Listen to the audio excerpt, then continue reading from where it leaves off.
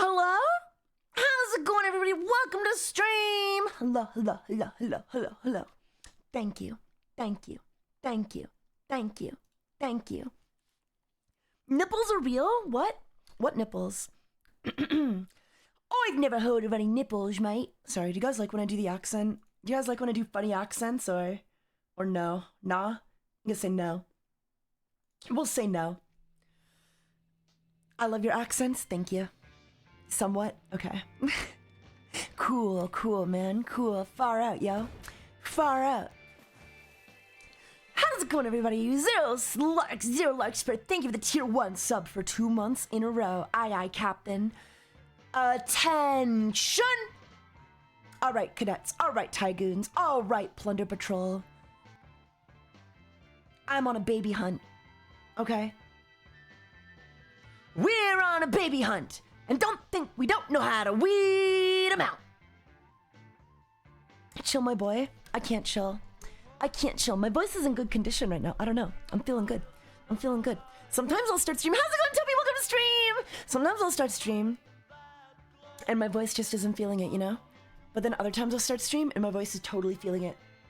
And right now, I guess I'm feeling it. I'm feeling okay. I'm feeling okay. I could use a drink. I'll probably get a little parched in a bit. I had some sick chaotic matches earlier, guys. Oh my god. Can I show you my replays later? Would you guys mind? I know none of you like chaotic. I don't know one of you likes chaotic, but I want to make you guys like chaotic. I don't know. I'm hoping when the game comes back, it'll get like a little more popular. But the problem is they aren't advertising the game. So it's like, I don't think it's possible for it to get more popular, you know? Have some extra spicy ginger beer for my health. Oh, I could really go for some ginger. I love gingers, even if they are soulless. Any gingers in chat? I don't hate you. Even if you are stupid. If you're a dumb ginger, we can get along. How are you doing though, Toby? Having a good night, I hope. Welcome, welcome. Taiga, I'm just a little dumb. Do you only hate me a little? Yeah, I only hate you a little. I only hate you a little if you're a little dumb. Smarten up, you fucking dingaling. You speak when spoken to, dingaling. I'm stupid. It's okay, we're all a little stupid. How are you guys doing though? I was watching Rick and Morty the other night, and it was really bad. I think the first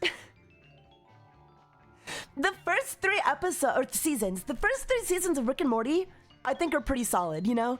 The quality varies for sure. Oh, Kizan! Welcome, readers! Shinzo Sasagayo! I'm a homophobe. Oh my god. Welcome, homophobe nation, to my stream. I'm gay, but I hope you guys don't mind. Just a little gay. Just a little gay. Apple Dumpling with the tier 1 for 13 months. Kit, how was your stream? Phasmophobe. Oh, I can't read. How's it going, Kitson? Were you playing Phasmo? No, you were streaming No Game. No Game whatsoever. Actually, that's not the right person. Kojikins, you shouted at the wrong person. I don't know who Kitsune Lord is, but that is not Kitson BT. Welcome, Raiders! I love your big raid messages, guys. I love it when people come in with a big raid. I was doing Phasmo. Nice, nice. That's sick. I just went live just now. I don't know if you noticed. I think you did, because you raided me. I appreciate it. I love you, Kitson. How you doing? Why me? I just joined. Yeah, I don't know why you got shouted out. Noxy and or Koji Gens, if you want to try again. Oh, I'm dancing. I'm vibing. Thank you for the shout out for Kitson. I did too. You didn't do any Noxy. No one can see the shout outs. Noxy, listen, here. Okay. If you shout out, if you do both of the shout outs in the middle of everybody spamming the raid message, who's meant to see the shout out? Huh? Think. Noxy, think.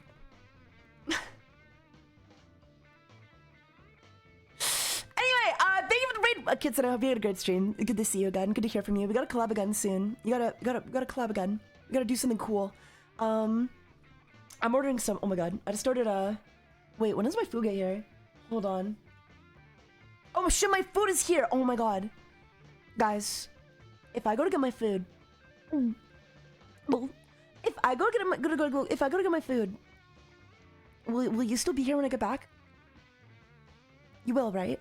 You're not gonna go anywhere, right? Darky Knights of the Team gives up. Thank you for the kids. Thank you so much. I'm a homophobe. I'm just gonna read homophobe. It's okay. I'll be right back. Would you guys mind? You guys won't mind, right? I basically just need to go downstairs, run downstairs, get some pants on because I'm pantsless right now. And then grab my food. Perusa, thank you for the sub for 4 months in a row. That's so crazy. You were so crazy. Proof? I could show you proof, but I'm not gonna show you my panties, am I? Why is bro pantless? Because, pants are kind of like restrictive, you know? Pants reinforce the patriarchy, so I don't wear pants. I also, you know, I want to defy the patriarchy so badly that actually that's why I look as cute as I do. That's why I'm so cute in Moe, you know? It's because I hate the patriarchy, and the patriarchy, it reinforces like gender stereotypes, for example, you know? And it forces the idea that all women need to be big-breasted bimbos, supermodels. So I want to defy the patriarchal stereotypes by being a cute moe little guy. You know? They also enforce that I need to, you know, be like a big buff bara dude if I want to be accepted. So I'm actually defying the patriarchy when you think about it, you know? It's kind of my thing. It's kind of what I do. So if I lived alone, I'd be pantless too. I mean, it's just, you know, it's just the way to be. It's just the way to be. Wait, you're a guy?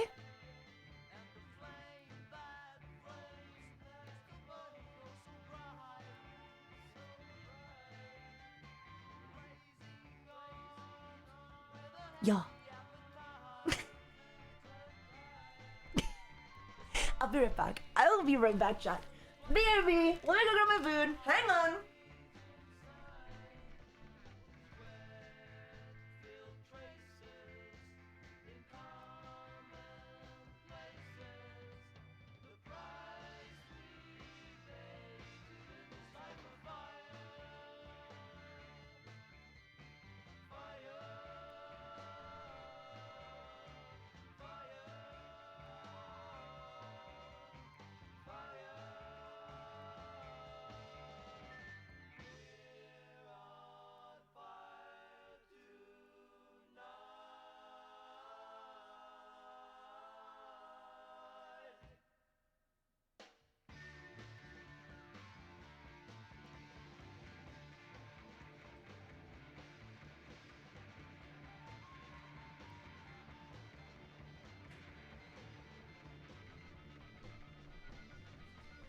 Incense and peppermints cripple mankind. Hello. Hello. I'm back. What were you guys listening to while I was gone? Are you guys tripping out? Are you guys on acid without me? Are you guys doing acid without me? I'll be so mad. What the hell? I'm so jealous. Ugh. Yeah, I ate it all. Well, you don't eat acid, no, because you just swallow it. It's stupid. God, I hate stupid people. Taiga, what are you eating? I got a really cool salad right now. Of course not. You know I hate drugs. Wow. Oh, Big Dirty Dude hates drugs, everybody. Whoa. Wow, you're so cool. Strawberry Alarm Clock? Yeah, we're listening to some Strawberry Alarm Clock. Is this your normal voice? No. No, my normal voice, I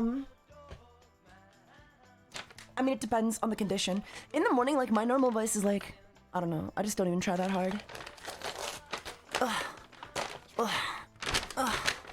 Bro, lying his ass off. He ain't got no. I got a salad. Oh, I mean, it's a takeout salad, but it's a salad. It's a salad just because I didn't cook it myself. Kid, how was Phasmophobia? Did you catch all those spooky ghosts? Did you catch all those spooky ghosts, Kitson? Did you send him back to the pits of hell? Love you, Taiga. Thanks, Atticus Hayate. I love you too. I love you too, random citizen. Yes and no. I did a really hard challenge. I see. What was the challenge? Like what? Like describe it. I mean, like don't let me keep you here. I mean, don't let me, you know, if you just want to sit back and relax and vibe, I understand. I get it. I get ya. But yeah, I don't know. Chat, what was the challenge? Chat, tell me Kitson's challenge. I miss Hayate. I miss Hayate too.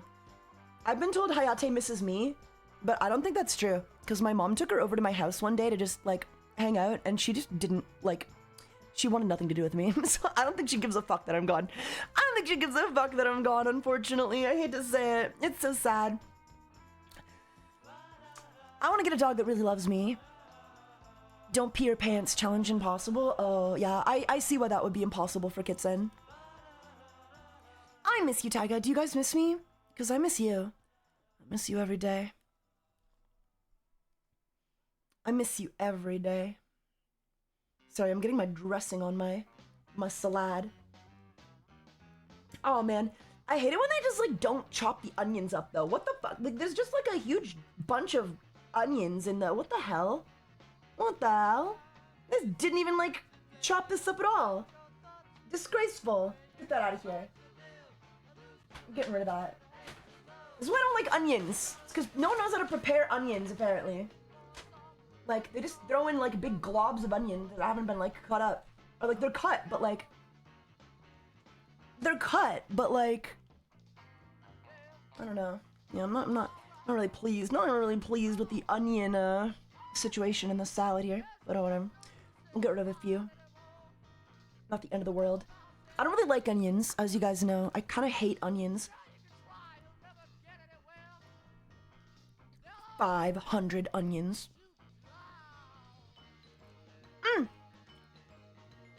But yeah, guys, I was just kind of scrolling Twitter, and then I saw some of the dumbest shit I've ever seen in my life, and I was like, damn, I haven't streamed today. I should go live and talk about it. I fucking hate stupid people, chat. I fucking hate... Are you stupid? Are you stupid? Are you stupid? Because I fucking hate you. I hate stupid people. I hate dummies. I hate big old dummies. Yeah? I hate you. Then I fucking hate you. I'm at best ignorant. I think, like, being ignorant but knowing of your ignorance and then not, like, having, like, strong opinions on things you know nothing about because you're ignorant is the good kind of ignorant to be. But,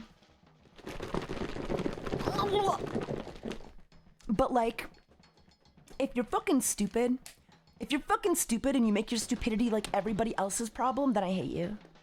I hate you. You can tell. You guys know Finster, right? You can tell how many people are just jealous of Finster, I think.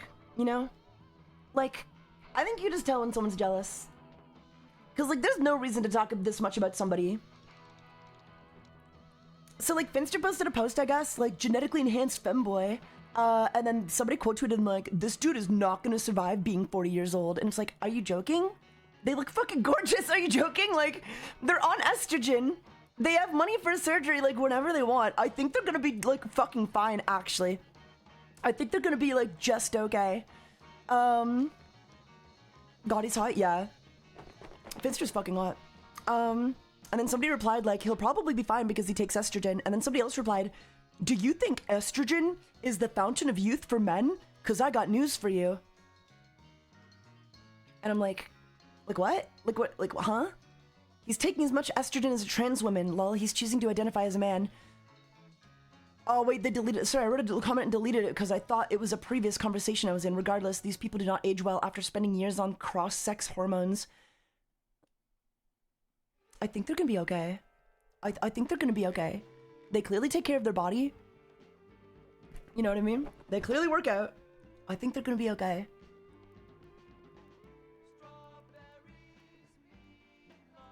Here, this is the reply I was looking at. He'll probably be fine because he takes the pills that'll ruin your life if you're not trans.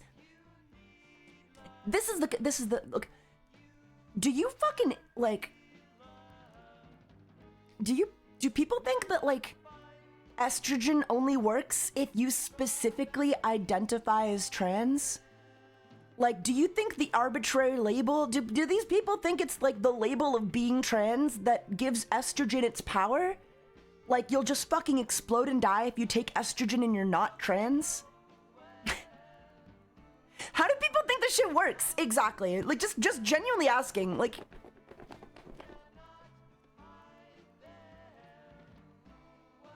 God will kill you? God's gonna need a bigger cross if he wants to kill me. Wait, I thought Finster came out as trans? No, Finster came out as like gender fluid and then like kind of trans, but now they're like, they also use femboy. Like, I don't know what Finster is, other than like whatever they want to be.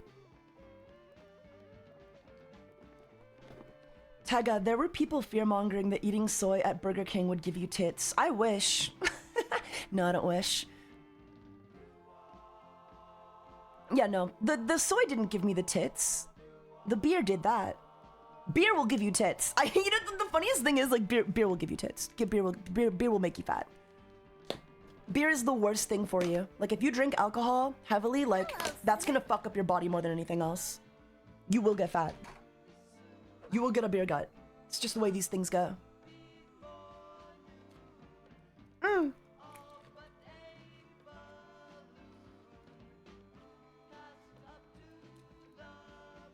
Don't drink, chat. How does beer do that? Well, you see, beer is bad for you, actually. Beer makes you fat? Yeah.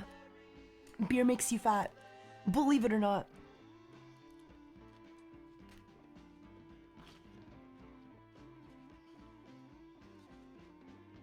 I know this might come as news for a lot of you, but beer makes you fat, guys. Just like garlic. Bread makes you fat? Yeah, beer's liquid bread.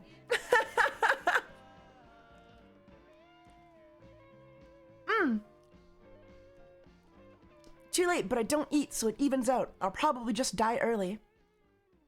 Doesn't seem good. But man, like, I don't know why people hate Finster so much.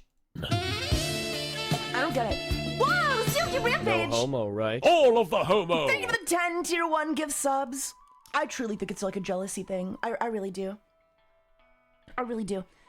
If you go get the tier 1 sub from, oh my god, wait, hold on. Thank you so much for the 10 tier 1 gift subs. Woo! 10 tier 1s. Oh, thank you so much. That's crazy. CLG, you're crazy. You're crazy. I just don't care enough. I mean, I would hope not. I would hope you never care enough about anybody to, any stranger online to hate them for no reason.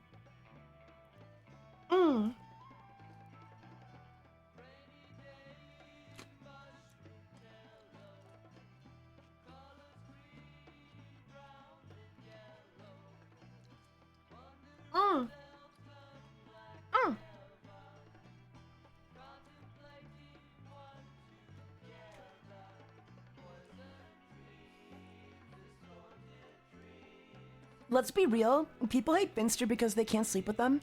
Yeah. Sometimes, yeah. A lot of trans people hate Finster too, though. And I think it's because I think it's because it's like twofold.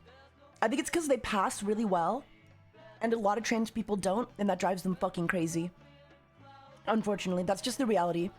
There's like definitely a group of like, there's definitely like a sect of the community, of the trans community, that are kind of like, they're kind of like incels, but instead of getting mad because they can't fuck, you know, because they can't fuck whoever they want, they get mad because they don't pass, like, as well as others. Like, you know, they're super incel coded though, super incel coded.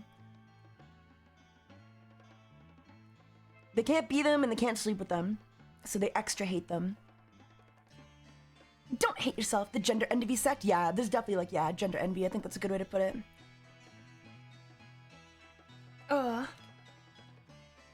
They're like incels, but they won't acknowledge that they're incels because, like, I don't know, man. Toxic gender envy, yeah.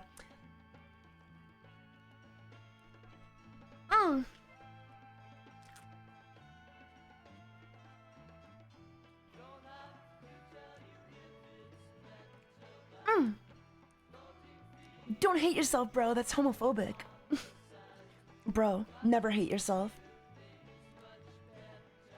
That's one of the reasons I stick with my small friend group. You really should. It's really for the best. Like, I don't know, man.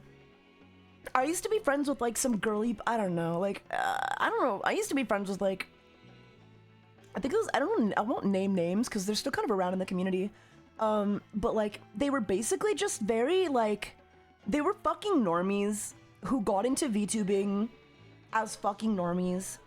And they were just so concerned with like the moral ethic, like everything was like, they're just constantly looking for something to pick at, right? And those are the people I became friends with when I first got involved in the community, which was my first mistake. If I'd never befriended them, I probably would have been far better off, like, in the long run. Because they were just kind of like looking for things to take issue with.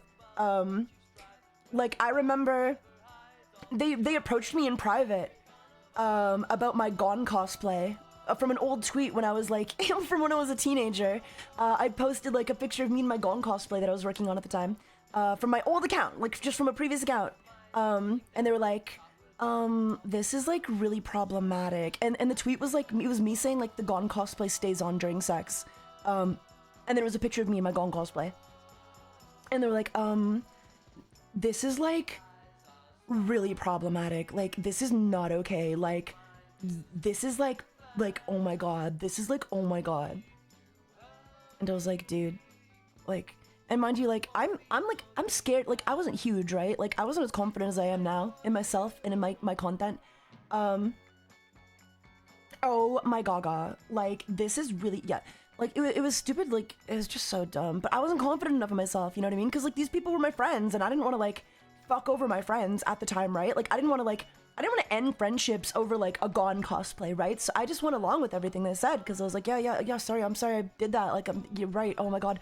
What was I thinking? Oh, I'm such a bad person. Like, and then, like, oh, please, let me make it up to you. Let me lash myself. But, like, it was already too late by that point for them, you know what I mean? Like, once they find one thing to kind of latch onto, like, if they find one issue with you, like, they will keep looking, and they'll pretend to be friends with you, but they're gonna keep looking for stuff in the future. Like, they're gonna wait for you to make another mistake, and when you do, they're gonna hold it over your head. They're gonna make it your problem. So, like, even despite, like, talking them through with this stuff, like, you know, before, in the past, like, privately, and being like, yeah, I'm sorry about that, you know what I mean? Like, I was pretty problematic back then. When I finally got canceled and everything, like, when the whole cancellation shit finally happened, in 2021, like, they just brought it all up again. All the stuff that we had talked about that I had apologized for already in private, they just brought it all up again, and acted like I had never, like, tried to take accountability with them for that. Like, it's crazy. And mind you, the thing I'm taking accountability for is, like, making a tweet that says the Gone cosplay stays on during sex, because Gone is a minor character, except I wasn't a minor at the time. You know what I mean? Like, actually, I think I was a minor, actually. Even if I was a minor, would that not be, like, more in my defense? But yeah, like, I don't know. Like, it's just stupid.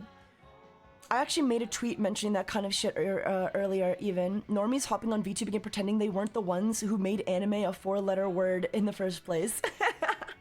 True. No, literally true, though.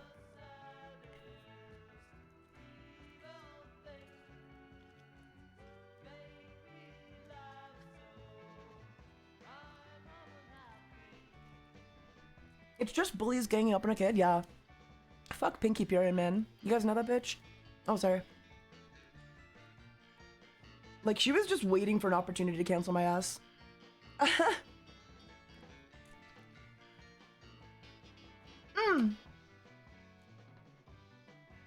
Like, that's what they do, though.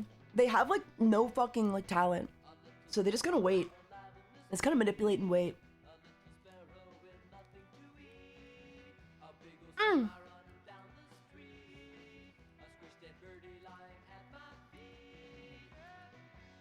Yeah. Hard thing to come back from. Emotionally, I mean.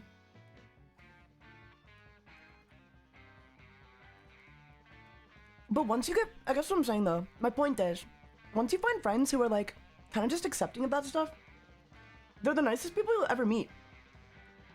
Like, it's just so chill. I don't know, man. I don't know. It just makes me realize like how fucking evil people can be. You know? Because they're not actually your friends. They were only collabing me because I had clout, you know what I mean? I was an up-and-coming VTuber. I was the biggest male VTuber in the community at the time, in the English like side of things. Like, bar none. Just the biggest. Like, bigger than Merryweather, bigger than Porcelain Maid, bigger than all of them. Like, I had the most viewers, so I was the biggest target. But, you know, being the biggest male VTuber is like being the tallest dwarf, you know what I mean? Like, there's enough clout there to want to compete with me for other male VTubers. There was a reason they wanted to take me down, but I didn't have enough of, like, my own community to, like, be willing to defend me. I guess, you know? Like, Porcelain Maid, he got exposed for, like, sexting a 15-year-old for 2 months, but it happened at a time where he had grown his community enough to where nobody cared, you know what I mean? Girl DM and all of his collab partners, none of them, like, gave a fuck when he got exposed for sexting with a 15-year-old. Admitted it, by the way. We got receipts. There's, you know. So he did what? Yeah, Porcelain Maid sexted with a 15-year-old and he got exposed for it. But nobody cared because nobody talked about it because he was big at that point. He was big by that point and people had things that they wanted from him. You know? It was more convenient for other people's careers to keep sucking up to him and act like it didn't happen. Porcelain Maid, huh? Did you guys not know that? Did you guys not know Porcelain Maid got exposed and admitted to sexting with a 15-year-old when he was like 19? Goes to show how well it got covered up.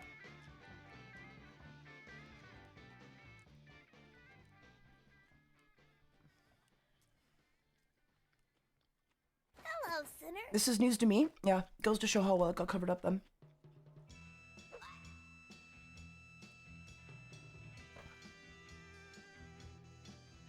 He admitted to it all, but he said he wasn't into it. Even though he did it for 2 months. And all the while, mind you,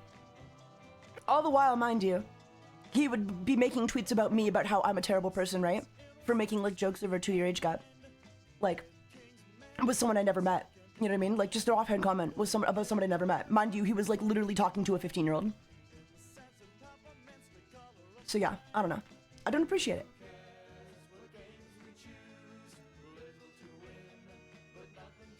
No, guys, he swears he wasn't into it. That's why he sexted a 15-year-old for at least 2 months straight. Because he really wasn't into it.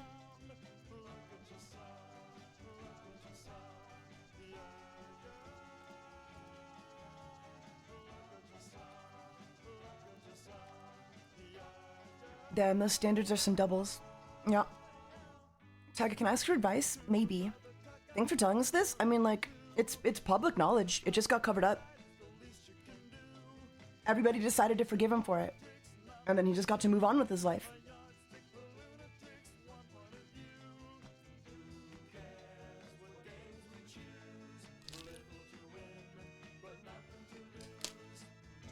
I was an easier target, so my life was ruined.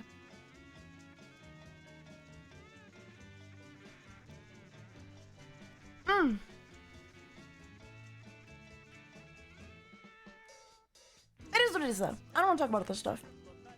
It's depressing. It's depressing. But yeah, I don't know. Pick your friends carefully in these communities, guys.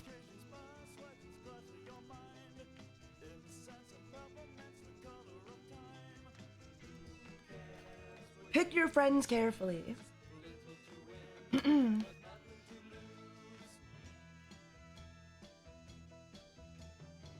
are you guys doing otherwise, though? Let's talk about something else. Let's talk about something else. I don't know, man. He'll get his. It'll come up eventually. You know, karma's real, right? Surely. Surely karma exists.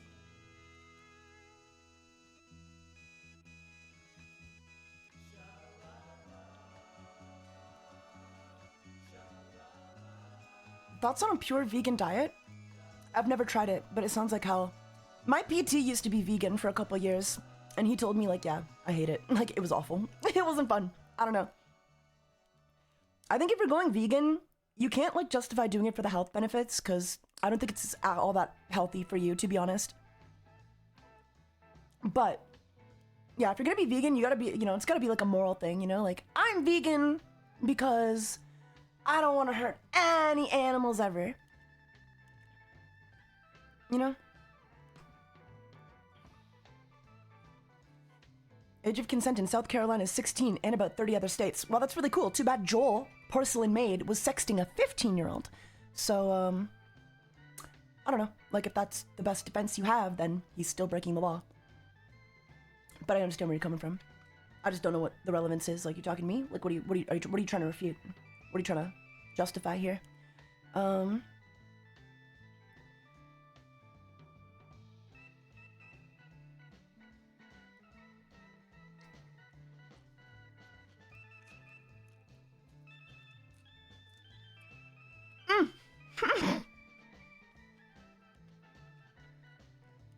She said she was 12, officer.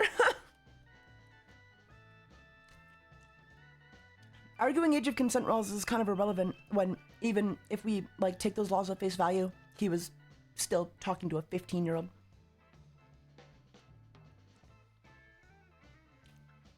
And mind you know what the best part is?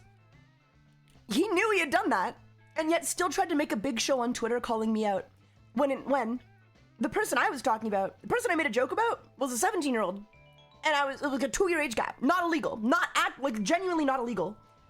At best, my joke was just, like, a bad joke. But not illegal. He was literally sexting a 15-year-old. Illegal.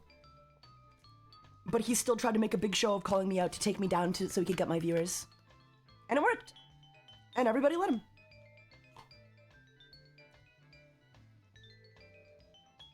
Nothing justifies anything. Even if it was 16, it would still be messed up regardless of legal or not. Okay, well, it wasn't 16. It was 15. It was sexting a 15-year-old. Sexting a 15-year-old at the exact age they tried to call me out for making the joke I made. So yeah, they can go fuck themselves. I don't know how that fucking pedophile got away with that shit, but they did.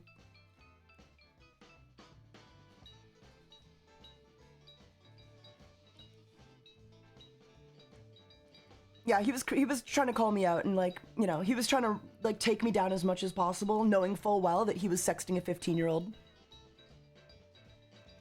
Or he had been sexting a 15-year-old, I think. Not I think, I know. I know because he admitted to it on his Twitter account. I'm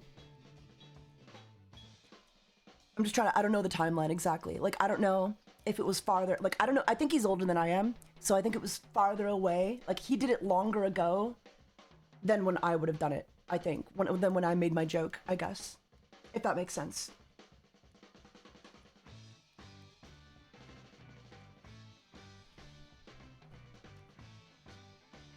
Hello, sinner. I think False covered it at some point. He did, yeah. And when it finally came out, but no one gave it much attention. No, yeah. It came out and False covered it, and he was like, well, guys, clearly he didn't mean it. He only sexted with the 15-year-old for 2 months. Clearly, he's moved on. He's a better person now. I think we should all just forgive him. And then, yeah, they swept. They swept for him.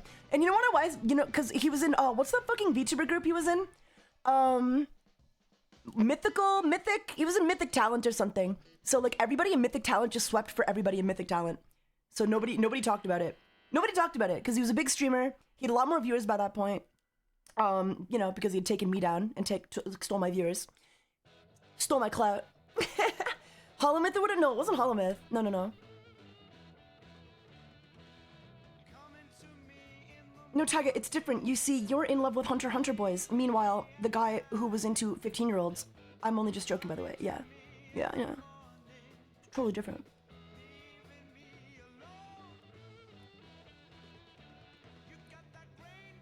Yeah, Asmongold shit-ass company.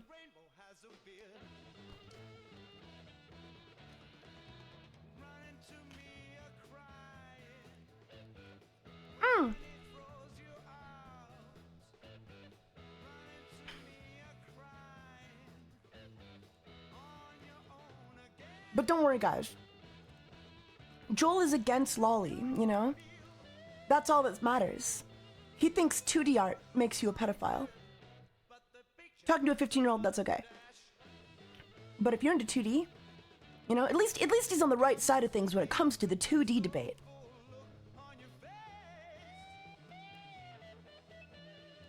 Coming to me, never ever done one wrong thing.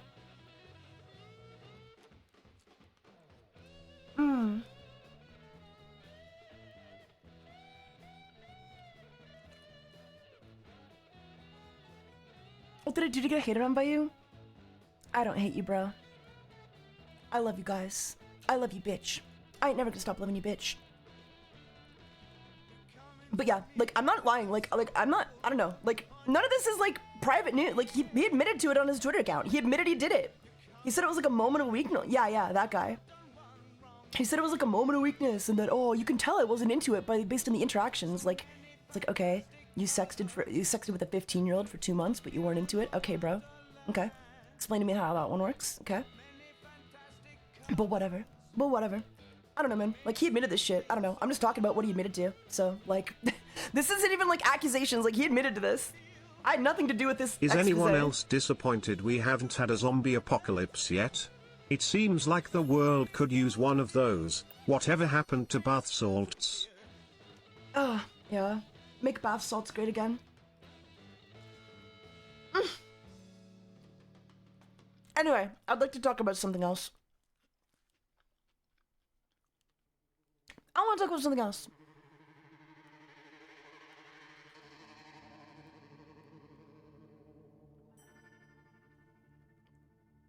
Is there anyone in particular that the title of the stream is referring to? Yeah. I mean, like, yeah, no, but not really. No, not really.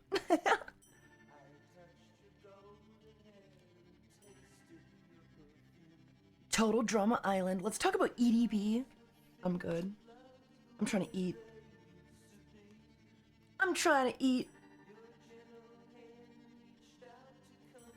How do I come on to my friends that I'm pan?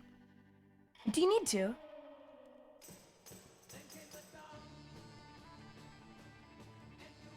Like, do you need to?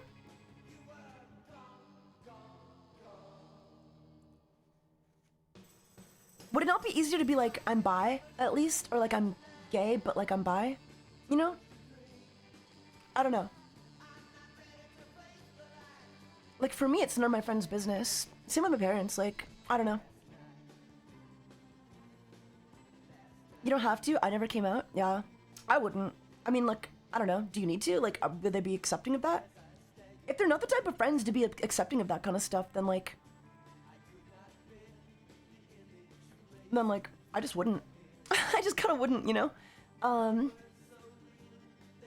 Is your OC a taiga, shark, or siren mix? Actually, I'm a tiger shark.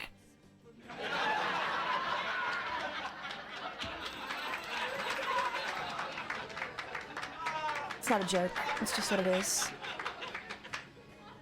It's not even a pun. Ha ha ha. It's not a pun. It's not even a joke. It's just literally what I am. You're looking a little fishy there, Taiga. Yeah. I have that effect. I have that effect on people.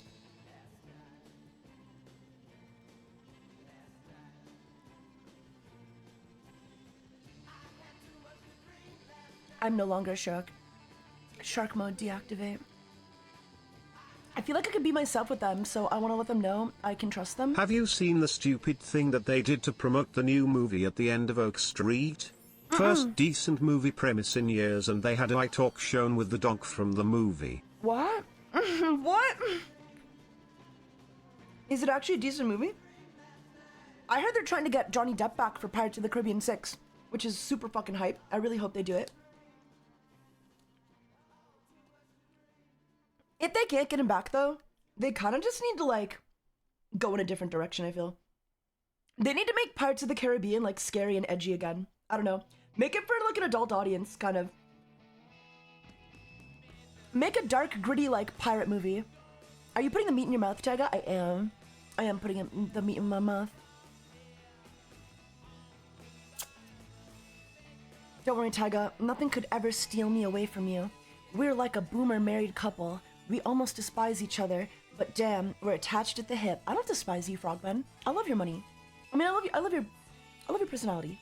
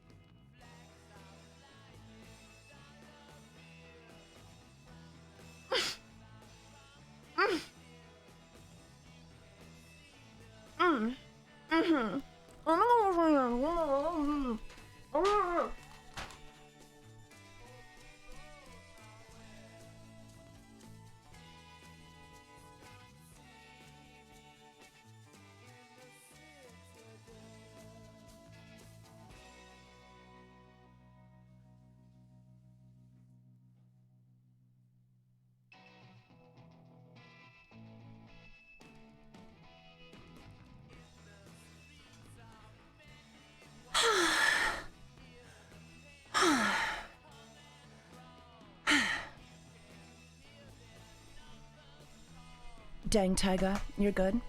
I got good mouthfeel. What do you guys think my mouth feels like? Hey chat, what do you think my mouth feels like? I have good mouthfeel, right?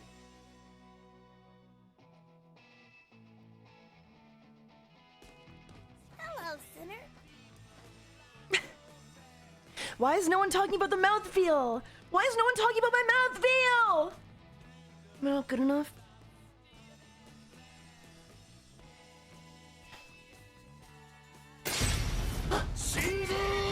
Discordia, welcome readers! Welcome! Hello, hello, hello. Hello, welcome. How was your stream? Holy shit! How was your stream? How was Gears of War E-Day? Commandos dropping in. You can drop in on Probably what? Feels like a fish mouth, maybe catfish or widemouth bass. Oh, that's awful. You can drop in on my stream any day. How's your stream? Thank you so much for the raid. I really appreciate it. Holy shit. Bet it feels like a salad. It right now it probably feels a little like a salad. Welcome. We were just discussing stuff and things, hanging out, vibing. I'm eating a salad. I'm eating a chicken salad. A chicken avocado lime salad with some red onions, which I don't like. Probably should have got rid of them. Not a fan of the red onions. Gears with CBT at times? Oh, dude, I love CBT. I'm glad you had a good stream.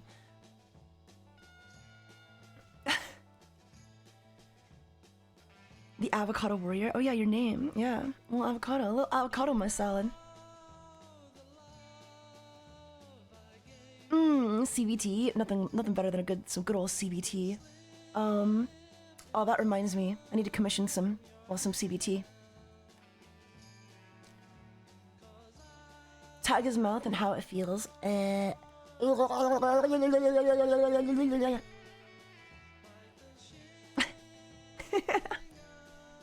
Wait.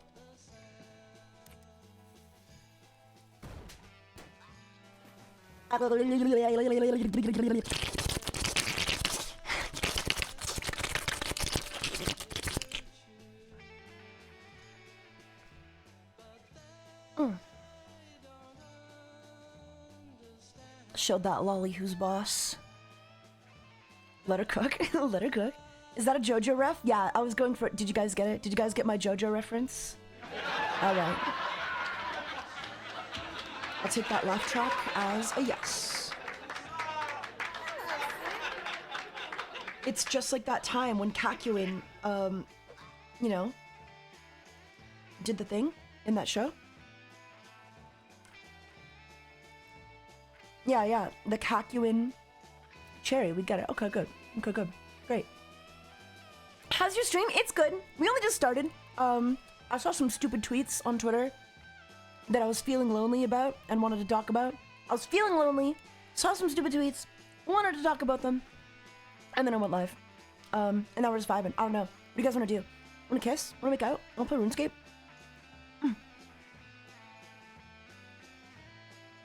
Now he's only with us? True. Fun fact, there's a dead man on the moon? No way. What's his name? Taiga, don't let chat, don't let Taiga be lonely. Yeah, don't let me be lonely, guys. RuneScape, classic or 3? I'm thinking old school. I haven't played 3 at all, ever. It might be fun, but I've never played it. Is it good? Is RuneScape 3, like, good? What happened to RuneScape 2? How did they get to 3? Everything is a JoJo reference. So true. Ooh. This is Shifting Sands by the West Coast Pop Art Experimental Band, Part 1. The album is called Part 1. I assume it's the only part. They did release an album called Volume 2, and also an album called A Child's Guide to Good and Evil. It's kind of sick. See, if I ever start a band, I want to make like a super obnoxious, like obnoxiously long band name, you know? Yo, I don't believe in the moon, but I believe in the moon landing. I think it's an illusion.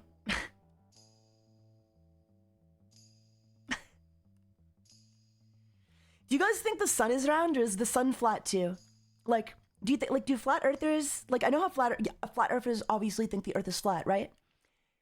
Is the moon flat too? And what about the sun? Are those round? The sun is a cube. I see. The sun's a triangle, of course, yeah. I'm not joking. Oh, shit. It's not funny anymore. Hold it up. Do you see another person standing there? When you see him, try.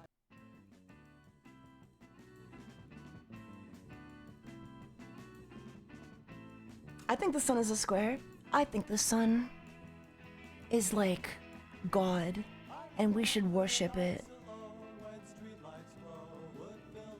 I understand, you know, like, it kind of makes sense that we got so superstitious whenever an eclipse happened, right? Like, once you start with basic agriculture, right, like, and an eclipse happens, would you not think, like, holy shit, what the fuck, who the fuck just did that? I would get pretty superstitious if the sun just disappeared one day. I'm glad we're smarter now, but flat earthers generally think the sun and other planets are spheres, but that they're all much closer because they take the artistic concept of a vanishing point literally and think that's how sunsets work. I see. I see. That would make sense, yeah. Yeah, eclipses would make me shit the bed if out of fuck nowhere the sun just hid. Yeah, me too. That's the only reason I would ever shit the bed as well.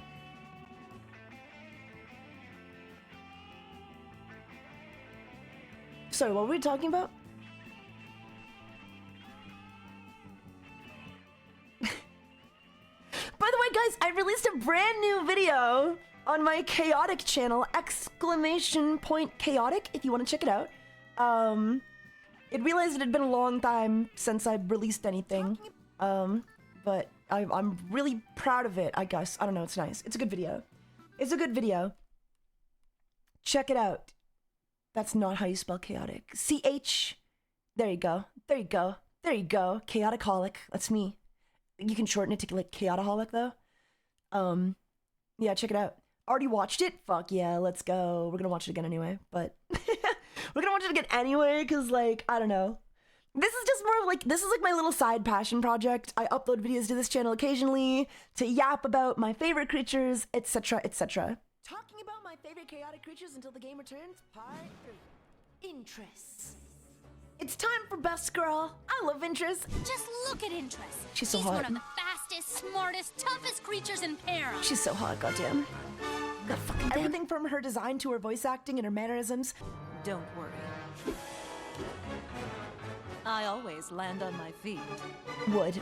There's a reason I chose her as my ace creature. 2 reasons, in fact. While the original isn't much to write home about, as she suffers from what we call Donna Param syndrome, below average stats, below average energy, and her only ability being Water 5 to slightly boost the damage of water attacks. Her retrain, on the other hand, is quite interesting. Okay. I really want Interest Nature Force to be good, but she's unfortunately really hard to build around. While the original suffers from a lack of options, Nature Force suffers from a lack of identity. Her stats are actually pretty incredible across the board, surprisingly. Extremely high courage and wisdom, solid speed, and even decent power despite it being her lowest stat. Look at those stats! She's so good. Goddamn, she's so good. While her energy sits at a slightly underwhelming 55 average, then we get to her ability. At the cost of 1 Muji counter, all creatures you control gain 5 energy for each elemental type they possess, and Interest starts with 2. On paper, this doesn't sound so bad, but she only has 2 elements herself, earth and water. By no means the worst combination, as this gives her access to attacks like ice discs, but for a creature literally called Nature Force, it certainly is a little underwhelming. I feel like if there was one mistake with this video, I feel like saying, hang on. I want more. Like ice discs. Like, you know, like I say it gives her access to attacks like ice discs, but in reality, like ice discs doesn't have like, it doesn't have an elemental requirement for its ability. So like technically anybody can run ice discs. You know, Interest can just run it and get max damage, which is like a nice bonus, but technically anybody can run ice discs, so it's not really like, you know, like whoa, you know. But for a creature literally called Nature Force, it certainly is a little underwhelming. I want more. I want more. The most popular battle gear to pair her with is Elementalist Pauldrons, which give the equipped Elementalist an additional 15 power and allow them to gain all elemental types possessed by all other creatures you control. This is usually used in combination with Heptad to give her control of all 4 elements. The downside is that any opponent with gear disruption is absolutely going to prioritize targeting her battle gear to shut her down, pretty much guaranteeing her destruction before she really even gets to do anything. The alternative is to play a ton of magic negates to prioritize protecting her battle gear from gear disruption the best you can, but if the opponent is playing Magmamite or Coil Crush, that strategy falls apart pretty quickly. Or like Garv as well. Garv as well just kind of fucks the dog on that one. So like, you know, your own team, like counters are pretty rough, pretty hard. That's my son. What, Garv? Yeah, Garv, yeah. Garv fucks her, just flips her battle gear down, we really can't do anything about it. And Coil Crush and Magmamite, like, unless you have a way to negate their effects, like negate the attack itself, their effects will just resolve in your battle gear. Coil Crush less so, like nobody really runs Coil Crush, but Magmamite's pretty popular in Underworld strats. And basically anytime I'm in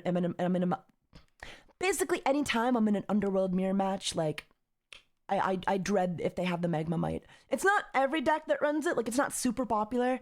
Some teams prefer to run like Fire Ram instead, and that's great. And those teams will generally like opt for Discord of Disarming, so that's good, you know, that lets me like negate them, but like if they're running the Magmamite, which it's not unpopular. It's not unheard of. Yeah, it sucks.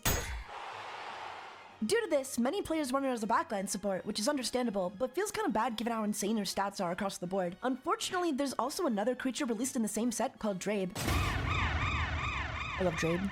Drabe is an overworlder with 2 magic counters, only this time he has the ability to expend 1 to target any creature and gain them 15 energy. Now technically, Interest has the potential to outgain Drabe under the right conditions. Creatures with all 4 elements can gain 20 energy per activation off Interest, but the amount of setup required generally far exceeds the payoff. As a support, Drabe is better in pretty much any team which specializes in 3 or less elements, which happens to be most of them. There are other benefits to her abilities, such as not targeting and applying to all creatures you control at once instead of just 1, but you're only ever fighting with 1 creature and your supports won't have enough elements to protect them from the burn magic most of the time, so the gains will be minimal. While it allows you to play around creatures like Ifgen, who have the ability to make creatures untargetable, it's honestly rarely worth the investment it'll cost you to set her up, given all the other creatures you need to run to make her work. Her biggest problem is that she really doesn't do much on her own. And to top it off, Drabe is a common. Interest is ultra rare and 10 times harder to use effectively. Honestly, if they had just given her like 1 more element, I actually think she'd be really good. I don't see any reason she couldn't have had the fire element so she could at least be on par with Tangatobon in training. Or maybe at the very least, like only give her water, and then that way at least you can like expend it with Aquatic Familiar to use her in like Wisdom Courage teams. But unfortunately, Just being stuck with water and earth means you have to compensate a little too much to make her playable with the rest of her team. Despite all this, Inches is still my favorite creature, as all over the places she is. I still really enjoy theory crafting teams around her. She's just that bitch, dude. She's just so cool. And leave a comment on who you want to see next. She's so cool. What'd you guys think of the video? Did you like the video?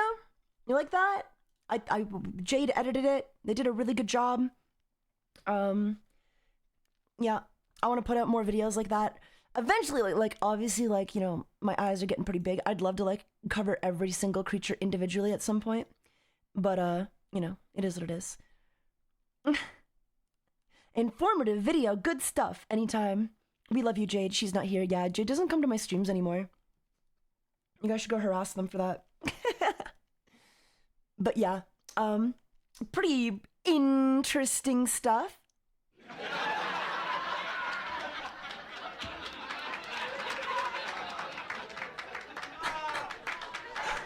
Woo!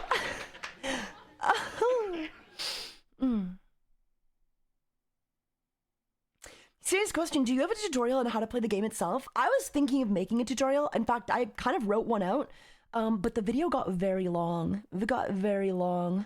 And it didn't seem like a good video to watch to learn how. I mean, it would have been cohesive. It would have been a cohesive video to learn from. But like the amount of time it would have taken. I need to find a new editor, to be honest, because like Jade really isn't working on stuff anymore. Femi is MIA, so I don't have anybody to do anything. Don't care. I'll watch it. I'll definitely think about it. But like, I really want to continue with this. I don't know, creature highlight series. I guess I really like it. I really like the creature highlight series. Because I get to talk about all my favorite creatures in depth. You know, I like that. I like going in depth about them. And offering like strategy guides and stuff, and kind of like, hey, here's why this one's good. Here's what you can combine them with. Etc. etc. Darn, Taiga hates me because I'm stupid. Yeah.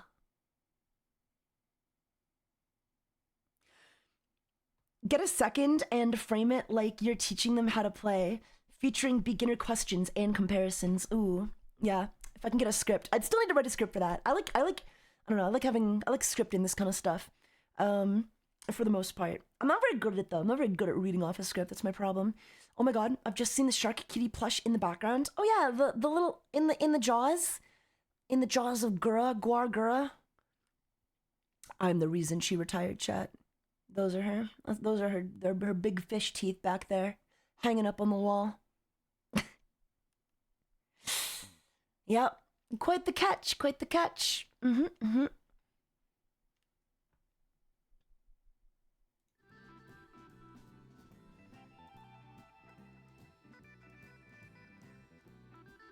Man, you slimed Gura. That's fucked up. What are you, from Toronto? Are you from Toronto? Did you say a slimed Gura? Are you from Toronto? No? Okay. Interesting. That's very much like Toronto slang right now. Or at least it was. I don't know. It keeps evolving.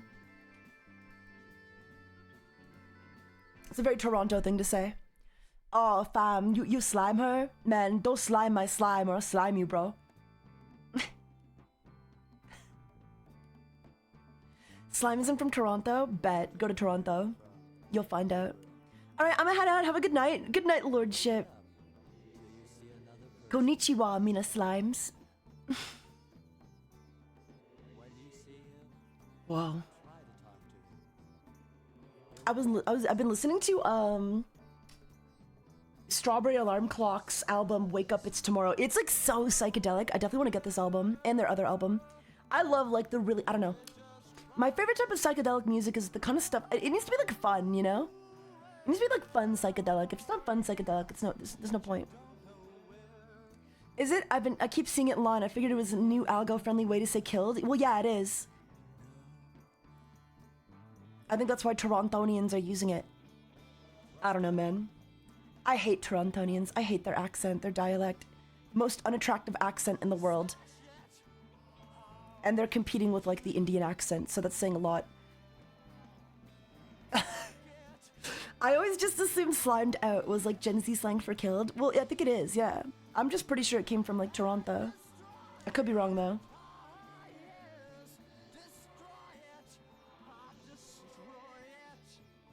Do you speak any dialects? No. I know a little bit of French. I know a little French.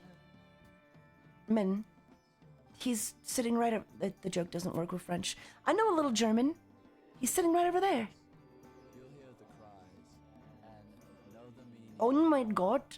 Hello, it's me, Fishky. I wear Lederhosen. I eat Schnauzer. Und flaming hog balls. What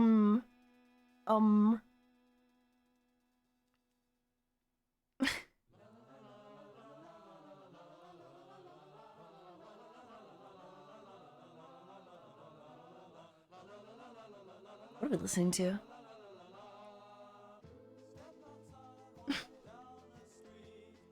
I know a single phrase in Norse. That is as far as my language go past English. Our molting goat? What? What? What? Nunny.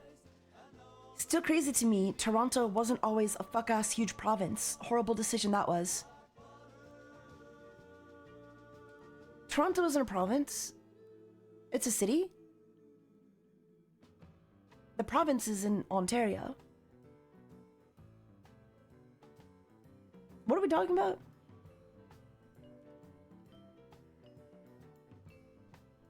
It's a city in Ontario, yeah.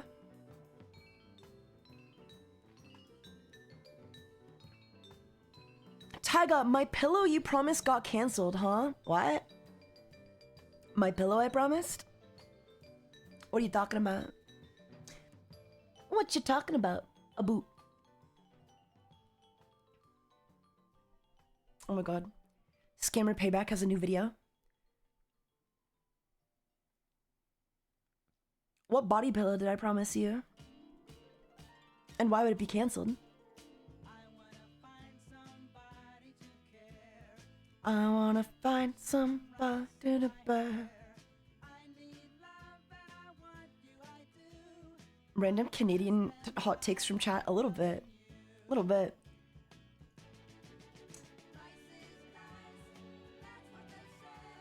Man, Americans really do think they're like the main characters though. Like, it kind of amazes me. Toronto is New York City with shockingly more rude people.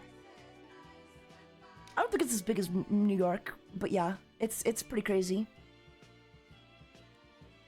It's pretty crazy. Which is worse, Manitoba or Saskatchewan? I don't know. I've never been to either.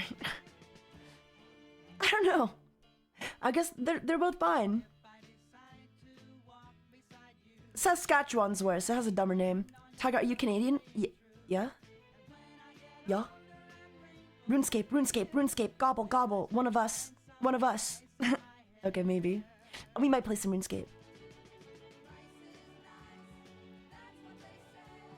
Rice is nice. Rice is nice. Rice is nice.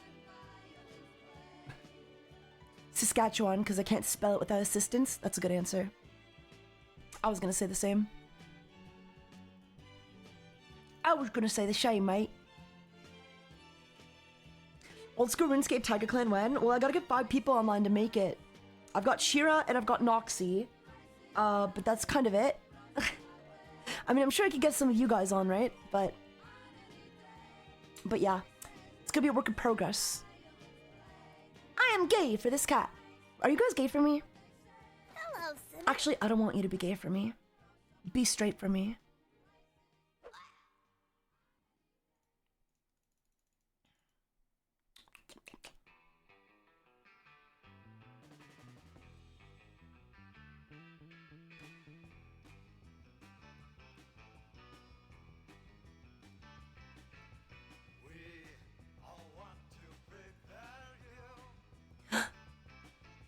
I've gotten so much cute art on my timeline recently. Gosh dang. Gosh darn. I fucking love femboys. What the fuck? I changed my whole identity to be gay for you? Why? But why? Anti-sissy hypno be like, ooh, be straight for me. You don't want to wear thigh highs. You want to wear tidy whities? Boxer briefs? Ooh, you want to get a broccoli cut? Whoa. Cargo shorts. Wife beaters. Ooh.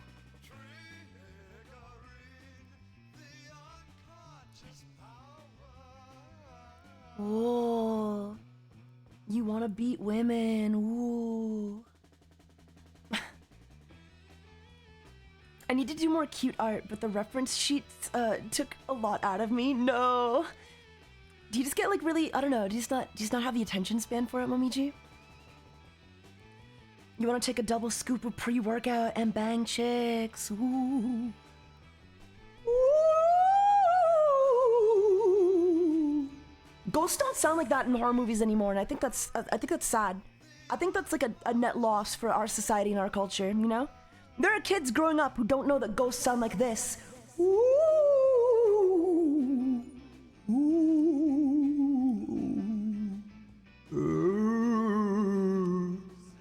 Blah, blah, blah, blah, blah. That's what ghosts sound like. Everybody knows that's what ghosts sounds like. Ghosts sound like. They never sounded like that because ghosts aren't real. Yes, they did sound like that, and they are real, and you're stupid. And not only are you stupid, but you're actually dumb and ugly too. And I hate you.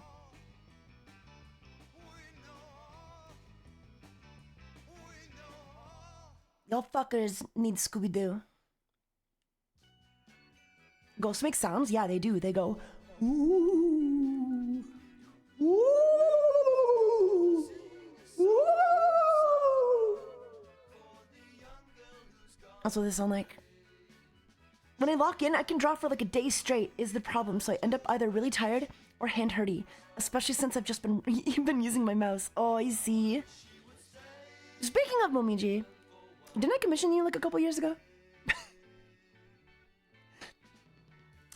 Any updates on that?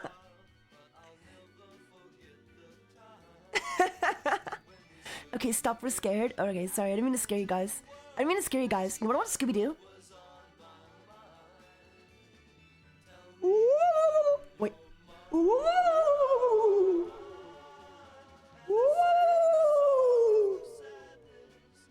Is that a yes? I have it mostly done, but not the shading at least. Okay, okay. Oh, good. Just wondering. Thanks a lot, Taiga. Now my pants are peed.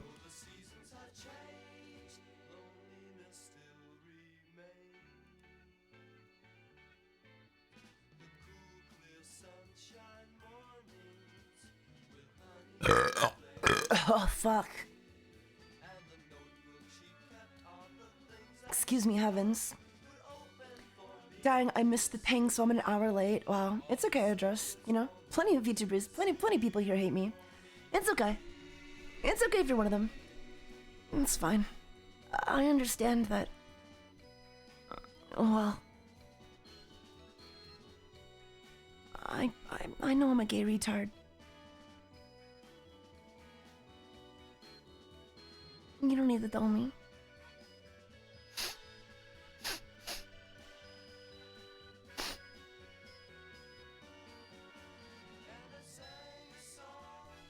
It's okay. I understand you guys hate me because I'm stupid.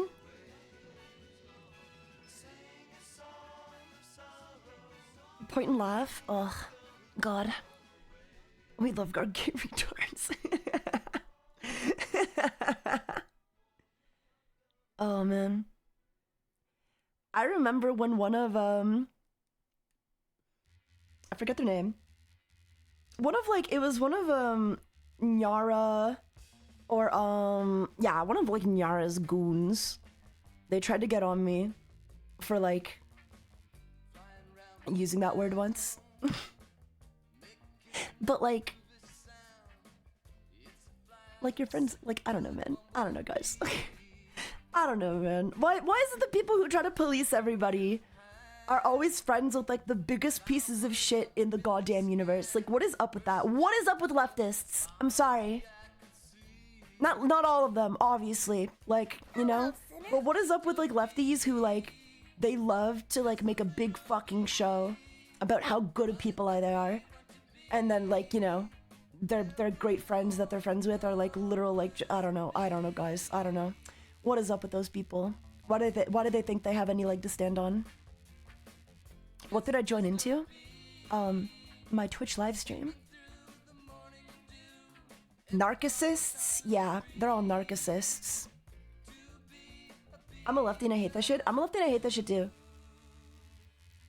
It's just so insufferable.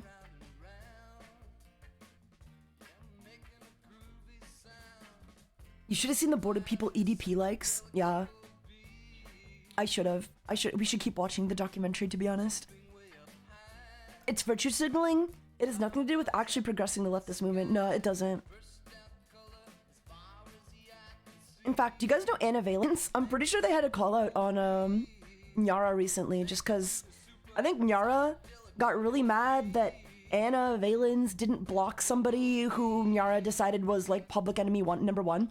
Because they just do that. This is the thing, right? Like, it's honestly like these people are so narcissistic, and it's narcissistic actually when you think about it. Because like they'll just kind of decide they have an issue with somebody, and then they will like systematically go through all of their contacts to make sure those contacts cut that person out. As if like they're the fucking center of the universe.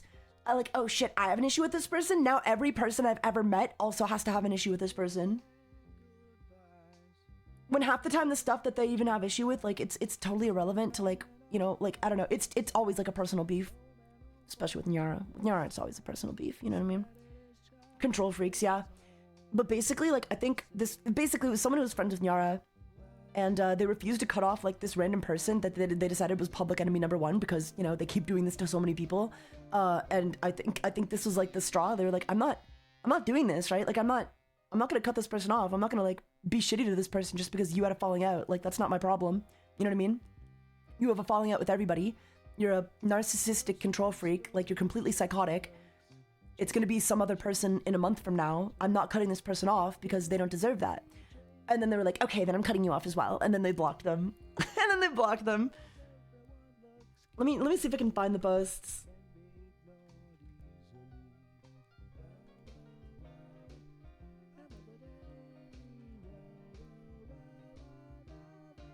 I can't find it. I can't find their Twitter account, but yeah. Yeah. Yeah. Meow.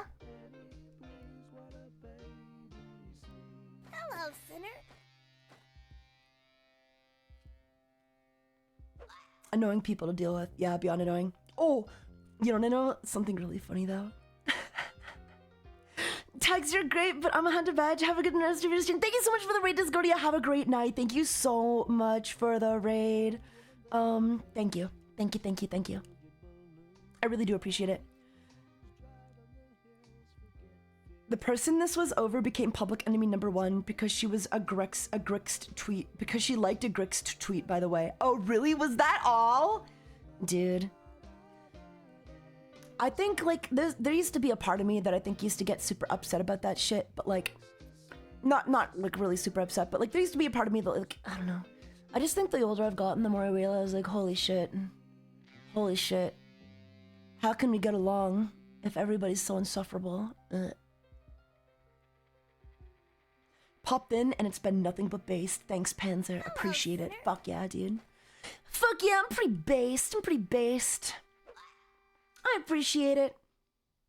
My balls are pretty big, so I've been told. I haven't really had a look for myself.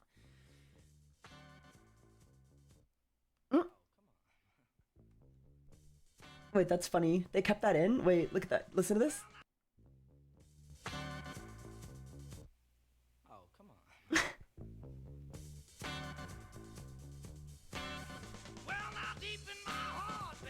It's kind of funny. I like that.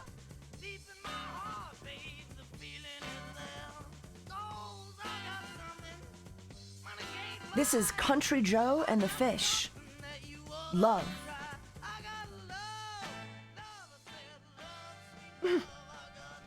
stupid people being stupid. That's fucking hilarious though. Yeah. Oh, you know what's really funny though, guys? One particular person who was like especially obsessed with me. Oh, this fucking bitch, chat. This fucking bitch. How do I say this? How do I explain? How do I tell this story best? At some point a couple years ago, maybe a year or two ago now, I'm gonna say 2 years ago, probably 2 years ago, there's some like dumb drama grifting bitch who like brought me up randomly and tried to vouch for like Marina, being like, I don't know why everybody hates on Marina. As far as I can see, they've done nothing wrong. And then like basically everybody was replying to them like, here's all the things they've done wrong. And I included like myself. I was like, yeah, sure about that? And then they tried to reply to me to act like they didn't do anything. They tried to like mediate and be like, you know, I looked into it, and as far as I can tell, like Marina didn't do anything to you. And it's like, okay, all right, you know, I could try. And then they're like, I could try to mediate the situation if you want me to. And I'm like, I just responded like, no thanks, no thanks. You don't come off as a very genuine person to me, so I'm good, thanks. And they got so mad. I just blocked them after that. They were fucking fuming when I said that. Like, saying that and then blocking them, like, they never let it go. They can never let it go. It was so funny. And then they just, like, went, and pretty much immediately after I blocked them, they immediately went to just, like, supporting exactly what they said Marina wasn't doing. Like, they pretty much just parroted all that shit. And I was like, yeah, that's what I thought, you know? And then I just made a tweet. I tweeted something like, sorry, I'm too busy having a career to play drama with you. And they saw it, because they cyber stalk, right? They cyber stalk people like crazy. And they saw that and flipped their shit.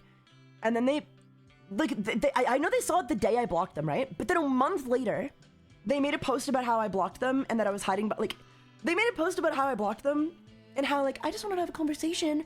Why do they block me? I don't understand. I don't get it. Why would they block me? Huh? Like, what? This doesn't, you know, what are they, a pedophile? You know, like, they did that, right? And I ignored it. And then a year later, they made the exact same tweet, pretending to notice that I blocked them again. A year later, they remade the tweet just to bring my name up, just to get people talking about me on their Twitter. And that's what I knew. Yeah, she still holds that grudge? Oh yeah, good. Well, now she can hold that grudge getting suspended because the bitch got suspended. The bitch got suspended! So, like, GG, easy, you know.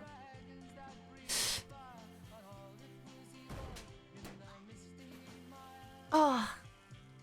Coming back with that after a year for that is crazy. It's crazy. It's like, why are you lying about just noticing me blocking you now?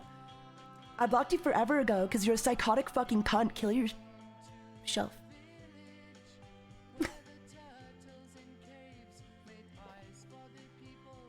Didn't she show boobs on stream? That was Marino. We're talking about who with? Literal who. I whenever I talk about them, I'm like, some literal who. Some literal Who-tuber. Anytime I refer to them as like a literal Who-tuber. Because it just makes sense.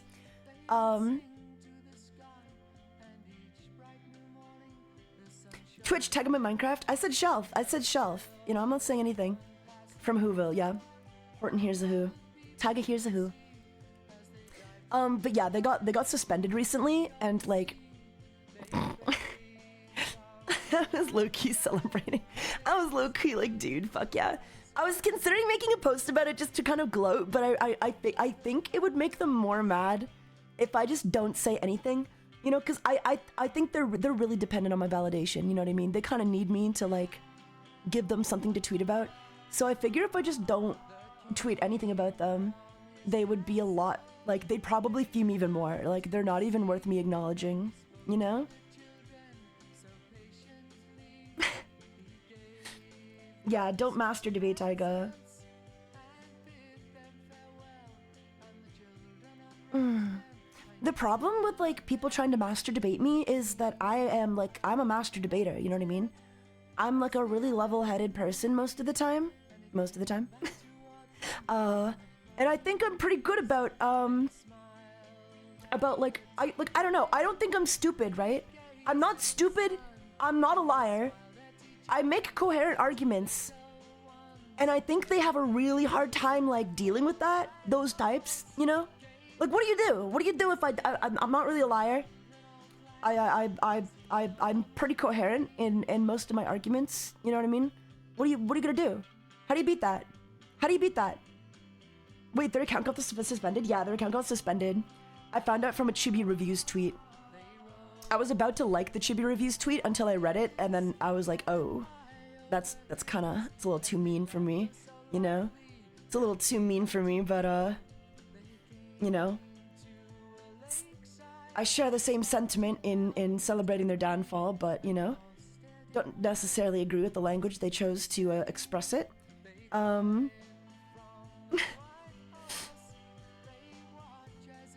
Frankly, I've been trying to get better about not engaging with trolls online. It's a bad habit. Yeah, it's a very bad habit. Once you're free of the trolls, though, life is so good. They need you. You don't need them. But yeah, Chibi Reviews made some jabs about how, like, they'll never be a real woman and shit. Oh, welcome, readers! Bits will play thank you for the raid! Welcome. Let's talk about some VTuber drama. We're talking about some VTuber drama. Hope you're having a good time. Oh yeah, that's pretty shitty. It is pretty shitty, but, this is a big but. This is like I don't know if this really changes how I feel. But like, Huith was making fun of Chibi Reviews' dead brother. So, you know, like like hurt people, you know what I mean? I don't blame Chibi Reviews for not having an ounce of sympathy when Huith literally tweeted, let me just show you guys what they said. Let me just show you. Like, we don't need to pretend. How was your stream, by the way? Hope you had an amazing one. Thank you so much. But yeah.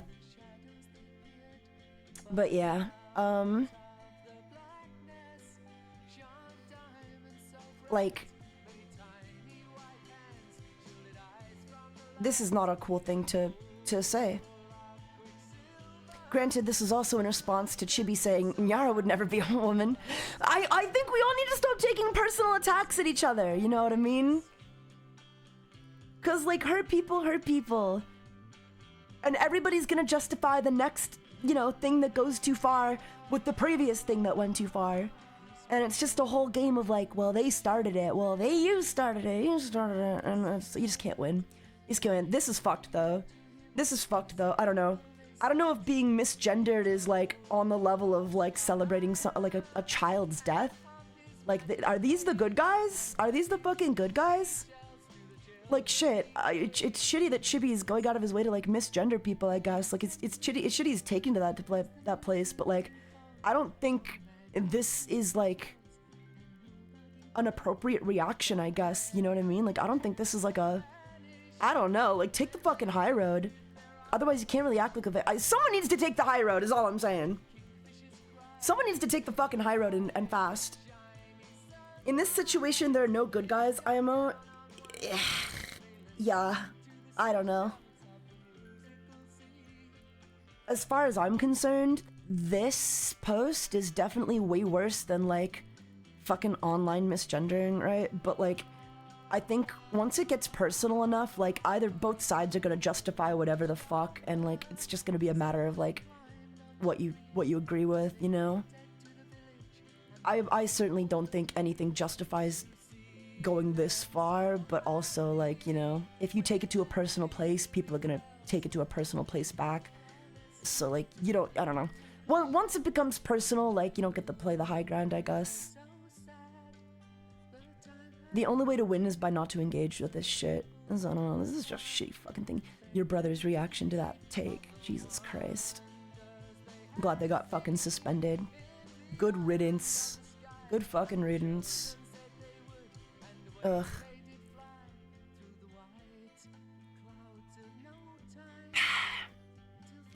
In the moment, I won't lie, I say some heinous shit. I try to be better. Because some rhymes really do seem rough to look at afterwards. 100%. I've said some fucking crazy out of pocket shit as well, like in a moment of anger. And frankly, like, they kind of force you, like, we gotta see, I mean, I think we have to see Nyara's post here though, because I guarantee Nyara probably fucking started it. Because she always fucking starts it. But yeah, I don't know. Like, I think when someone takes it to that level, it's like, yeah, dude, go fuck yourself. I don't know. Like, it's hard to respect people when it goes that far, you know? I love you, Taiga. I love Taiga. Are you love? I love you. Hi, Taiga. This is my first one of your streams. Welcome to stream. At that point, yeah, I don't know, yeah. Like, do I blame Chibi for responding in anger to this vile fucking post? I don't think so. I don't fucking think so. You know? But also, it's just like a line that, like, I don't know. Like, it's a line that never really needs to be crossed.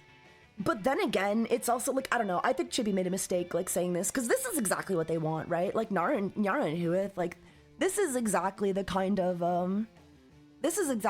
engagement they want. They want people to be transphobic to them, because this lets them virtue signal to their followers that, like, look, the only reason anyone could possibly have an issue with me or any of my conduct is because they're transphobic. Look, look, look. Yay, yay, yay me. I'm being discriminated against. Follow me. I'm a martyr. Follow me.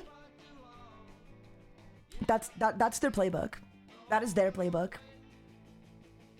That is the only way what they do works. So yeah, I don't know. It's cringe. Just cringe on all sides. I don't know.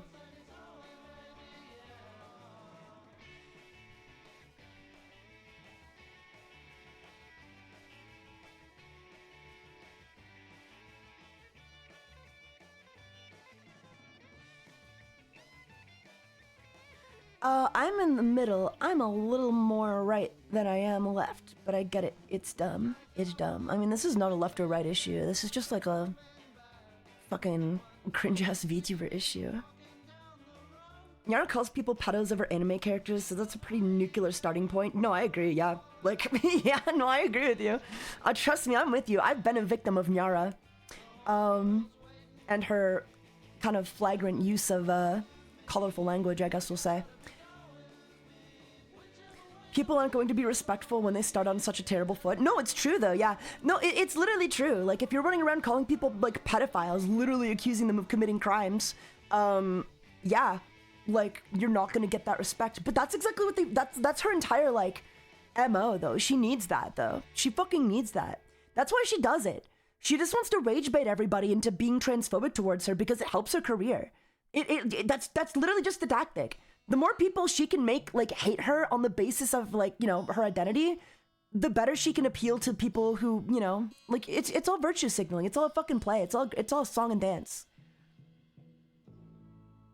She just does, like, the most heinous shit imaginable to as many people as possible, to make as many enemies as possible, putting so many targets on the trans community's back with no regard for their safety, and then just, like, brags about, oh, I'm such a martyr, oh, I'm a hero, I take the brunt of all these transphobic attacks, look at all these dirty, mean, evil transphobes, oh, man! But, like, she wants that. She needs that. She needs it, because it's the only way, like, anybody pays attention to her.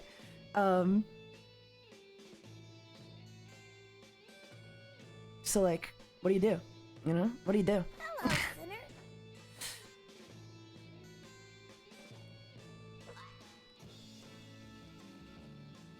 I thought Nyara was chill. Dude, Nyara starts so much drama with everybody. How could you possibly think she's chill? Do you, like, follow her on Twitter? Or, like, I don't know. Go to any of her streams. All she does is start drama. Like, what do you mean? How could anybody think Nyara's chill? All she does is talk about drama constantly. Like, that's her whole MO. It's nothing on her timeline is nothing but, like, engagement bait and rage bait. Sorry, I'm not trying to yell, but, like, I don't see how anybody could possibly think she's chill. Like, all she does is drama bait. That's all she does. Yeah, Nyara's Trumpy in that regard, yeah. I usually just find her shorts occasionally. God.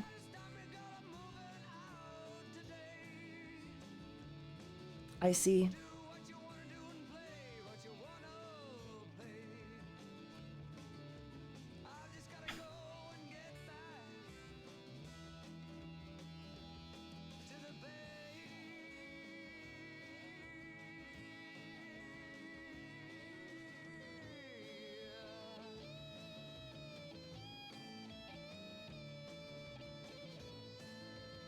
Sorry? For what?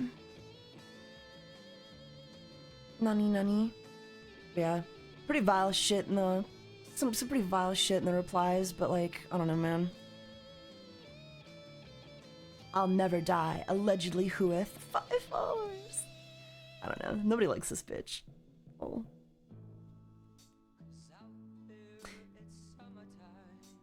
But yeah, man, like, if all you do is rage bait people, don't expect anybody to mourn you or to stand up for you or defend you or, I don't know, anything like that. Just be a good fucking person and, you know, the viewers will follow. I usually just try to de-escalate and remind people like Nyara or Huith that victims of pedo jacketing shouldn't be doing that to others. Indeed. They don't care, though. They don't care. They don't give a fuck. They don't give a fuck. They don't even give a fuck about, like, other trans people, dude.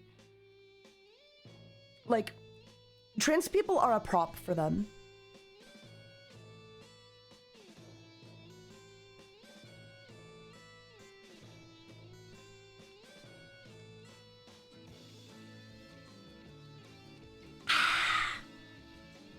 I may be stupid, but I'm stupid for you, Tiger. Unstab 54, Doro unstab 54 love. Unstable! Thank you for that 100 bits! Yo, how's it going? Thank you so much for the biddies. Nice little biddies. Lovely little biddies you've got there. But yeah, I don't know. I'm not trying to support like any of the misgendering or anything. However, man, like, don't throw stones in glass houses, I guess, guys. Like, if you're gonna take it to a personal place, like attacking somebody's dead kid brother, like a dead child, if you're gonna make fun of a dead child, like, I don't know. You really don't get to act like being misgendered is a fate worse than death at that point. I'm sorry. There are levels to this shit. Pray for me, y'all. Gotta go start my 6 a.m. shift. Yeah, good luck. Good luck on the 6 a.m. shift. Good point. Well, it's like not even a point, man, but like, I don't know, just like, you just don't get to be shitty to people when your MO is, you don't get to complain about being shitty to you when your MO is being shitty to others. You responded to them pulling a metaphorical knife with a nuclear bomb. That's the thing, right? Like, that's the, and this is like kind of something I've noticed with like the trans culture that's like been escalating recently, but like, their response to, like, and I understand part of it is probably just being fed up with, like, the constant bigotry. I get that. I do. I really do. Because I get fed up too. But, like, if your response to someone being shitty to you is to be even shittier and make a big show of being even worse than, like, what they said to you, like, it really doesn't help you garner much sympathy. You know what I mean? It really doesn't. It really doesn't. It just makes people be like, wow, everything that was done to you is justified, you know? But I personally believe a lot of these people in that kind of, that Nyara side of the community, I think they're all kind of narcissists, and they all flock around each other because they're all kind of narcissists. And they kind of just don't have, they kind of don't know that they need to be likable, I guess? Or like, they don't care? I don't know, man, but like, hate begets hatred. I don't know, man. Like, I get you're fed up with shit, but like, just act like it hurt. Like, I don't know. Like, have a little humility, I guess. Like, maybe act like it hurts your feelings. I'm not saying play the victim, but like, you know, like, maybe just be a human being. Stop starting with shit. But I guess they can't. I think they have to go like all out aggro because they're the ones who started it most of the time. So if they don't go all out aggro, like what? I don't know. If they don't go all out aggro, then they just look like a crybaby, which might be worse in their minds than if they just kept being a piece of shit, I guess. I don't know, guys. What do you think?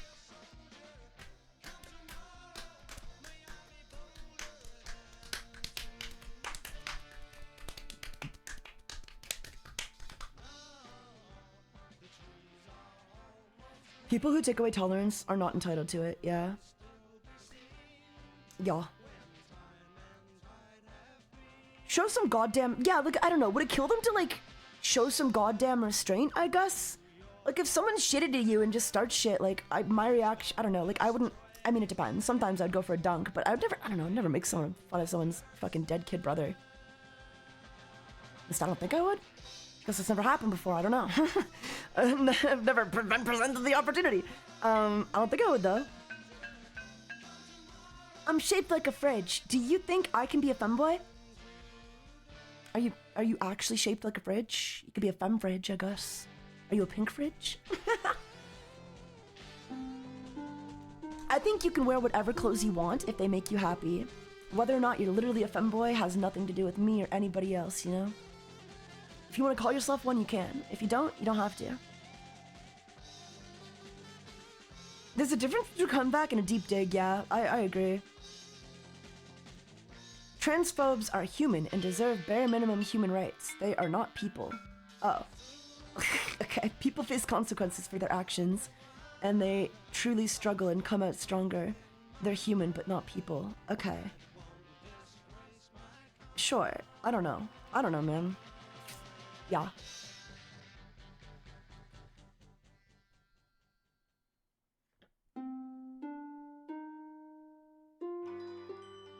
I agree transphobia is not nice. It's not very polite. But I also don't think it's like the fate worse than death that it's been made out to be lately in like the last kind of decade. I think it was like a really big push to like really criminalize it, I guess. And I think it kind of backfired in a sense. You know what I mean? Give me pennies, I'll take anything. Now listen while I play my green tambourine. Watch the jingle jangle start to shine. Not the queen that is mine. Give me pennies, I'll take anything. Now listen while I play my green tambourine. I don't think it's good to dehumanize people. I don't think it's good to dehumanize people either. But I also think like I have better things to worry about than people misgendering me on Twitter. And it happens a lot. But I guess I'm also coming at that from a perspective where like I don't know. I'm a femboy. I like dressing like a girl. If somebody calls me a girl, it means I'm doing a good job of being a femboy. If somebody calls me a boy, like I don't care. You know what I mean? Like I don't base that much of my self-worth on like the pronouns that somebody does or doesn't use for me. And I think when you make a really, really, really big deal about it, you're just kind of asking for, you're giving them ammunition, you know what I mean? You're painting a big target on your own back. You're basically like virtue signaling to everybody exactly what's gonna drive you fucking crazy and what they should do to make you miserable. And I don't think that's a good strategy. Never let them know your next move. Never let them get to you, you know?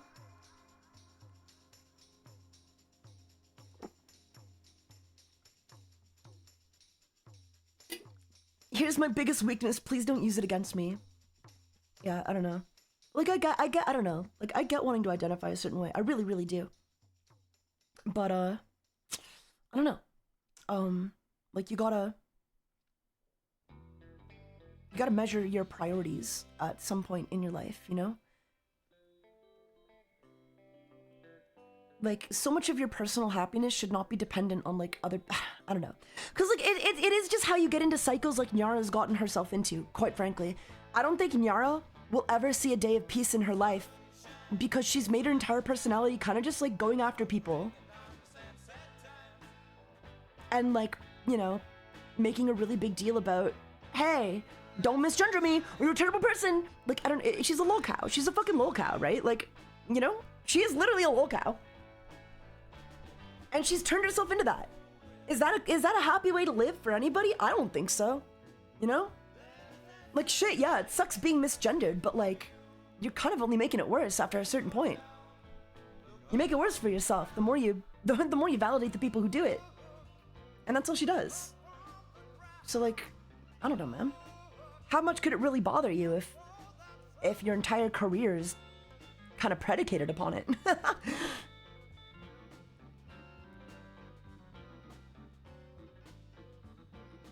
You should be happy for yourself, not for others, and I can agree with that. What I found works is instead of doing nothing, I just say their trauma out loud. If I'm dealing with someone that tries to rip me apart, I just go, oh, so your observation was based off of an egotism. I wouldn't even do that, man. Frankly, guys, I wouldn't give these people the time of day. I really wouldn't. I don't think you need to. I think you shouldn't respond to them. I don't know. Maybe get like your little digs in, talk about it with your friends, but like, if you're spending any amount of time responding to these people on Twitter, you're giving them too much energy. You really are. I just ate. Sis, I just ate too.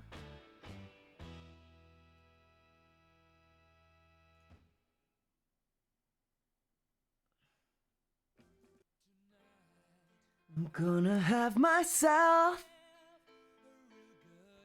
Psychoanalyzing people on yeah, it's too much work. I agree. I don't know.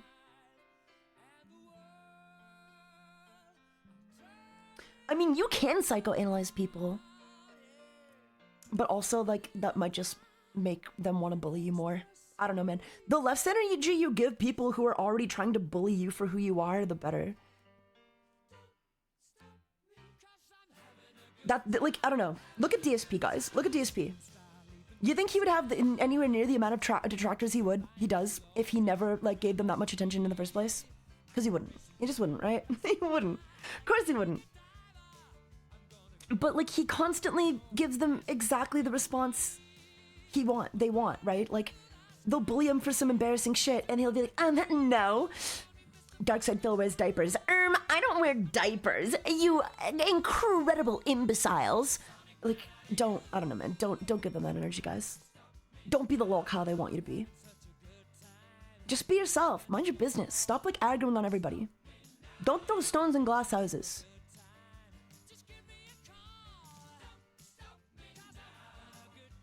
Nyara truly has done, like, rage bait them? No, don't rage bait them. Don't rage bait them. Because that just makes them want to go after you more. Nyara really has done, like, unspeakable damage to the trans community's, like, reputation. That's the problem. That's the problem with, like, what Nyara does, right? It doesn't just affect her. It kind of just makes everybody, like, it makes all of her ops hate basically all trans people, and then in extension, anybody in association with her now also has a target on their back. Like, I don't know. She's a terrible person.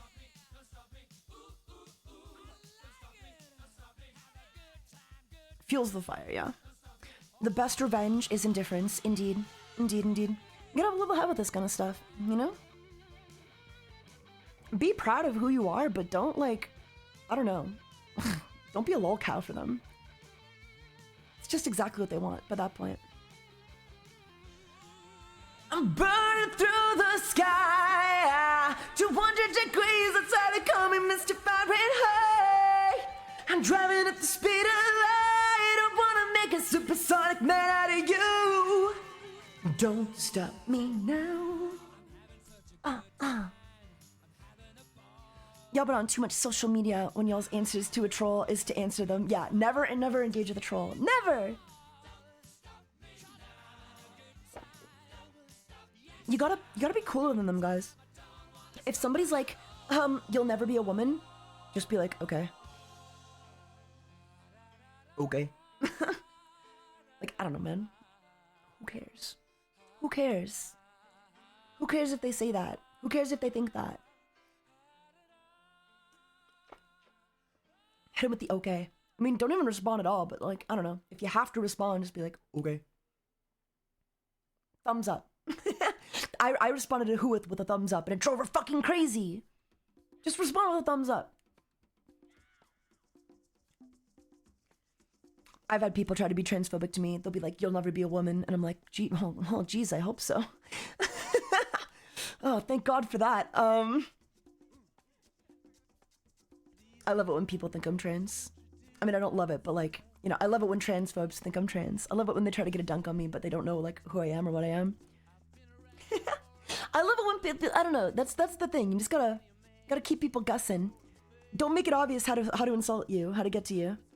When Jesus Christ had his moment of doubt and pain, made damn sure the pilot washed his hands and sealed his fate. Pleased to meet you. Hope you've guessed my... Femboys tend to be better than women. You think so? Gotta go to bed, gotta work, see you. Have a good day of the bed. Have a good day at bed. I should probably get to bed kind of soon too. I took a little bit of a nap. Well, I don't need to be... I have my gym appointment. I have my gym session at 2 p.m. tomorrow, so... Yeah, that cover of Billy Joel's Moving On was amazing, and I still listen to that VOD. Hell yeah. Fart, burp.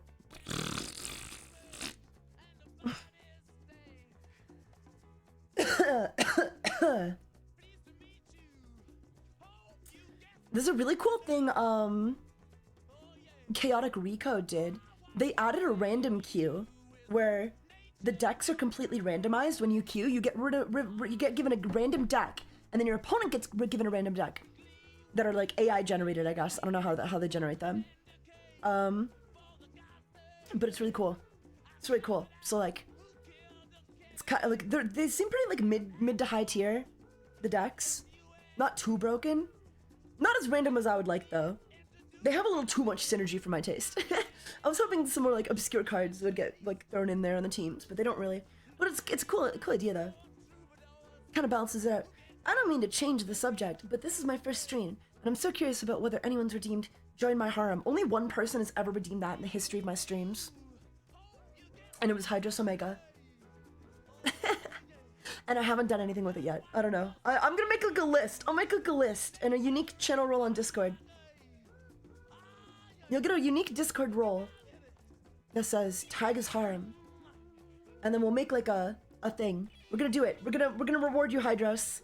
You're gonna get your reward. I got 200 to go. You have 200 to go? Oh my god, you're so close. That's crazy. I'm saving up for it. Oh my god. I'll redeem it one day. Almost halfway there. Living on a prayer. I'm 1/10 of the way there. I gotta resist the binky temptation. Yeah. It's very tempting to put things in my mouth, I know, but... gotta resist. I'm up to 1.5 million doubloons at this point. Oh my god, yeah. We did refund him after he redeemed it, because I was like, shit. It's kind of sad if you're losing all 1.5 million. Mostly because we didn't have anything to do with it yet. So, we just refunded it, because like, it was just easier. You can redeem it again. We'll make you redeem it again.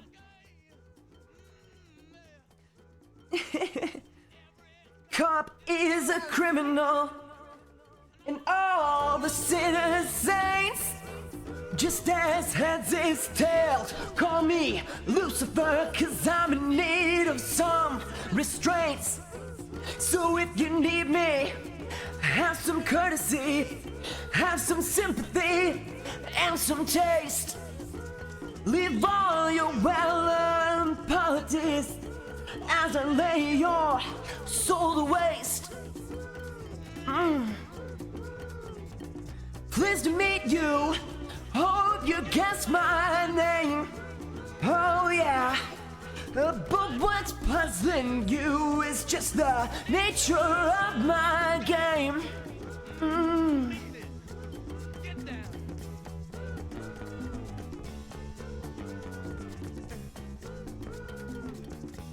This song reminds me of the Vietnam War. I think they mentioned the Vietnam War in there.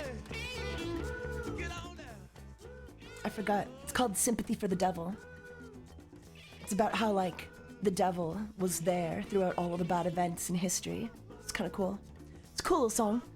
TBH, I might have to tier 3 sub if I actually want to get to it. Yeah, tier 3 sub, tier 3 sub, tier 3 sub, tier 3 sub. Also, guys, my legs are so muscular. My legs are getting so muscular, but they're also nice and soft. Oh my god, I've been working out so much. I can't wait to show you more progress pics in like a month or two. In a month or two, I think by month 3, I'll have some real gains, some really good gains.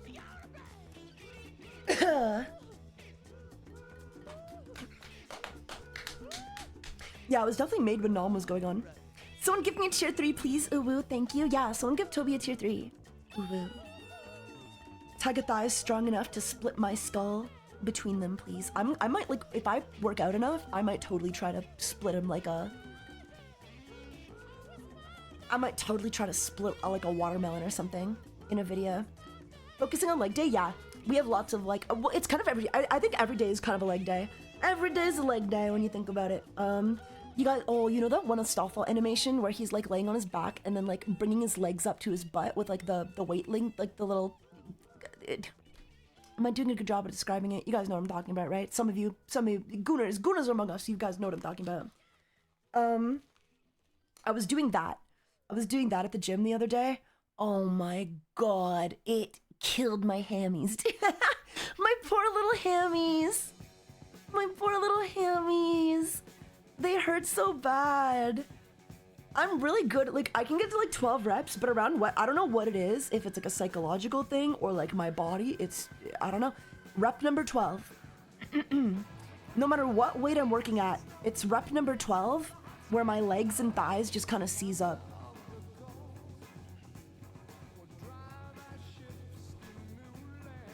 Hello, Sinner. But it's crazy. How did you know? You speak when you're spoken to, Ding-a-ling. It's You speak when you're spoken to, ding-a-ling. Would you guys like if I talk to you like that?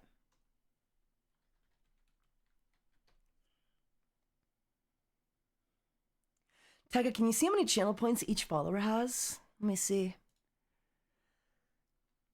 No, I can't. I can see how many messages you've typed in chat and what messages you've typed in chat. So Creeper D-Lord, for example, I see your profile picture. Oh, I know exactly what fan art your profile picture is from, you fucking pervert. Oh my god. But yeah, you've sent over like 1,000 messages in chat. It caps out at 999. I will say though, very proud of you for having a Taiga profile picture. Guys, you guys should all upload Taiga profile pictures. If you're real fans. I'm just saying, if you don't have a profile picture, it would be pretty cool if you uploaded like some Taiga fan art or a picture of my model as your profile picture. I would appreciate it.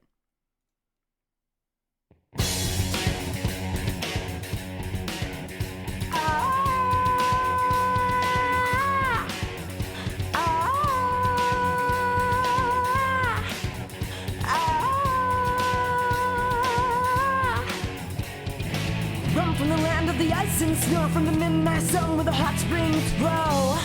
The hammer of stars will drive our ships to new lands, to fight the horde, sing and cry, Valhalla, I am coming.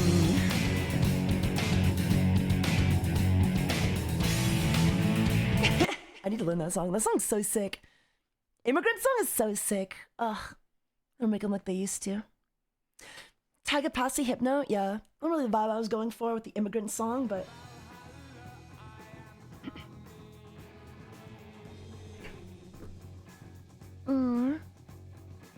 I'd quite like to be hypnotized. That reminds me, I was commissioning some art on Skeb. I sent in some Skeb requests. One of them got approved. I'm still waiting on the other to hear back. Do you guys know the artist Ebby Blue on Twitter? And also Skeb and also some other platforms? They stopped posting suddenly at the end of 2025, and they haven't posted like since. And I'm really worried because like I really wanted to get one last commission from them on Skeb of my new model, and they're just kind of like MIA. They're just gone. Like they're not active anywhere anymore. So I hope they're okay. Not just because I want the commission, but like, you know, just hope they're okay. I haven't heard anything about them at all. Oh,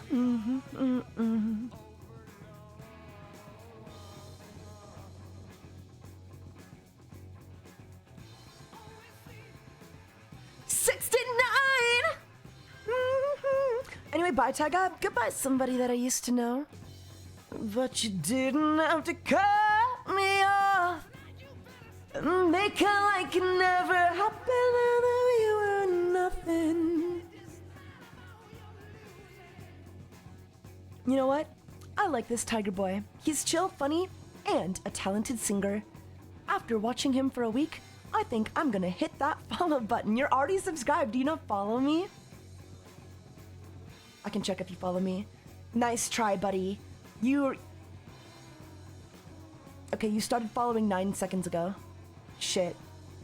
I mean, I guess you got me. Thank you. I was gifted that sub. That makes sense. That makes a lot more sense. You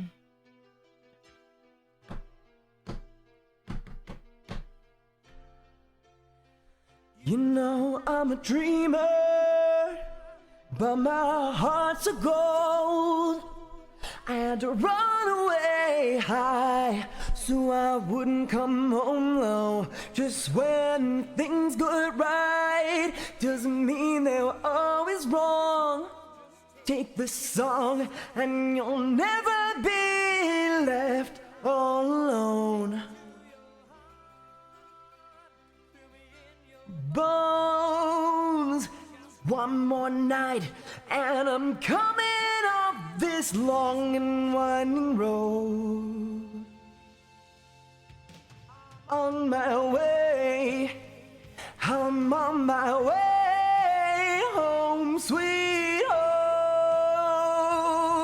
Tonight, I'm on my way. I'm on my way home, sweet home.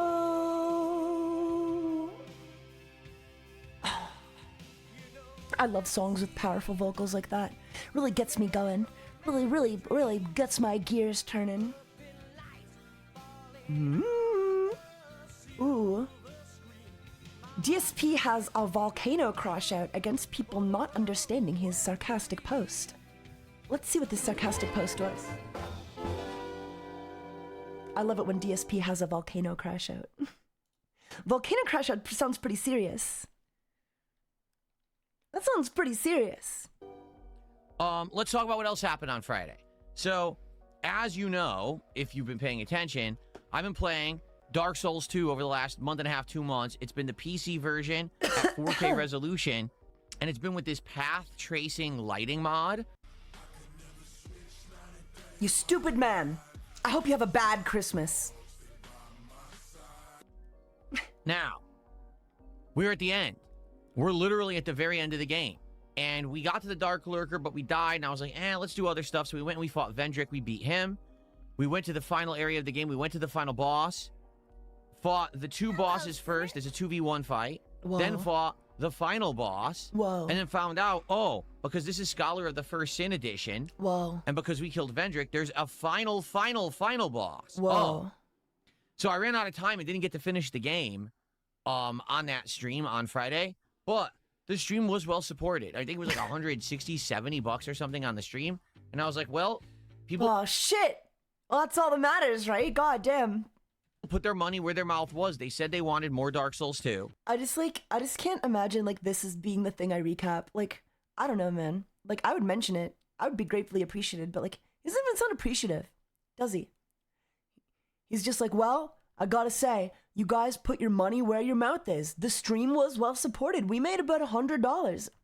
Like, can you not just say, like, you know, we had like an amazing stream playing Dark Souls 2. We killed the boss and it was really hard to beat this guy and I had to like do this and this and this. Also, thank you so much for the crazy support last night. It was crazy. I don't know, like sound appreciative. And I told them the only way that I would do it is if people actually supported the stream because we had several slow streams of Dark Souls 2. Well, that stream was not slow. Therefore, I announced we will continue with the game this week. We'll do another stream of it where I will beat that final boss. We probably will go back and beat the Dark Lurker, and then we're going to start one of the DLCs. Which one? I don't know, but I thought maybe we should go in chronological order, which I think means it's the one where you go into that underground dungeon with the big dragon that chases you and tries to kill you the whole time. I'm not sure exactly what that one was called, and I'm sure you're going to need your help, obviously, to figure it out, but that's what I figured. I was like, oh, okay, maybe, you know, we'll do that. So that is going to start this week.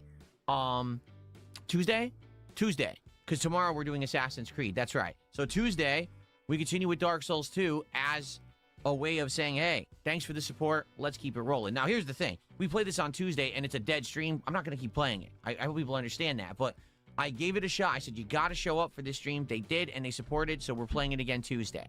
Okay? Okay. Now, I made a post, okay, on my YouTube channel. You can't make this up. I made a post on DSP Gaming, okay, about this. Okay. Let me find it. Okay? Okay. So I make the post. You ready? Here's the post word for word. I'm just going to read it to you. Okay. I can't show it to you because today I have my Switch hooked up, so I can't put it on the screen here because the Switch is hooked up, not the PC. But I'm going to read you the post word for word. Some horrible news, everyone. Due to the level of support that I got on stream today, I'm very sad to report that Dark Souls 2 is coming to an end. Blame the viewers. Man, they're the reason the pain will continue as we start up a DLC after the normal game ends next week. I definitely see why he got shit for this. That's in pretty bad taste. That's in pretty bad taste. Well, because like, I don't know. Is this really like an appropriate joke to make when you're very much known for blaming the viewers for not supporting the game enough? Like, I don't know. Like, I get he's trying to be self-aware, but it just comes off a little tone deaf. Okay? Cringe. So it's a joke post. It's me. It's not a joke though, because like you genuinely do that shit, right? Like, so like, yeah, you were joking this time, but the joke is that like you made them think you were doing it for real, because you do that for real. Saying, like you do that all the time. the pain will continue. I have to keep playing this game, and that's bad news. People did support the stream on Friday. Okay? That's the post. It's very straightforward. It's silly. It's funny. It's only a joke because he generally, like, it's only a joke because he does do that. Like, he does do that all the time. Those nasty viewers have been giving me money because I beg constantly. sarcastic. But the problem is you need to have reading comprehension, intelligence, and not be an autistic idiot. To be fair, you have to have a very high IQ to understand DSP streams. To understand the post.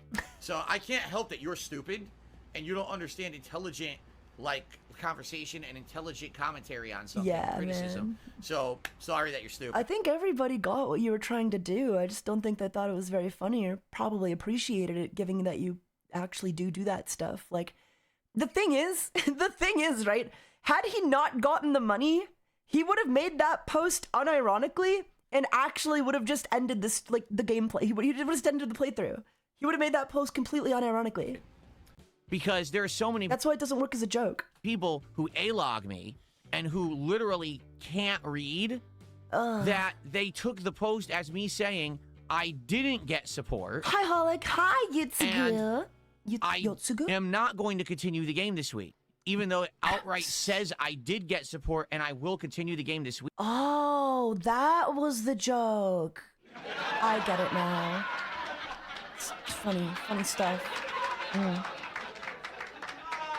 What is the joke? That you put an unreasonable burden of monetary gain on your viewers? Good stuff, though. These people can't understand sarcasm. Stand. They don't have the social skills to understand that a human might make a joke every once in a while. So they actually read it and misread it and thought that I was complaining that I didn't get support and I'm not playing the game. Yeah, why would anybody think that? His like Phil, but like you understand why people would I'm not even sure that's true that they misinterpreted it, but like you understand why they might misinterpret it that way, given like that is kind of your MO. Like that's kind of just a thing you do, man. Like that's Like it's like the boy who cried wolf, you know? absolutely fucking hilarious. You can't understand how society works and that people might be How society works.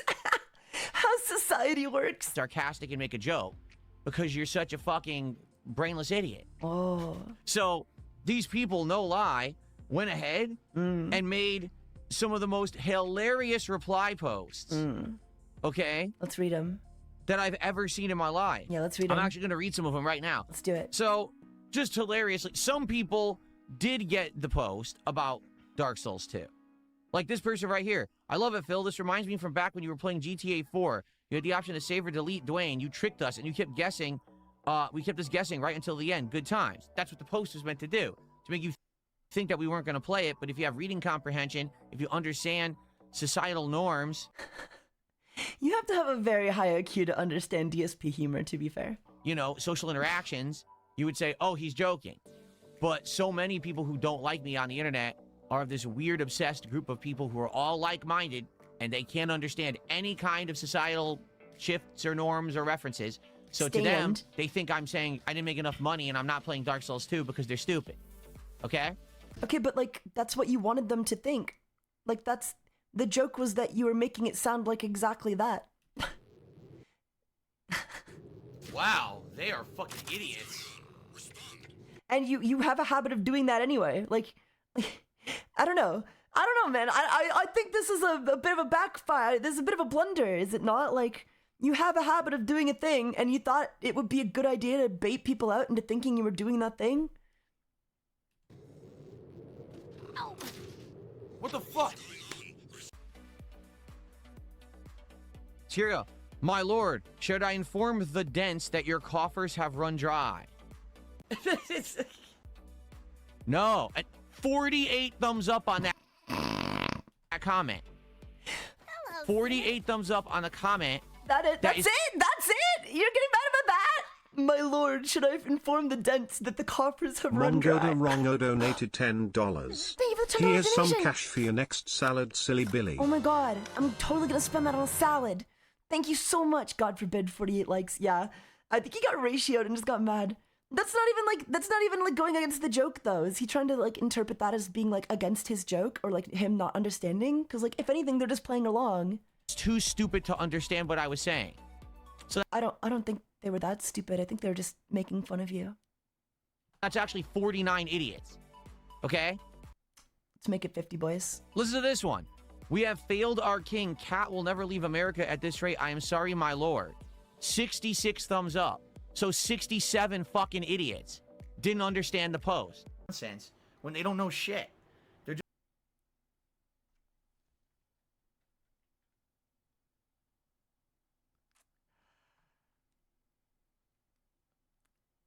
6, 7.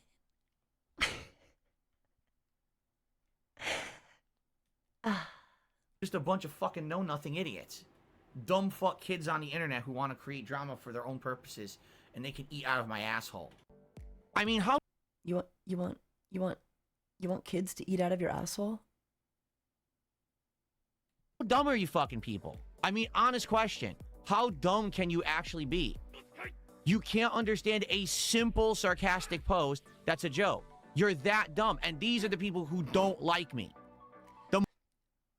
Okay, I thought there was gonna be like some long ass like paragraphs about how like he's a bad person for making the joke or how he's like, I don't know, whiny bitchy, but like these are just like people clowning on him. This is just like the most milquetoast like little dunks I've ever seen. Should we tell the dents, my lord, that the king's coffers have run dry? Like that's I don't know. Like oh, I get why he's mad, but like man, morons. Gee, I wonder why you don't like me. Because you're fucking stupid. Oh. These are the same people that go on X and they see an out-of-context post about me playing Doom of the Dark Ages. Oh, he still hasn't let that go. He still hasn't let the whole Doom thing go. Goddamn. And a room full of exploding barrels. Playing doesn't like carefully so I stupid don't kill people myself. either. And they say, Phil plays like a wimp in Doom. He doesn't understand how it works.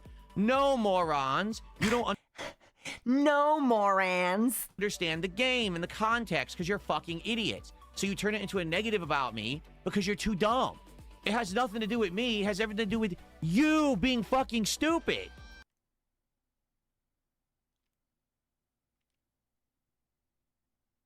Me?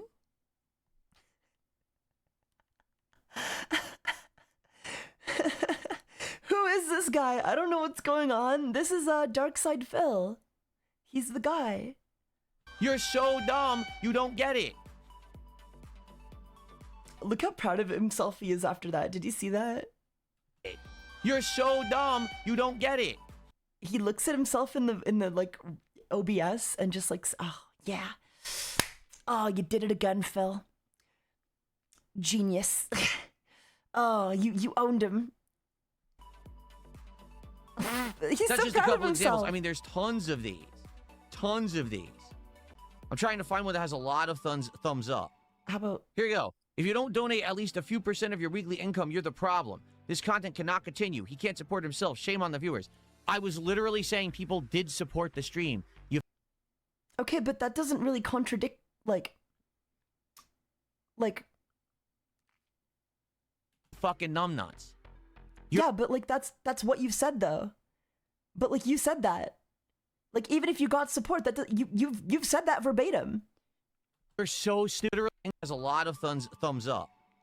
Here you go. If you don't donate at least a few % of your weekly income, you're the problem. This content cannot continue. He can't support himself. Shame on the viewers. I was literally saying people did support the stream. You fucking numbnuts. You're so stupid. How can you not literally no reading comprehension at all for you? It's so boring. How does that work? Where does that exactly come from? It doesn't make any sense. Make it stop. You're that dumb. I mean, you actually probably read at a 2nd grade level if you didn't understand the post. Oh, look, here's an actual fan of mine. He's joking, people.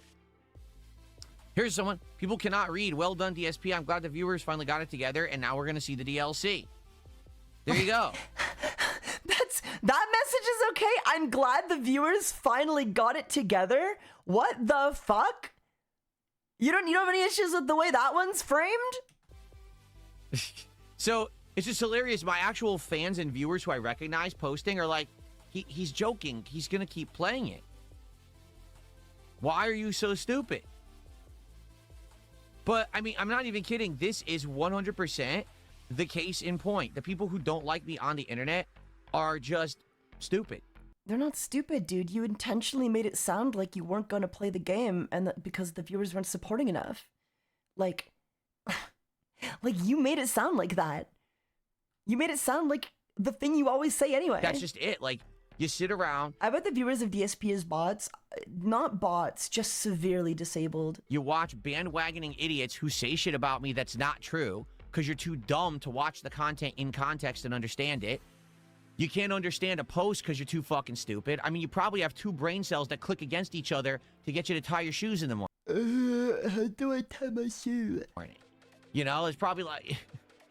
to write your name on a fucking forum, you probably need 3 people to assist you. And holy shit, you couldn't understand the post. I'm actually blown the fuck away. You couldn't understand the post. Drama queens. He cheered again. He goes, "It was the head of the FTC that said in a press conference, they're going to fine you $42,000. Stop it. DSP Taiga collab 1. I wouldn't collab with DSP. He doesn't seem like a very nice guy. I don't know. Like, because Kino Casino tried to collab with him. They tried to help him out with his content, and he just kind of took advantage of them. Like, once you befriend this guy, he kind of just expects your life to revolve around him. Like, he expects you to kind of just do everything for him. He doesn't really get, like, how to do friendships, I guess. And the reason that this is actually incredibly upsetting is because this is the kind of stuff that I used to do back in the day. I used to make posts like that. I used to joke around a lot in my content. Dude, you do that now. And people all got it. And that was, what, 15 plus years ago? Society has become incredibly fucking stupid in the last 10 to 15 years. All of you out there who didn't get that post are actually dumb. Dude, you do that now. I just want you to understand that. You're actually stupid. It's that simple. I don't know what else to tell you. You need to go fucking learn how to read and comprehend, because the reason you don't like me is because you're stupid. Yeah, well, no, I don't like you because you're mean. Period. You're not very nice, Phil. I don't know how to tell you this. You're not a very nice guy. Your defining personality trait on your streams is kind of just asking for money and kind of generally just being like really bitter and upset about everything. Like, you're just not very nice. Okay. So, let's go ahead and continue on. Here's the funniest part. This idiot in fucking YouTube chat goes, now he reacted. He's going to get trolled harder on X. Okay, ready for this one. Oh no, I'm going to get trolled on X by a bunch of fucking societal outlying losers who don't understand anything because they're dumb. Meanwhile, I'll be on stream playing video games and opening cards and making hundreds and hundreds and hundreds of dollars doing it. $100. Oh no! Please don't embarrass me on X. I'm doing so poorly. Opening Dragon Ball cards while I'm being showered with support.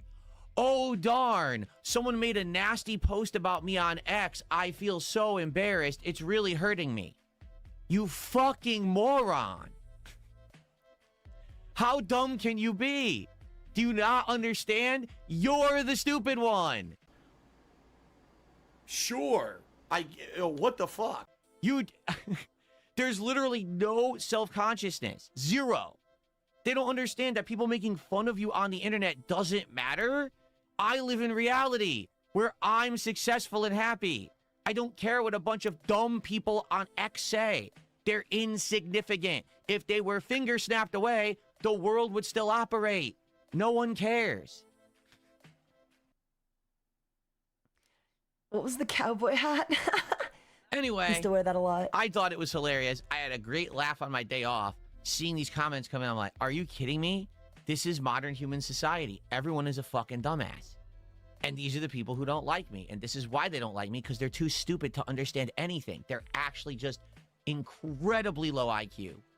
Don't understand societal norms. Don't understand sarcasm. No reading comprehension. Morons. That's what I'm dealing with on a daily basis. That's the people who are, oh no, they're going to make a Reddit post about Phil. Oh no.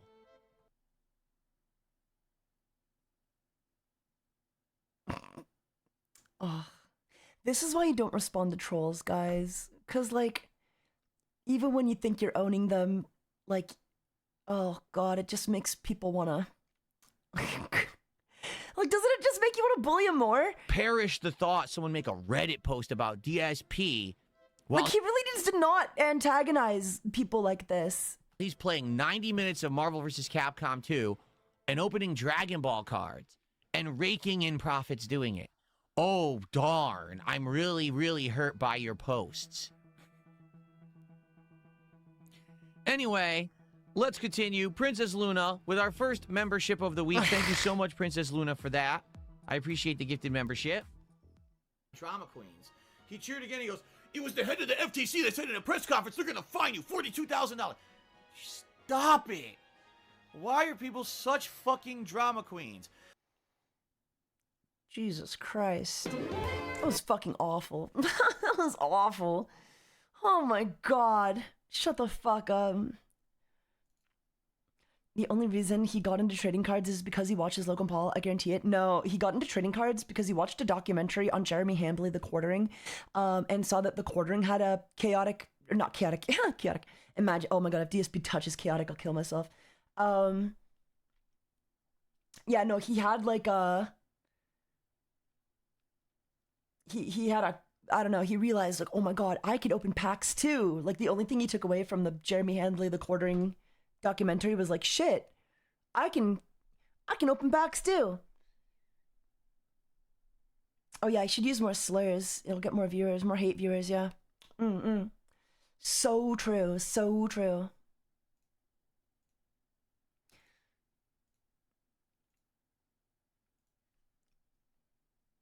I made a whole list of artists I really want to commission.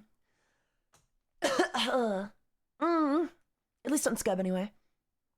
There's some good ones there. I find that sometimes like I'll just tell an artist to draw like whatever, I don't know. And I think that works out better, I think anyway.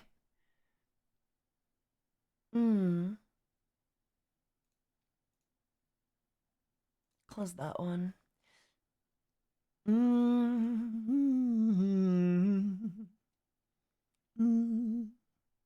Please don't insult me, Taiga. I'm sensitive. You're a dumb bitch. You're a dumb fucking...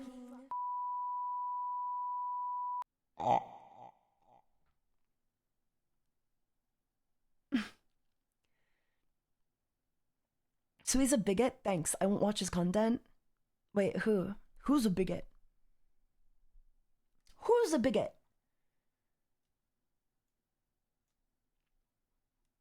I'm not a bigot. I love everyone. My name is Cool Cat, and I love all my viewers.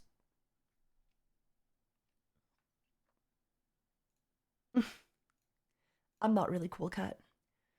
Can we see if there's any DSP YTP? I'm sure there is, but I think I'm DSP'd out at the moment. I'm not gonna lie. I'm not gonna lie. I don't know if I can handle much more DSP at the moment. Blah. I think I'm DSP'd out for the year. Yeah, same. Taiga, would you say it is worth being a streamer / content creator? I'm thinking and trying, but I don't know. I think it depends. Like, no. Like, yeah. I don't know. No. Yeah. Maybe. Your mileage may vary. I don't know. It's worth a try, right? Like, worth to see if you'll enjoy it. But it really depends on what you're looking to get out of it. Like, if you're trying to make a career out of it, it's going to be really hard at this point. You know what I mean? Yeah, if you do it for the money, you're going to have a bad time. Like, if you're trying to make a career out of it from the get-go, like, it might not be that easy these days. But, you know, if you're just doing it on the side for fun, you know, like, if you just want somebody to stream your content, like, because sometimes, like, I hated playing games off screen. Like, even when I wasn't a content creator, I was like, man, I want to wait until I become a content creator to start streaming this stuff. Because I feel so weird playing it for nobody. So, like, I would stream just to have somebody to watch the game, just for, like, posterity. Just to prove that I played this game, you know? So, yeah, I don't know. It depends. Depends. Your mileage may vary.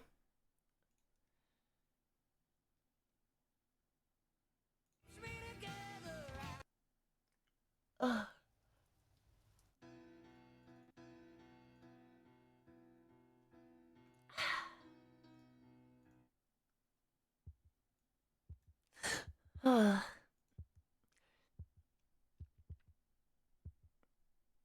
Then just go for it. Yeah, I'd say if you're just doing it for yourself, then go for it. Could be fun. Could be fun.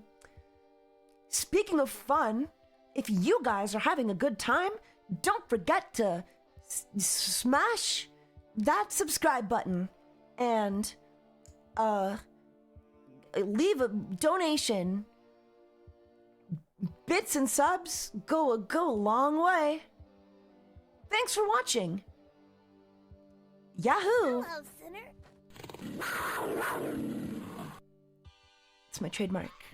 The growl. I came here because it said you hate stupid people, but then I was like, wait a minute. Hello, sinner. Go on. Wait a minute, what? What are you trying to say? Thanks for the good time, Captain Tiger. 3 TaigaxHolic. You're welcome. Thank you for the TaigaxHolic. That sounds really bad out of context, but I do appreciate Our it. donation so you stream more. Oh, let's go. Thanks for the 200 bits to make me stream more. You're stupid? I'm not stupid. I'm like the smartest person I know.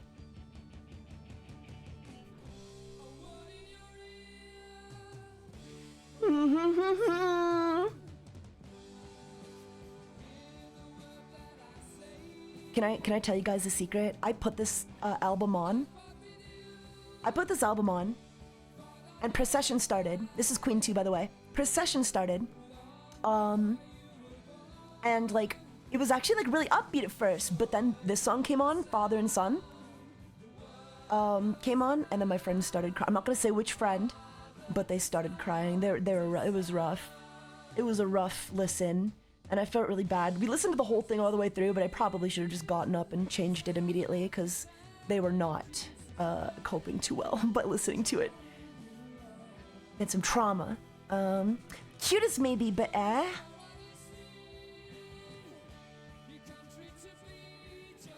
But like, I think I can't believe it wasn't Noxy. Okay, I don't know why I said that, but like, yeah, no, it was Noxy. No, poor baby, yeah, it was really sad.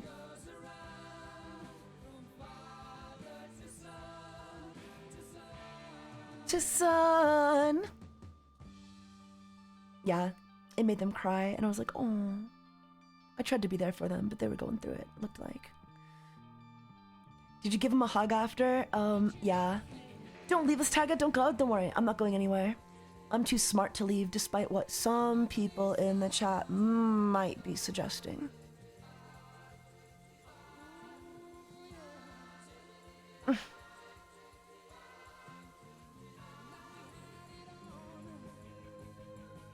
You don't mean me, do you? No, you're too dumb. You're too dumb for me to mean you. You're so cute. I'm shaking you. I'm shaking you. I'm putting you in a box. A box shipped to Antarctica. I'm climbing up an iceberg to put you on top of while I hail a shipping ship to ship and collide with the iceberg. Taiga did Titanic? What date did 9/11 happen? What date did the Titanic happen on? Too stupid to figure out princess kinds. What is the diamond not like you have a whole ass gem next to your eye, your eyes, your face. I was told by DSP to donate to show that I like this content and that you'll stream more of this content. And totally would do the equivalent of a rug pull in the form of a YouTube community post. Thank you for the 500 bits, Perza. Listen, man, I don't want to like April 17th, 1913. Wait! The Titanic happened before World War I? Is that true?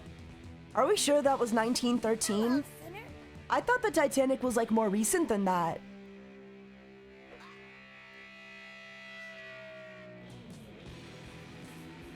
I love how you had to correct yourself before deadass asking when 9/11 happened. Shut up. Shut the fuck up.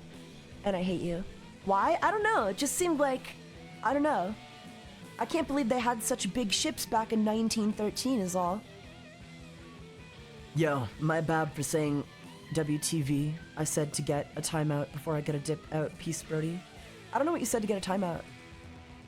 Unsinkable, even.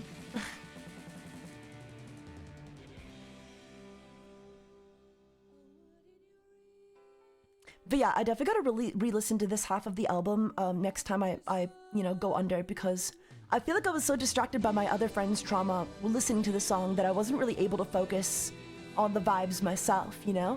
Because, like, I also don't have a, I'm a femboy, so as you know, I also don't have a great relationship with my father. So, I don't know, I would have liked to think about how this makes me feel, but I feel like I was too distracted by my friend's trauma to think about how it made me feel, you know? Captain Taiga, does your ship is unsinkable? Yeah, my ship is super unsinkable. It's the Titanic? The Taiga-tanic? Hello, Sinner.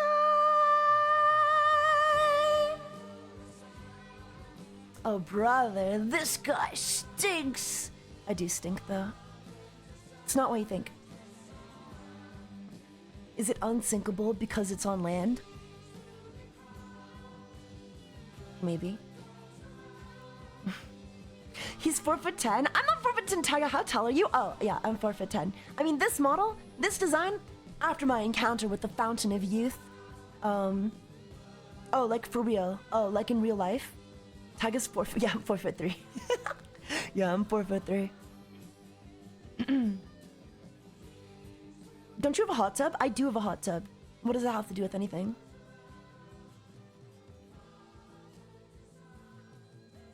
Wait, can I ask you guys a question? Can I ask you a question? Which background do you guys like more? With the desk or without? With or without? I think with adds without. Interesting. Okay, I was gonna say I think with adds like a bit more depth. Without would look good if I like. No homo, right? All of the homo! Whoa, Panzer 609. Nice. Thank you for the. Thank you for the 521 gift subs. Thank you so much for the 521 gift subs. No, IRL, I'm like I think I'm about 5'4" last time I went in to get measured. but I'm like just under 5'5", I swear.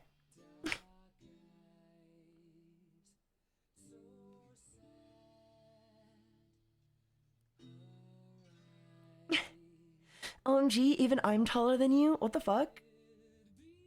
5'4", ha ha ha. What? You're 2 inches taller than my mom? Nice. OMG, I'm 5'7". Why am I so short? Whatever, 5'4" is a perfectly respectable height for an adult male.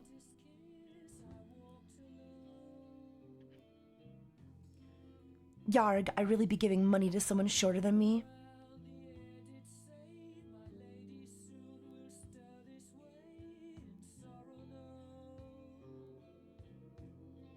Good. I'm 5'2". Can you give me uppies, please? Aw, little baby want uppies. Come here, little one. Up you go. You're so tiny. You're even shorter than some women. I mean, good. I think, yeah, I don't know. I'm comfortable with my height. I don't know, man.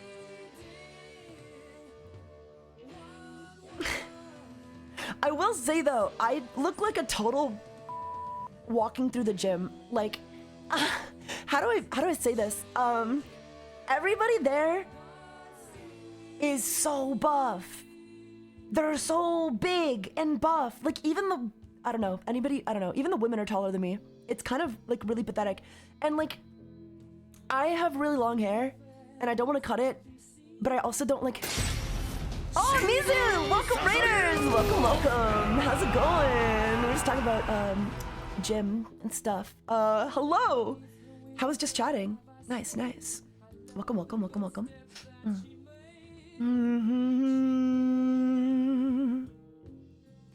Welcome, Raiders, to the HMCS. Panzer with a 521 gift subs, no way. Right? Base, base. Welcome aboard, Raiders. My name is TaigaxHolic, virtual snow angel, dread captain of the 7 seas, and 1/16th saber-toothed tiger on my mother's side. Ooh. This is White Queen as It Began by Queen on the album Queen 2. Oh. It's so good. Oh man, dude, my friend was like, oh, so yeah, we were fucked up on psychedelics listening to this like about a month ago. And they were crying too. Oh, this is so good though. I gotta listen to this again. Gotta listen to this again on my own, you know, without the baggage. Because this shit slaps. It's so psychedelic.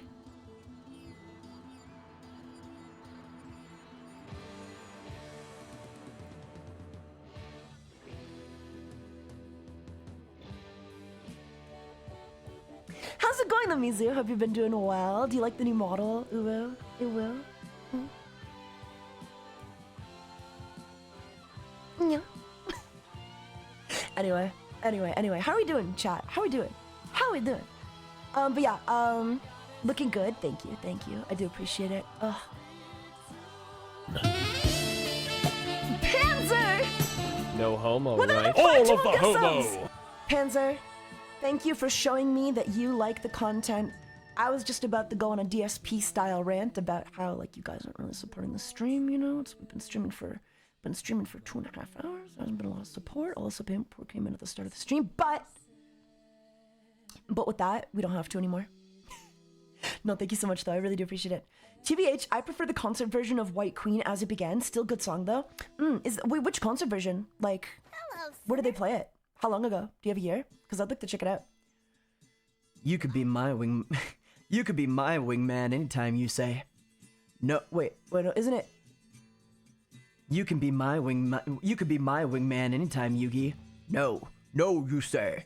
You can be mine. No homo, right? Oh, the homo!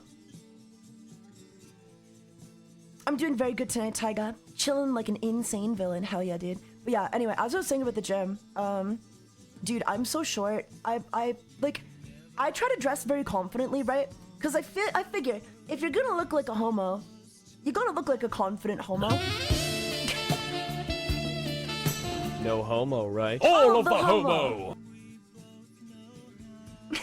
One viewer, 1, 2, 3, they get the 5 German good subs. Thank you, thank you. Interesting. No, it's true. If you're gonna look like a homo, you have to look like a confident homo. Okay? So, like,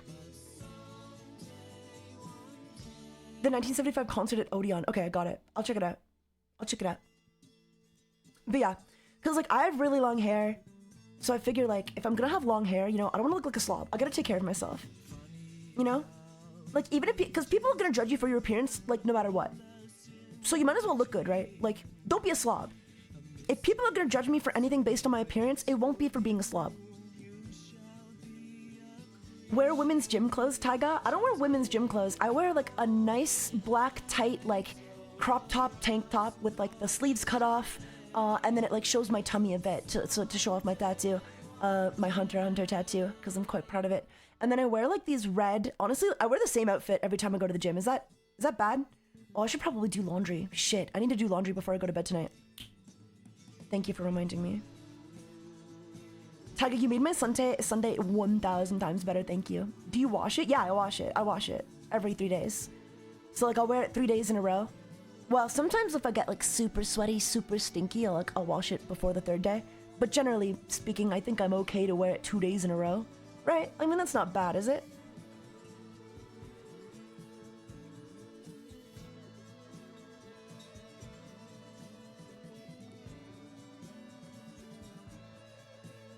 Well then, yeah, generally it's no big deal. Okay. And I put deodorant on, right? Like, you know, I don't stink that bad. Since you've grown so much, the gift subs are spread too thin. We'll have to start gatekeeping you again. No, don't gatekeep me. Don't gatekeep me. Does your PT recommend a diet for you? No, not really. He just kind of encourages me to eat a lot of protein. Not a lot, but, like, you know, eat a healthy dose of protein after each meal. I basically just need 2,500 calories, like, a day to sustain the body I have now, and that's kind of it. He wants me to have carbs in the morning before the workout so that I have more energy during the workout, and then to have protein after the workout. So, that's kind of all I need. 2,500? Yeah, 2,500. Like, 2,500? If I wanted to gain muscle mass, I would probably need to bump that up to, like, 3,000 to 4,000. But I don't want to, like, bulk up, right? I don't want to be like a fucking thumb, like a human thumb.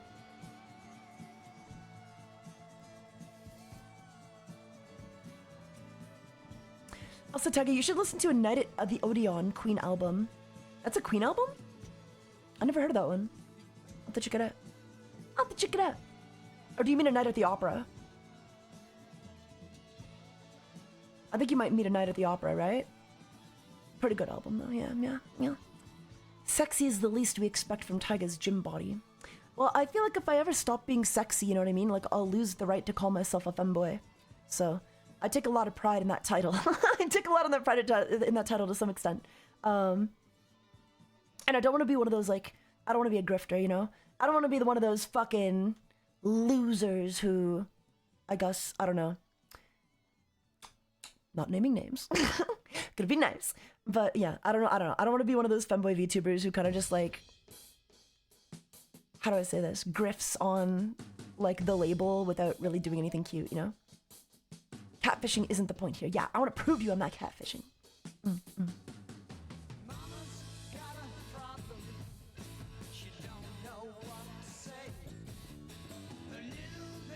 You inspired me to start working out, and I did a 30-minute upper body workout at Planet Fitness. My chest and arms feel tight like the tension cables on the Golden Gate Bridge. Whoa. LARPs. There's definitely, like, a lot of, like, LARPer femboys in the VTuber community, I feel. Like, I don't want to name any names, but you know. I don't like this song.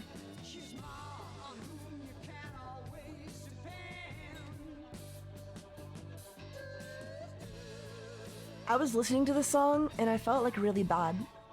I felt like the song was about me. So I didn't like it. Let's skip it.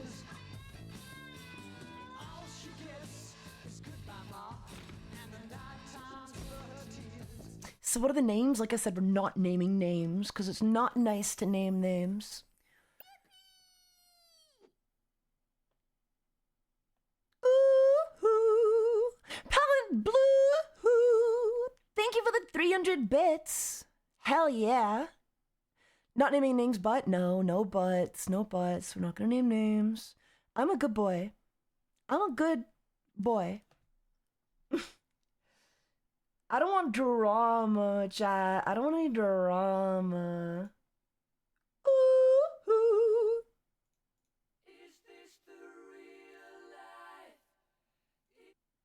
Let's listen to A Night at the Opera by Queen. I would loosen your hole up.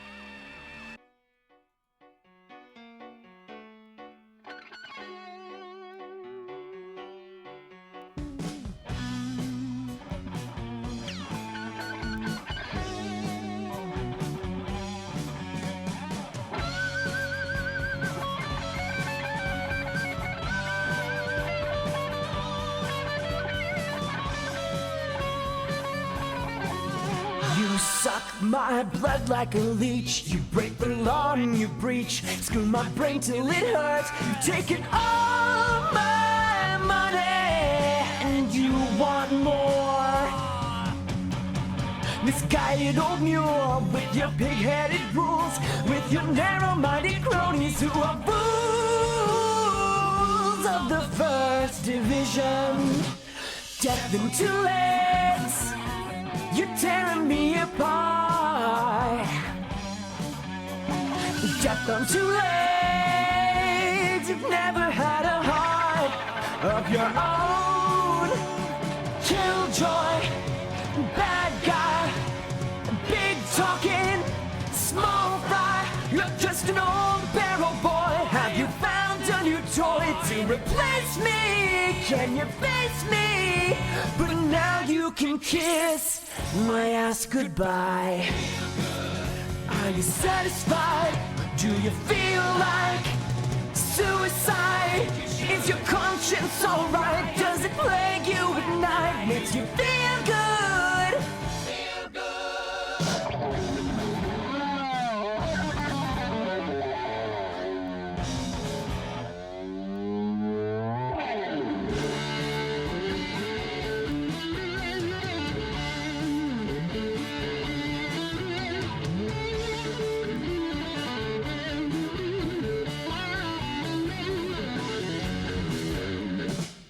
Talk like a big business tycoon. You're just a hot air balloon, so no one gives you a damn. Just an overgrown schoolboy. Let me tan your hide. A dog with disease. You're the king of the sleaze. Put your money where your mouth is, Mr. No. Oh, there's a fin on your back, part of the deal. Shark. Death on 2 legs. You're tearing me apart. Death on 2 legs. You've never had a heart of your own. Insane should be put inside.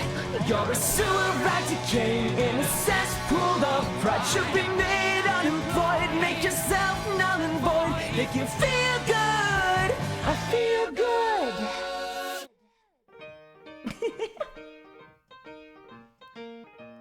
Shit. I feel good. I go out to work on Monday morning. Tuesday I go off to honeymoon. I'll be back again before it's time for sunny down. I'll be lazy on a Sunday. Gotta love it. That's how it makes me feel when you talk about fucking my holes, or however it was you put it. Chat. You know who you are.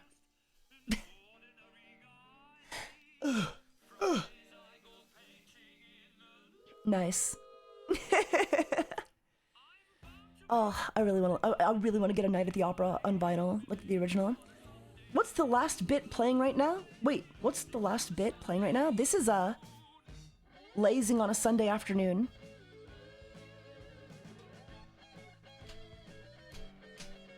I believe the term was loosen. Ah, yes, loosen. Bum, bum. Thanks, Captain. Anytime. I'm so proud of being a Taiga viewer. You are? Why?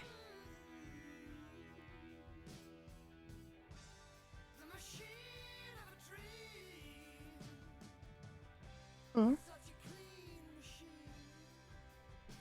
Vinyl? Just when I didn't think you could be any more based, it just keeps getting better. I have a crazy huge vinyl collection. Oh my god, I should show you. We should go through it sometime. I have a crazy huge vinyl collection. I got it when I moved out into my new place. Like, I only moved out 2 months ago, by the way. It's been almost 2 months in my new house. I can't believe it. Being a homeowner comes with a lot of responsibilities. For example, oh my god, I found this huge hole in my backyard under my, like, I have this, like, stone patio, I guess. And I went to go put my hose away, and I stepped on one of the bricks, and it just, like, fell. I, like, fell down through. Because apparently, my downspout just didn't, like, angle away from my house. So basically, all the water coming out of my gutters and downspout was basically just creating a sinkhole next to my house. And I can only imagine how long it's been doing that. Like, I hope it hasn't been, like, since the house was made, because, like, I don't know. That's gonna fuck up my foundation in the wintertime. I'm glad we caught it before it, like, became winter, but yeah. So we filled the hole, because I'm a hole filler. And then we had to angle the downspout, like, away from my house to somewhere else so that it doesn't, like, create more sinkholes near my foundation, I guess. Yeah, don't worry, we want to get that checked out. We did. We got it checked out. We got it checked out. We love you, Toby. We do love you, Toby. I love you, Toby. You're so nice. I love people who love me. No, I like people who are nice to me. I don't know. Taiga gets his hole filled, not clickbait. No, yeah, I filled my hole. Yeah. So yeah, that took me but quite a shock though, because I was putting my hose away because I was watering my backyard. Which I don't do anymore, because I don't know. My lawn's fine. My lawn's fine. You know what the problem is though? Oh my god. How do I say this? It's quite frustrating. There's a house behind me, and they don't really have like a patio or like anywhere to go into the backyard. They don't have a deck or anything like that. It wasn't built. So their fucking backyard is just filled with like thistles. And there's a bit of a gap between my fence and their fence, like my yard and their yard. So all of the thistles just fucking grow into my goddamn yard. And I keep cleaning them out. And they keep growing back. This is like such white people problems. This is like literally first world problems, I know. But like it's just really frustrating that the fucking people who live in my backyard won't clean up after themselves. I don't know. It would be really nice if they could just take care of their fucking yard so that I wouldn't have to take care of my yard and their yard. It'd be really great. It'd be really great. But they won't do it. And it's very frustrating. It's very frustrating. But yeah, sorry. I'm venting. I'm getting a little sussy here. So they're that lazy? Yeah, well, I think they're students. It's like, as far as I can tell, it's also just like,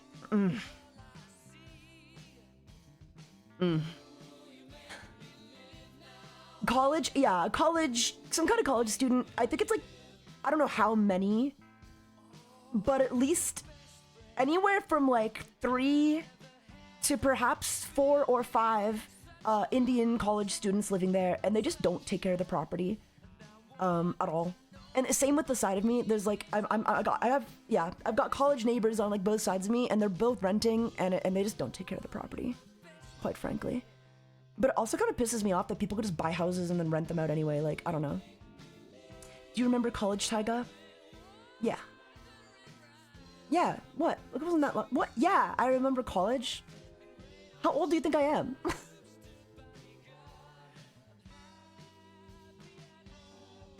Landlords are the scum of the earth. Landlords are the scum of the earth. But it would be nice if, like, the people who rent from them could also take care of the property. You're 58, right? Hello, stupid hero. Welcome, stupid. Welcome, welcome. Ooh, you're making me laugh. Oh, you're my best friend that I ever had. I've been with you such a long time. You're my sunshine, and I want you to know that my feelings are true. I really love you. Friend. You need a mom, Donnie? I don't know who I need, man. All I know is that my fucking college renting neighbors, and listen, I understand, like, the landlords are supposed to do some of this stuff to an extent. Like, I guess I don't expect the students to be able to, like, I don't expect the students who are renting a place to buy a lawnmower to mow their lawn. That's kind of on, like, you know, the landlord. But you know what I do expect? I don't expect the people renting there.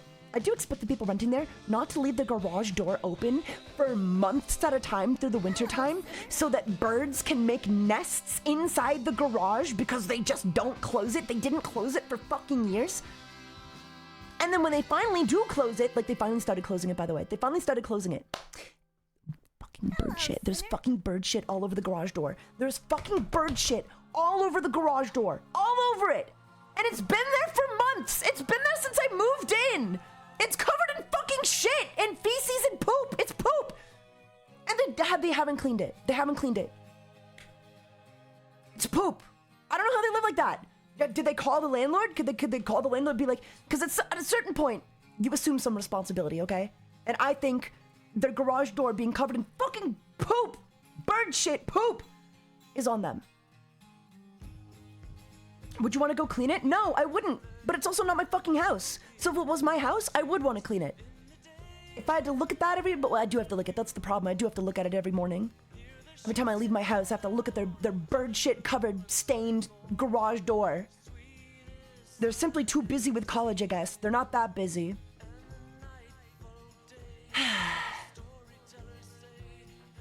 Not that busy. That sounds horrible. I mean, it's not like, I don't know. I don't have to get close to it, but it's just kind of disgusting to look at and smell and like, actually, yeah, no, it is pretty horrible. Actually, yeah, it is pretty horrible now that I think about it. They've got a lot of parties to attend to and alcohol to drink. I don't know, man. Do they mostly party? I have no idea what the fuck they do. All I know is that they don't clean bird. I don't know. I don't know. Maybe they like it. Maybe they like their house being covered in shit and feces. It's been months. It's literally been like a month. And like before, I don't know. I don't know. Just take. It's a nice house, and you know they're fucking trashing it, man. You know they're fucking trashing it. You see why people think HOAs are a good idea for a while. I really do. Like, I don't want an HOA. I don't want anything too strict anyway. But like, I think it's basic etiquette to clean up poop off your garage door. I don't know. That's just me. That's just me. But I don't know, maybe they like it. Maybe, I don't know, it's like a part of their, I'm not gonna go there, but like, it's gross. It's just fucking gross. It's gross. It's gross. Any neighbors you actually like? Yes, I have a lovely neighbor on the other side of me. She's like an older lady and she's helped me a lot with like gardening. She's super nice, yeah. Oh, and my neighbor across from me, funny, like small world, but like basically, I was like, my dad was visiting, and I was like, my mom let me know that basically the neighbors across from me are friends with my dad. So they know my dad. And then they came over, my dad was visiting one day, and he was on his way to leave, and then like they come over and I was like, holy shit. I'm trying not to dox myself, but like, hey, is that, oh, I thought I recognized your car. And he was like, holy fuck, what the fuck are you doing here? And then they were like, yeah, I just moved in. And then they were like, oh yeah, so did Taiga here. And so, you know, they had a good laugh. So yeah, you know, so I know some of my neighbors. They're super chill. They're super nice. But man, could you clean up the poop off your garage door though? Goddamn. Cool beans, yeah. Pretty cool beans. What's an HOA? Yeah, I don't like HOAs. Like, I don't like the idea that I have to, like, I don't know. Like, I get homeowning is basically a full-time job, but I don't want it to feel like a full-time job. You know what I mean? I don't want to get fined. I just want the neighbors to clean the fucking poop off their garage door. Is that okay? It's covered in like guys, it's everywhere. It is fucking everywhere. There's so much shit on there, man. And, like they haven't even hosed it off. They haven't even like tried to give it like a hose off. It's ridiculous. It's ridiculous. How do you live like that? Like I don't know. I'm gonna complain. I don't know who I'm gonna complain to, but I'm gonna complain. Like maybe to the city. I don't know. Like who do you complain to about that?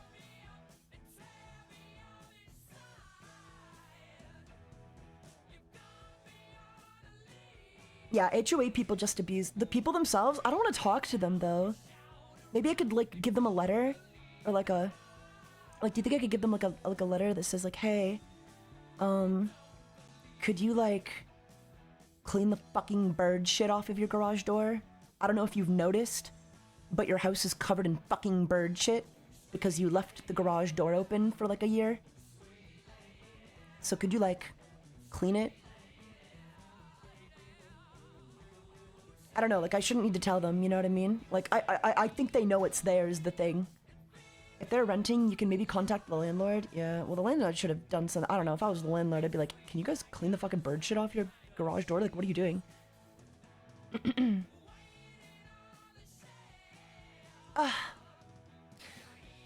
But yeah, sorry. I'm ranting. I'm venting a little bit.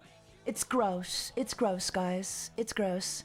If it's pigeon bird shit, then maybe it's a biohazard technically. Well, I would think any amount of shit is like a biohazard, right? But I don't know, maybe they like it. Maybe they just like it.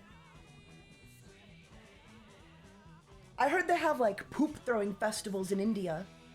So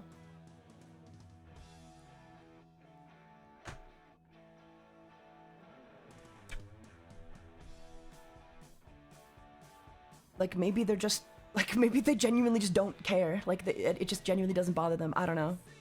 I don't know how you could live with that. It's disgusting. Hello, sinner. Is that a real thing? Was like was I getting rage baited with like the poop festival? That's a real thing, right? Didn't like that one guy Tyler Oliveira go there? I think it is. That's crazy. No, that's rage baiting. Are you sure? I'll look it up. Poop festival.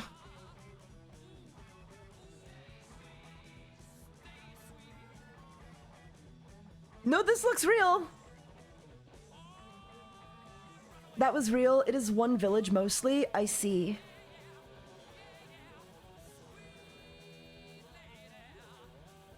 There's a video of Japan reacts to India's poop throwing festival. Oh my god, that's so gross. That's so gross.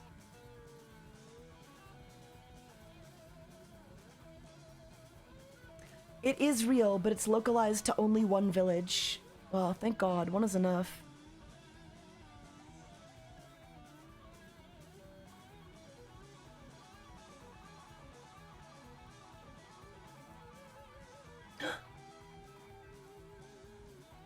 That's cute. Search history is gonna look crazy. Yeah, my search history is a mess. Ugh, gross. I saw a weird YT short of you. What was the weird YT short of me? I heard they get plenty of people dying months after. Well, like, yeah.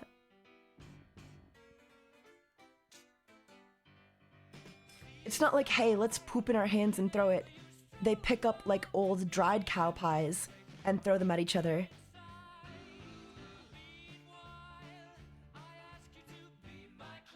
Is that better? Is that better? I also saw somebody swimming in, like, I don't know if it was the river Ganges or like a different river in India, but they were basically swimming and then somebody splashed their face with water and then it cut to them just like throwing up in the bathroom like the night later, later that night. Like they got super sick drinking, like swimming in that water.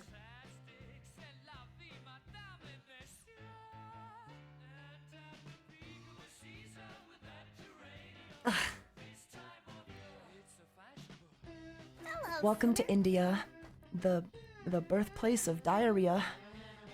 That's an American dad joke. You can't cancel me for that. It's an American Dad joke. American Dad quote. Watch it. Watch the episode. American Dad, season 7.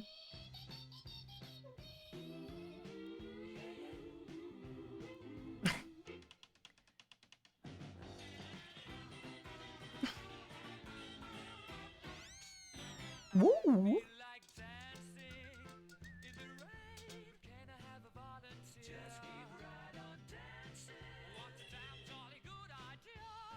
Yeah.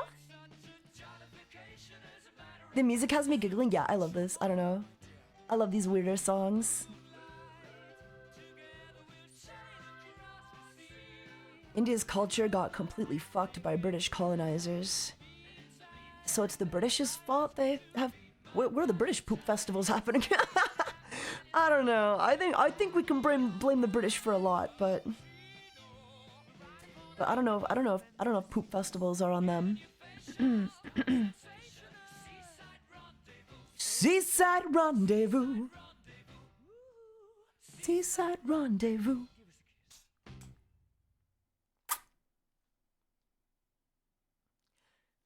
How's it going, bits? Oh my god, been a while. I don't know if you saw my... Yeah, first time seeing you like this? Yeah, I finally got my new model out. Pretty big deal. I blame the French instead. Sure, we'll blame the French. The Brits have streets named after how much fecus ran down them before plumbing. So there's that. Yeah, I'm not going to pretend about... You know, I'm not going to pretend to like the British either. British cops are a joke right now. Did you guys see that video of that, like, UK citizen getting arrested by a British cop for carrying, like, a baseball bat?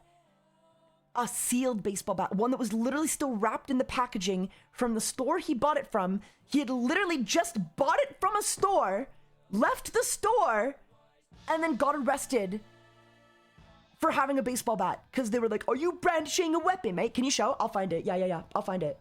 Just so you guys know I'm not bullshitting you.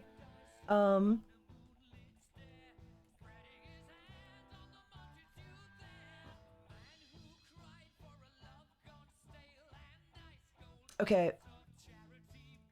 Fair warning right now, we're probably gonna click on a video from... Oh, yeah. Yeah, this is probably gonna get a little racist, but... Oh, man. Okay, let's try this one. Let's try this one. This one doesn't look like it was made by a chud, so I'm gonna give it a chance.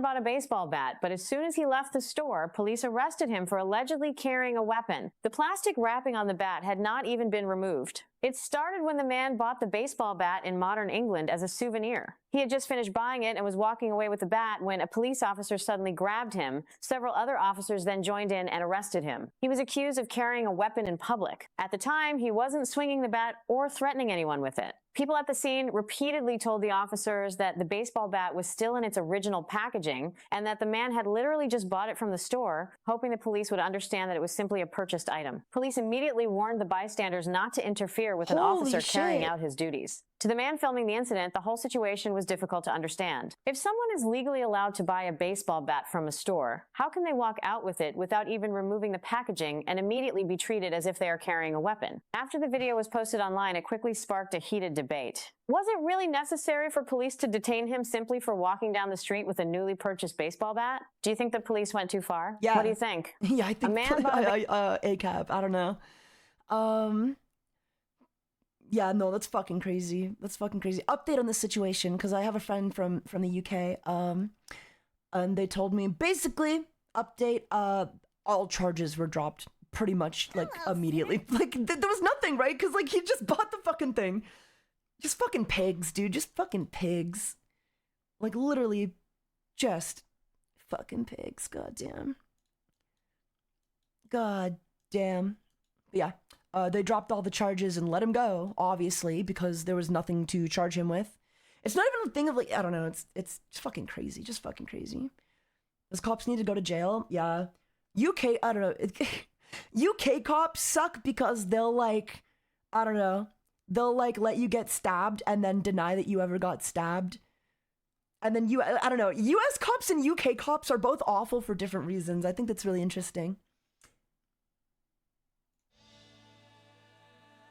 I think it's really interesting. Like UK cops are like too woke, and then US cops are like the opposite. And then they both over police based on that. It's kind of crazy. Kind of crazy when you think about it.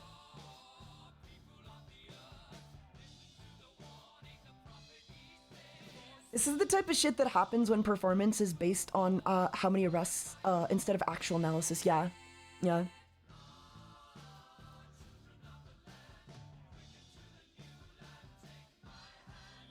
You can be arrested for making a mean tweet in the UK actually a joke of a country. No, it really is. It really fucking is.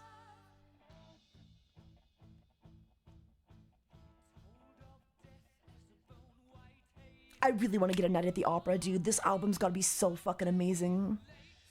I love psychedelics, Charlie. I love psychedelics, Charlie! Yo, Taiga, I would really not be shouting that out loud.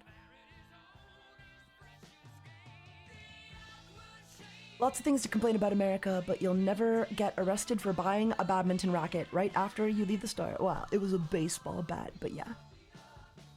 But yeah. Power corrupts people and absolute power corrupts absolutely. Yeah. Yeah. Crazy world we live in.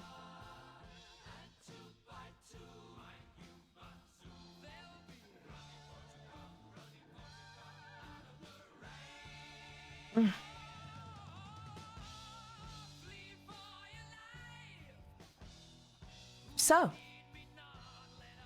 I knew a kid in high school who was suspended for having a bat once in his car in the parking lot while he was in class. Jesus Christ. It's a crazy world we live in, guys. It's a crazy world we live in.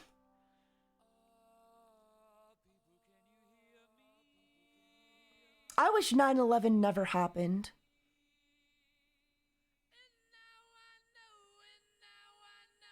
Because I think that was the beginning of, like, over-policing, you know? Not that I would know. I don't know. I didn't exist yet. I didn't exist yet. But from what I can gather, you know, things really started to go downhill after 9/11. How are the Canadian police like? It's hard to say. I don't think they're anywhere near as bad as, like, UK or American. But, like, there's definitely instances of, like, over-policing here as well, just like there is anywhere. Where there are positions of power, people will flock to them, you know? Especially when it's so easy to be a cop. It definitely hit the gas on everything going on now, yeah. So I've been told. You didn't exist on 9/11? Where was Taiga during 9/11?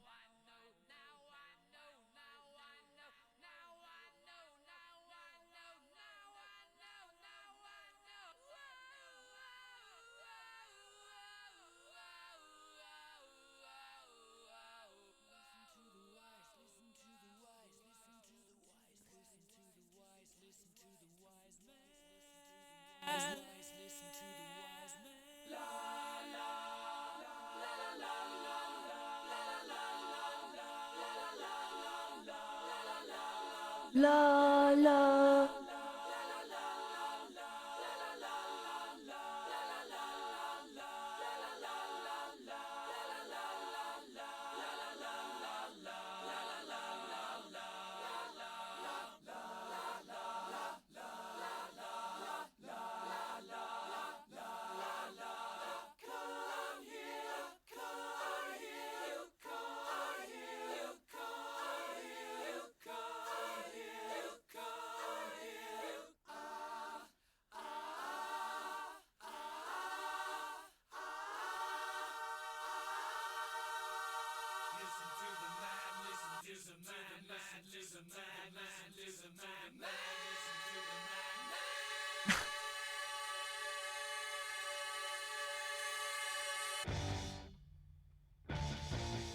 Shit.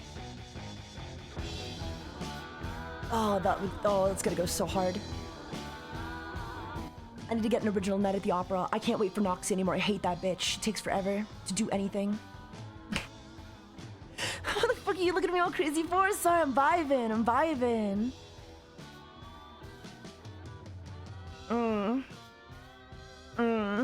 I just want to know. Oh. That might be life-changing. I don't know. Ugh, I need to hear that on psychedelics. I need to hear that when I'm all fucked up.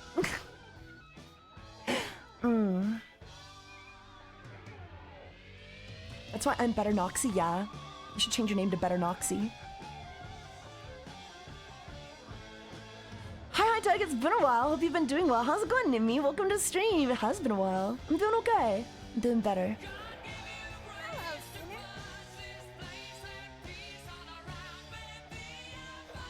Gives Taiga LSD. Oh no, please don't drug me against my will. Ew. I read a story. Apparently, the producer for the Beatles didn't tell them he was giving them LSD. He didn't tell them anything. He just put LSD in their drinks, like in their tea, and then just gave it to them, and then didn't tell them. And that was like their first time on it, their first experience.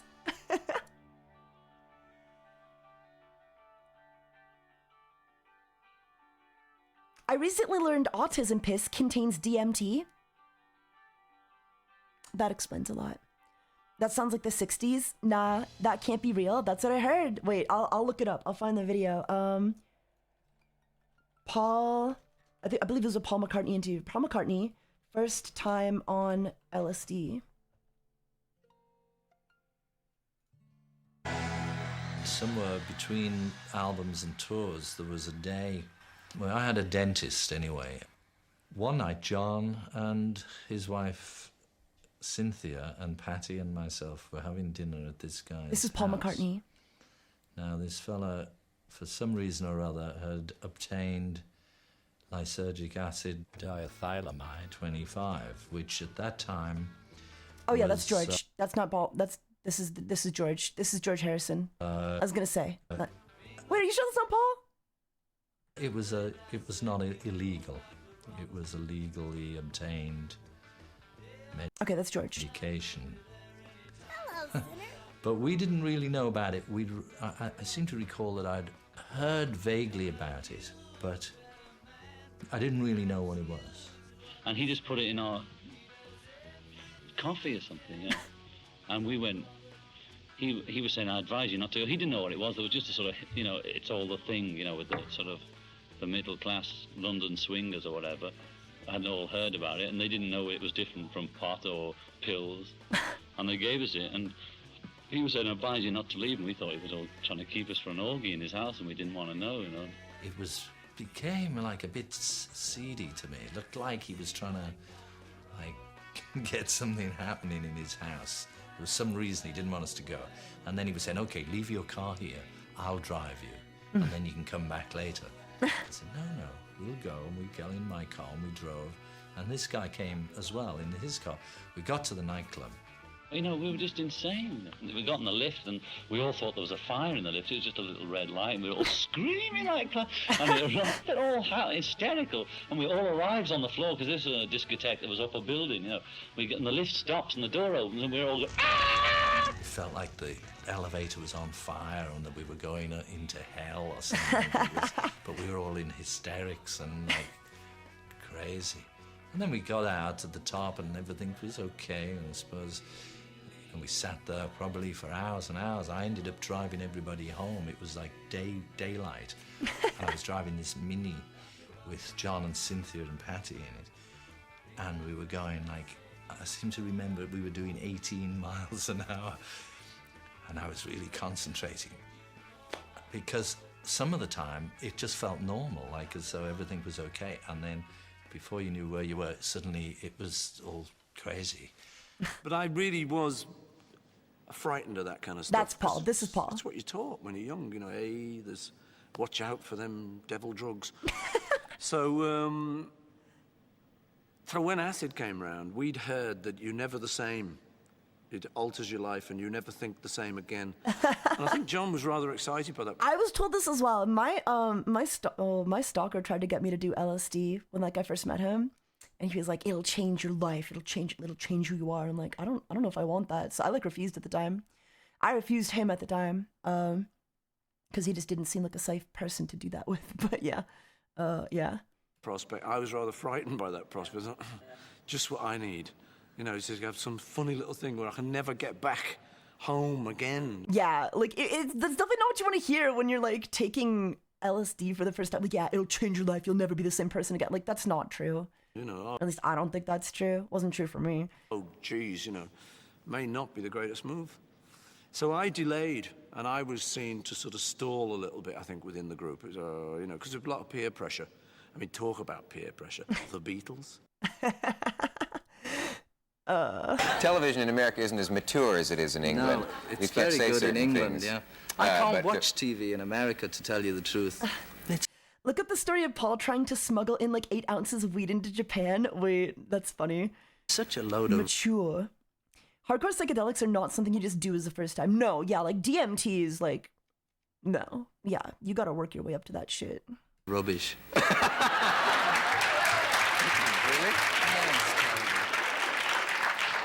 Not the Dick Cavett show, of course. I wondered. Weed is such a funny drug to me though, because like after, I don't know, like weed is such a nothing drug to me. Like, I don't know. Drives you crazy, you know, the commercials. You just get into something and it's sorry now, another word from, and another word from. And in the end, you know, they just put commercials on all the time. But you have commercials too over on your side Yeah, of the but pond. it's really done good, you know. It's really done good. They show maybe, if it's a 30-minute show, they'll have the commercial at the beginning, then the show will start, and after 15 minutes or so, it'll end, and they say, end of part 1, ding, and then it goes into the commercial, and then... I find in small doses, weed is less impactful / harmful than alcohol. No, it is. It like literally, alcohol's, dude, I don't know, man.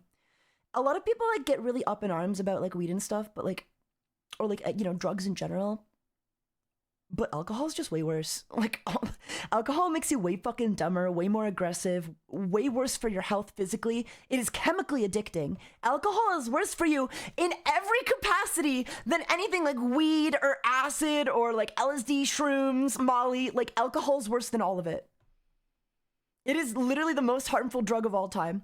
So like when anytime anyone's like, oh yeah, I don't do drugs. Drugs are really bad. Drugs are bad. Okay, it's like, I get where you're coming from. I really do. I really do. I really do. Alcohol's worse. The commercials end and it says part 2. Here it just goes ding, ding, ding from one into the next. Yeah. You don't know if it's a commercial or if it's the show. I mean, it does some of the things. Let's say there are a lot of commercials. And I'm not saying like I'm not saying you're a bad person if you drink alcohol. You know, it is what it is. You know, and like enjoy yourself. You know, it's legal. Shit's legal. I guess my point is like, if alcohol is legal, you know, no need to make all the other stuff out to be a big boogeyman, because alcohol's worse. I'll give you that. I have a serious question I want to ask you, and I have a feeling we're going to get interrupted before I get to. But I meant to get into this with John and with you. Have you ever seen Monty Python's Flying Circus? Yes. Yes. Well, very good. You want to get that on in America. It's really good. I thought of trying to get some of that and showing it. You try and get some. There wasn't time. It's really good. Yeah. Can I get to my serious question? Party of You have this moderation, yeah. tremendous influence. And Oh yeah, this is a really interesting interview actually. Listen to this. Listen to this. well, you had, when you were together, you had this gigantic influence on the young people, right? And everybody knows that the Beatles went through a drug phase. Did it ever occur to you, or did you ever stop and think of it this way, that the fact that this was known and the fact that you were the Beatles might have caused thousands of kids to go into drug problems that might not yeah. have otherwise? Well, no. Let him ask Shut up, the will you? question. Let him Shut ask up. First, what do you guys think of that question? Is that a fair question? I don't know. Anyway, listen to his answer though. Listen to his answer. First of all, when we took the notorious wonder drug LSD. Yeah. What was the question? You're not paying attention. I'll go back. It was the first drug problems that might not occur to you, or did you ever stop and think of it this way, that the fact that this was known and the fact that you were the Beatles might have caused thousands of kids to go into drug problems that might not have otherwise? Well, no. Let him ask Shut the up, will you? question. Let him ask the question. Shut up. First of all, when we took the notorious wonder drug LSD, yeah, it was we didn't know we were having it. John and I had this drug, and it was given. We were having dinner with our dentist, and he put it in our coffee and never told us. And we never heard of it. I mean, it's a good job we hadn't heard of it, because there's been so much paranoia created around the drug that people now, if they take it, they're already on a bad trip before they start. No, it's literally so true though. Like I think like it's kind of made out to be such a boogeyman that like it really does just like psych you out before you even take it. It's like you're already worried about what's gonna happen, so you're already having a bad trip before like it even kicks in, you know? Whereas for us, we didn't know anything. We were so naive, and so we had it, and we went out to a club, and it was incredible. It was really incredible. So a couple of years later, Paul had the drug too.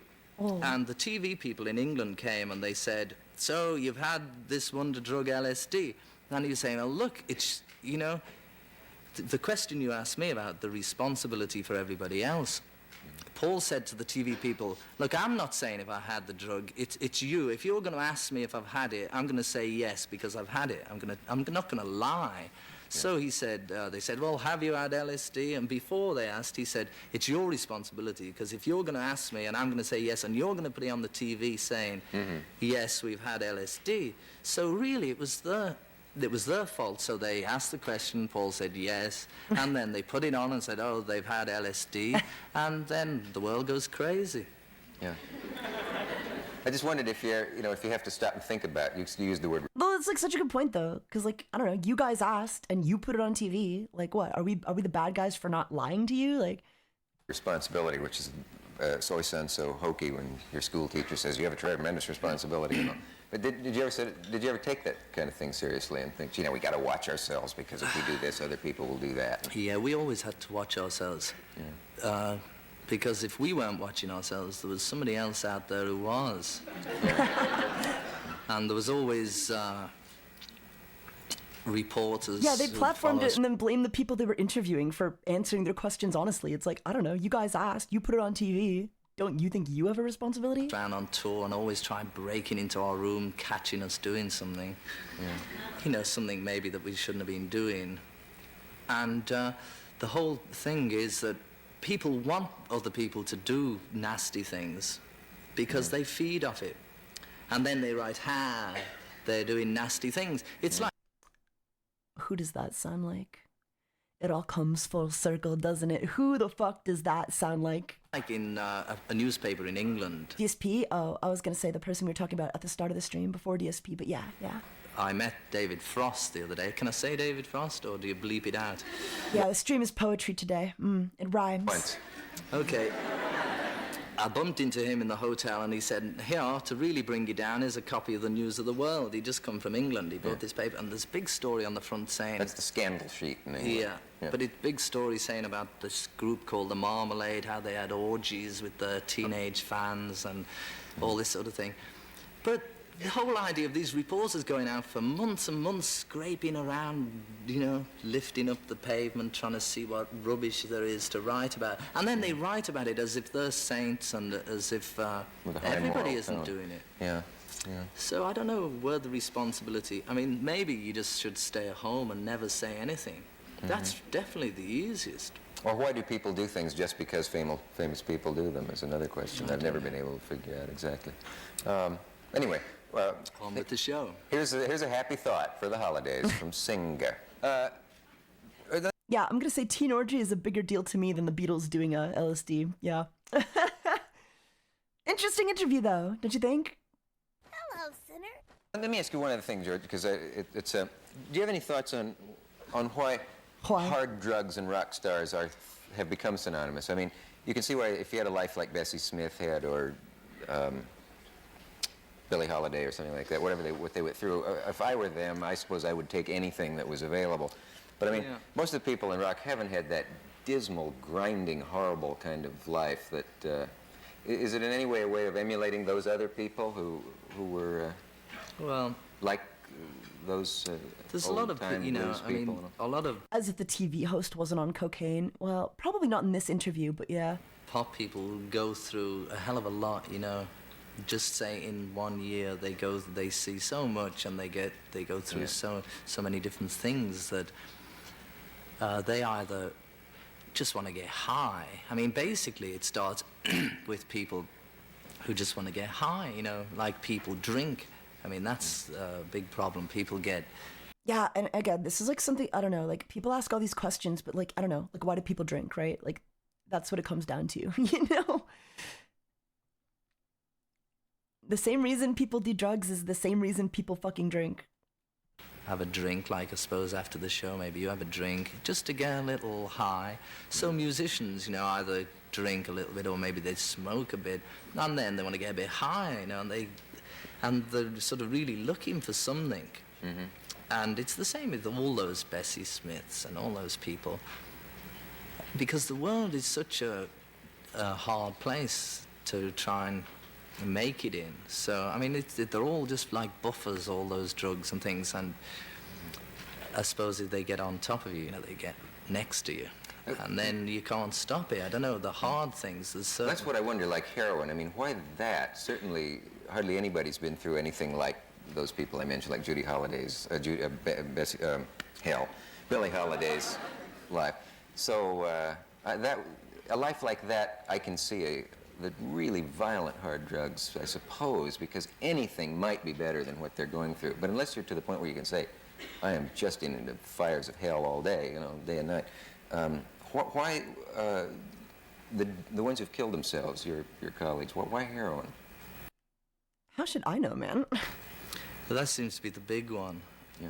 I'm really unqualified to talk about it. Yeah, I was gonna say, like, how the fuck would he do? I don't know, I've never done heroin. Heroin, because I've never taken it. Yeah. And I really don't intend to. There's, you know, I'm sure it's just, it's probably just the best high, you know, that's what it's down to. It's the one that gets them the highest, the quickest. But it just happens to kill you faster as well. Ugh. I mean, they all sort of kill you in one way or another. And there's very few people who seem to be able to experience something like heroin and then get away from it. Mm-hmm. Because it just gets in the system and they become dependent on it. I don't know. It's sad, you know, it's really sad. For being a drug addict, he is a pretty well composed and articulate. Well, he's not a drug addict. He just did LSD a couple times, guys. He's not like an entire ass like drug addict. LSD isn't addictive. Not nearly as addictive as like alcohol, for example. No, he smoked himself. Okay, well, I guess he did smoke himself to death. Yeah. Oh man, I don't know. It does make me kind of laugh when people like get all high and mighty about like LSD or something, and then like you drink and smoke. Like, okay, pick a cope. I don't know. Because they're all looking for some deep love or something like that, and they miss it, you know. Think what follows, by the way. It's much better to try and not take any drugs, you know. If you can get straight, really straight, then in a way it's much higher. I mean, I'm not really qualified to talk about that either. Yeah. I mean, I'm sort of in the middle, you know. Indian music and drugs don't mix, as I understand it. No, there's been a big... Ravi Shankar said so. Yeah. There was a problem, you know, the Indian music really got popular during that 66, 67, you know, all the psychedelic period. And I think from that, most people have started to associate it with drugs because the hippies, apart from the classical... The hippies. People who used to go and watch the music anyway, like the hippie people at that time were the ones who caught on to it. 6'7"? Indian music, and it just happens that most of them were, you know, either smoking pot or something. And since then, you know, I don't know, maybe Ravi will be able to explain how the two got caught up together, but it's really a problem. It's a problem for Ravi because he's, you know, trying to do this, spent years and years of real disciplined life in order to play this music, and then people think, oh, you know, he must have taken dope to play that good. You know, and it's really, it's a terrible thing, you know, when somebody's it's completely the opposite. The audience are really misunderstanding what the whole thing's about. Maybe we can talk about that. Yeah. If we don't go now, we won't. Interesting. Makes you think. We should watch like a Beatles documentary. I love Beatles. I love the Beatles. Let's see. Beatles documentary.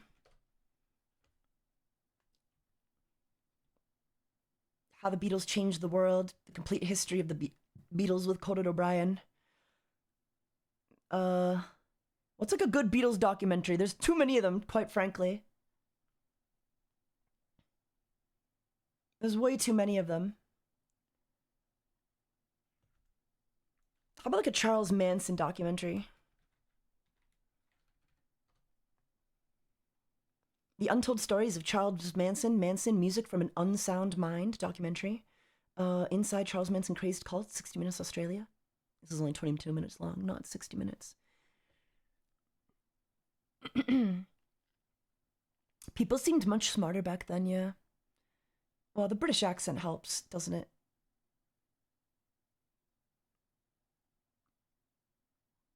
Okay, let's pick this one, I guess. Fuck it. Is this any good? Let's see.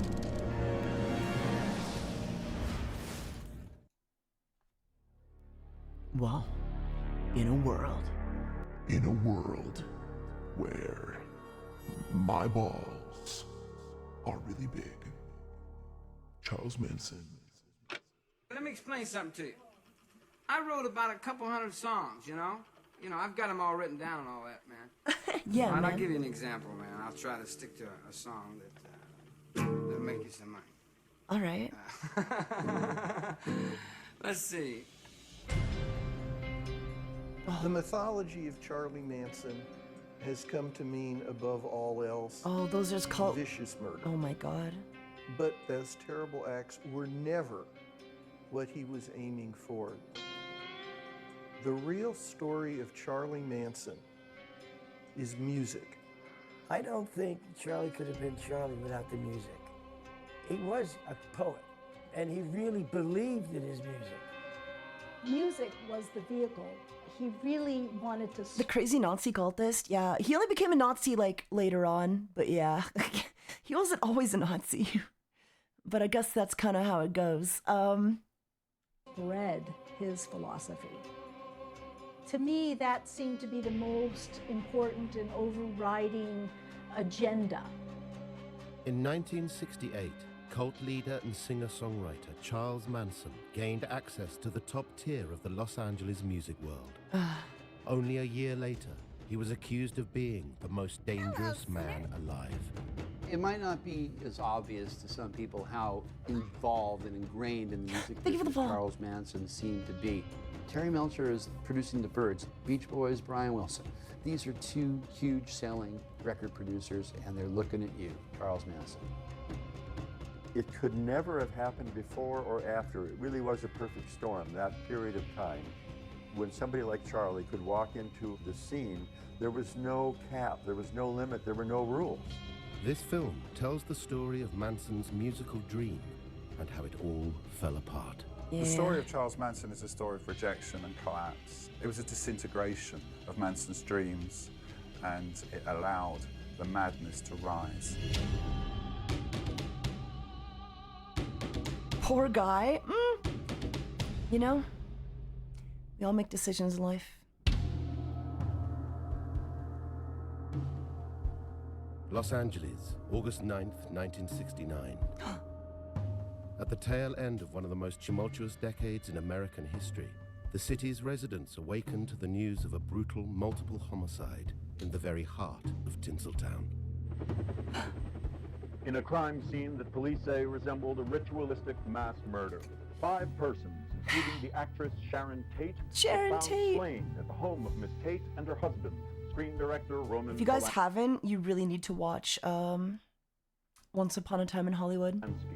Miss Tate, who was 8 months pregnant, and the other victims were discovered dead this morning at the Hilltop Estate in Benedict Canyon. Most had suffered multiple stab wounds. What's your favorite Beatles song? I don't know. There's too Murders many. in Los Angeles are all of them. irrepressible formality. They happen. They happen in California. They happen in America, especially where gun crime and knife crime is prevalent. But this was out of that league. What's Once Upon a Time in Hollywood about? Premier League horror. This. We are kind talking of. about the slaughter of an 8.5-month pregnant woman, and also the murders of those present with such violence inflicted on them which appeared to have no bounds. This was something else. This was absolutely shocking. The fact that one of the victims was a Hollywood star and the wife of a famous film director saw the story hit the headlines worldwide. Roman Polanski, like, fucked a kid, though. Unfortunately. The following day, 2 more murders were discovered less than 15 miles away. Again, the targets of a savage home invasion. And this second attack sent further shockwaves through the local community. From the beginning, stories would allude to the savagery, the brutality of what was done. Well, he And fled the some country, facts got so in the news. what are you gonna do? Within a few days, you could not buy a gun in Los Angeles anymore. The stores. Takitario, how's it going? Welcome to stream. Just in time for a Guard cult dogs that documentary. sold for $100 before the murder. We're going for as much as $2,000. It would take months for the police to apprehend the culprits. And when the arrests were eventually reported, the world was stunned. Charles Manson, the head of a hippie commune, and a number of his wide-eyed, mostly female followers, were charged with some of the most violent murders in American history. Only 2 years beforehand, Woodstock, California had been the epicenter of the Summer of Love, where the flourishing counterculture celebrated peace and understanding. That wasn't. Wait, Woodstock wasn't in California, though. That was in New York. This younger generation had always been viewed with skepticism by conservative Americans. And over time, as the movement became more radical, I guess the it movement in also general, I became don't know. more threatening. Through Manson and his band of murderous flower children, that potential threat had now become a reality. The average American looking at the coverage of the Manson case, they didn't feel any identification whatsoever with, Sharon Tate or these other families in Hollywood. What they felt was these kids are totally out of control. They experienced it as indistinguishable from campus rebellions and That's so the fucked riots up, in though, because like Chicago obviously, and I don't know, yeah. protests. And from the standpoint of the so-called silent majority, it was a sense of these spoiled kids. All they want to do is this rebel rousing and take drugs and have sex, and then you bundle all that up into the worst possible version of it, and there's the Manson murders. But the case was also baffling, and the motives for the murders remained unclear. Although the press were quick to run stories of drug-fueled orgies and satanic rituals, as the district attorney and the police probed deeper into the testimonies of those involved, a complex story emerged. Manson was not simply the isolated cult leader, nor the cold-blooded career criminal that his profile suggested. He was also a singer-songwriter, with connections at the very top of the LA music scene. About really. early December of 1969, the first stories started to appear in the Los Angeles newspapers that Manson may have committed this crime as trying to either kill or get even with Terry Melcher, who's the son of actress Doris Day. To young America, Terry Melcher was a famous name because of his work with the Byrds, with Paul Revere and the Raiders.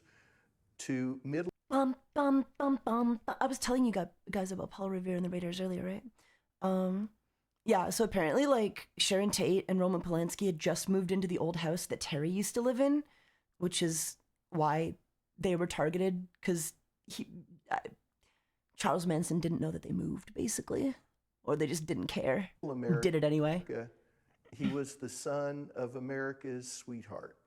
But as the investigation would continue, the stories started appearing in the papers, a name at a time. Terry Melcher, certainly, Greg Jacobson, who was part of the music scene, but other names too. Dennis Wilson, Neil Young, John Phillips, Buffy St. Marie. It became apparent early on that music was a big part of whatever it was that made up Charlie Manson.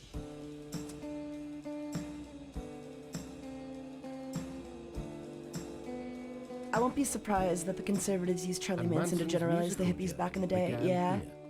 San Francisco. I mean, dude, Woodstock almost didn't happen. The people who were organizing Woodstock, they bought a venue basically, and then like months or even like weeks before the fucking festival was supposed to happen, they made it illegal. Like the place they were gonna do it in, like basically passed a law to make like hosting Woodstock illegal there, so they had to find a brand new location like last second to build a stage on. 1967. Like a month or two before the actual like festival. Since the end of the Second World War, They did not like the flower power movement. escape the conservatism of Middle America and explore Woodstock alternative happening was literally an lifestyles act of and God. So much stuff went right And for it it to became the happen. West- So much stuff went wrong, and yet it still happened. Yeah, like it was an act. It was a miracle. It still happened. attitudes, a stomping ground for the writers of the Beat generation. I think it was some like older boomer guy too that like was like, yeah, I'll let you use my farm, sure, you know.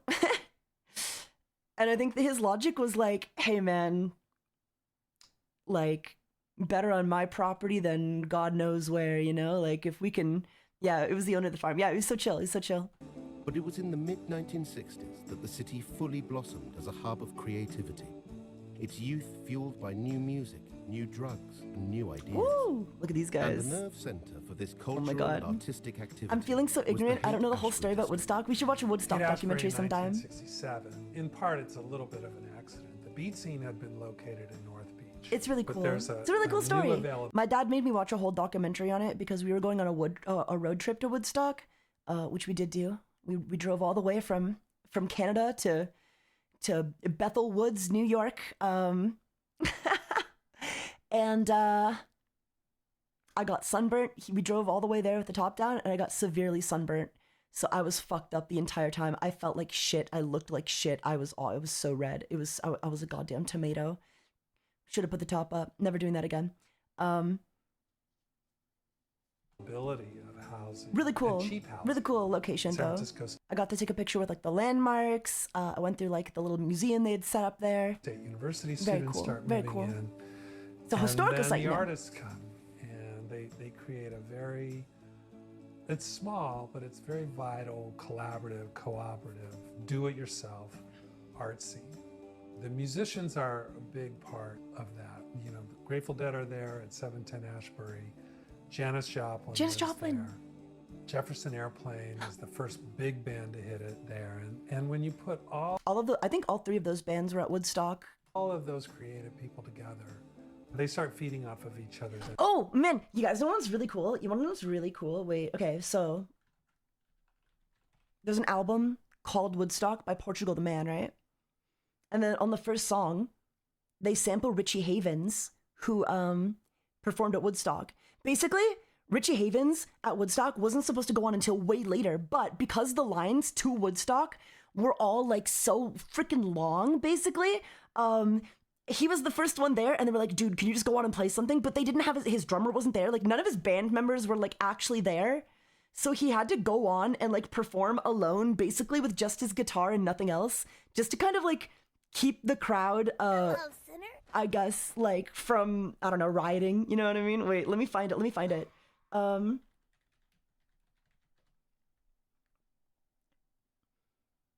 it got to the point where he was on stage for so long. How did he do? He did good. People were just like happy to hear any music, but he basically got through his entire discography. So he had to make up on his own song on the spot, and this is the song he made up, which is the one they sample as the first song on the Woodstock 2017 Portugal the Man album.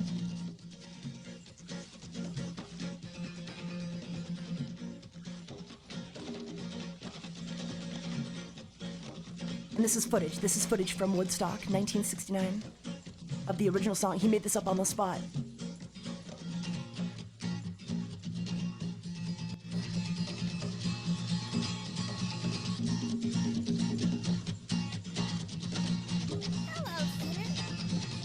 Turn the guitar up, Mike, please. Guitar, Mike.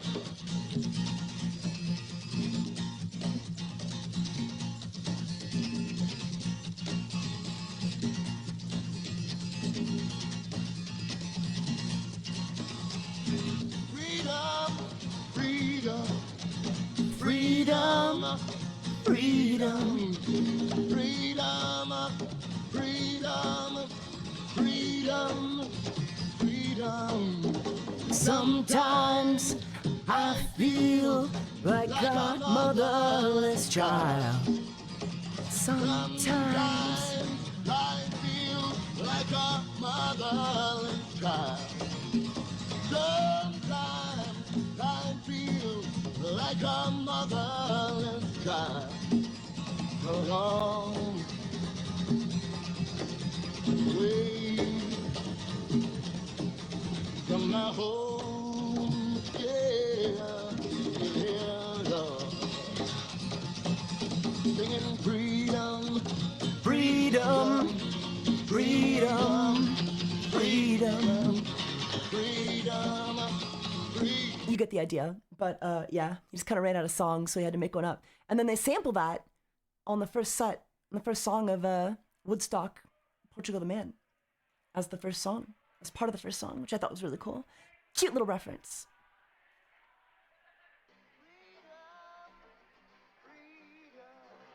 Huh?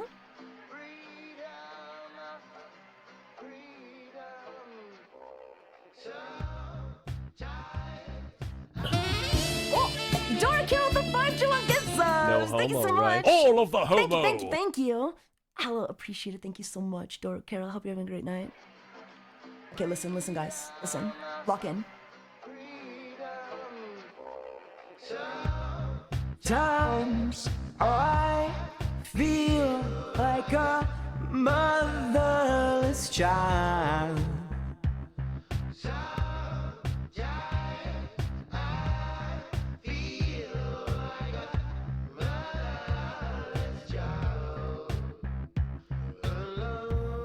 Isn't that cool? Isn't that a cute little reference?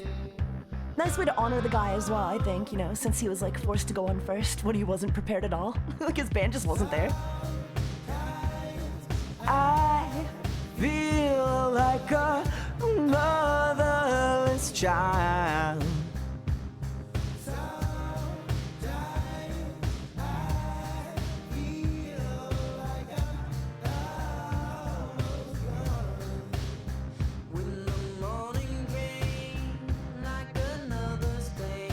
But yeah, the more you know. Just some music fun facts for you guys. Sorry, I gotta keep switching over to here so I don't expose all my disgusting tabs that I haven't been keeping track of. Energy. I think the big picture is the fight for personal, artistic, and sexual freedom. There was something going on here that was pushing for expanded freedoms across many dimensions. Although in the mid-1960s, the city's crusade for expanded freedoms was not unique, the driving force behind its particular vision of freedom was. While a vibrant youth culture had been thriving in cities across Europe and America since the emergence of the Beatles at the start of the decade, no other scene had access to the Haight-Ashbury's drug of choice, LSD. This powerful hallucinogen was at the very center of the San Francisco experience. It's my favorite drug. The music, art, and ideas that were emerging from the city. Where other drugs affected mood, with LSD, a user's perception of reality was significantly altered, and after only one trip, many felt they had undergone a spiritual awakening. It can't be overstated the power of LSD. It literally elevated people from one place to somewhere completely different and transformed people's lives overnight. Everybody was seeking this enlightenment, but LSD was kind of a shortcut. You know, it kind of opened up the top of your head and let you see, or at least think you saw. Manson, oh, this is Diane Lake, a Manson family member from 1967 to 1969. I assume she was reformed, but she used to be in the cult. Holy fuck. You know, this other way of life. But it also made us all very vulnerable to people taking advantage. And as the San Francisco counterculture began to attract both national and international recognition at the start of 1967, it was the psychologist Timothy Leary who emerged as the most prominent advocate of LSD. Wait, Timothy Leary. Wait, isn't that a song?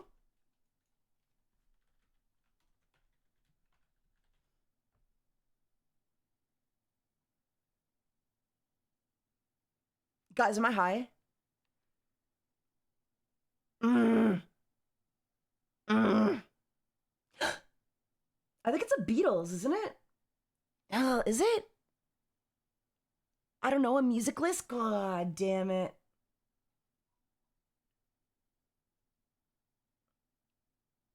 I'm going crazy. publicly Moody Blues. promoted Moody it Blues. as its Yes, therapeutic- you're so right, Momiji. Oh my god. No, because Noxie bought me a Moody Blues album. Oh my god. Oh my god. Oh my god. Oh my god.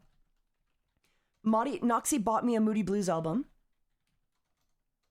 And that was one of the songs on it. You're so fucking right. Yeah, you're thinking Moody Blues. Yeah. Moody Blues, Moody Blues. Oh, Noxie bought me this album and we listened to it and I was like, damn, that shit's pretty good. And I was like wondering, like, who the fuck is Timothy Leary? Like, why the fuck are they singing about? Wait, they did Nights in White Satin? Wait, they did Nights in White Satin? Okay, someone pick me up Nights in White Satin. There's so many vinyls I need to pick up. Legend of the Mind. Yeah, this is it. This is the one. This album slaps, by the way. This album slaps. It starts off like... So... Listen to that. Listen to that. Be it sight, sound, smell, touch, there's something inside that we need so much. The sight of a touch, or the scent of a sound, or the strength of an oak with roots deep in the ground. The wonder of flowers to be covered and then to burst up through tarmac to the sun again, or to fly to the sun without burning a wing, to lie in a meadow and hear the grass sing, to have all these things in our memories hoard, and to use them to help us to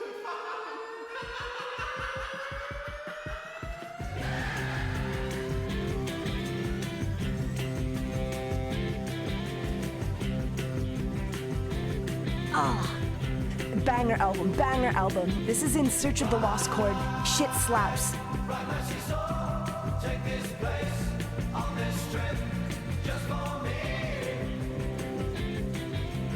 I take a free ride, take my place, have my seat. I worked like a slave for years. Oh. But yeah, Legend of the Mind. Wait. Sorry, my autism just clicked when I heard the name Timothy Leary. I fuck with it. It's decent. No, yeah. There's a lot of stuff that I think I'm like, it's okay. You know, it's just fine. It's whatever. But like, guys, am I lame for liking more recent songs? No, you're not lame. It just means you haven't opened your third eye yet. And that's totally okay.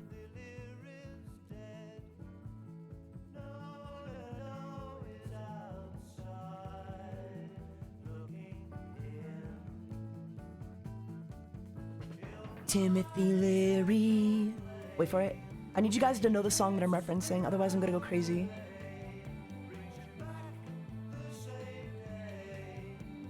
Timothy Leary.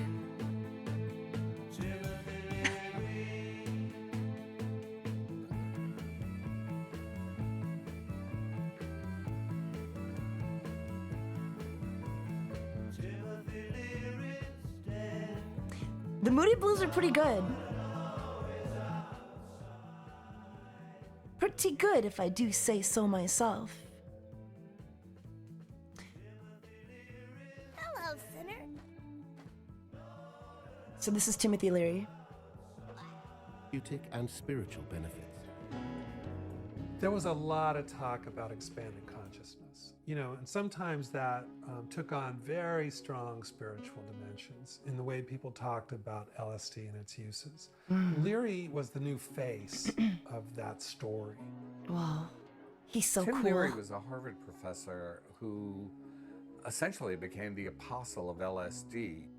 His background gave a patina of a kind of authority, I suppose, to his ideas about LSD and the new world, the kind of utopia that it was going to introduce. The message is very simple.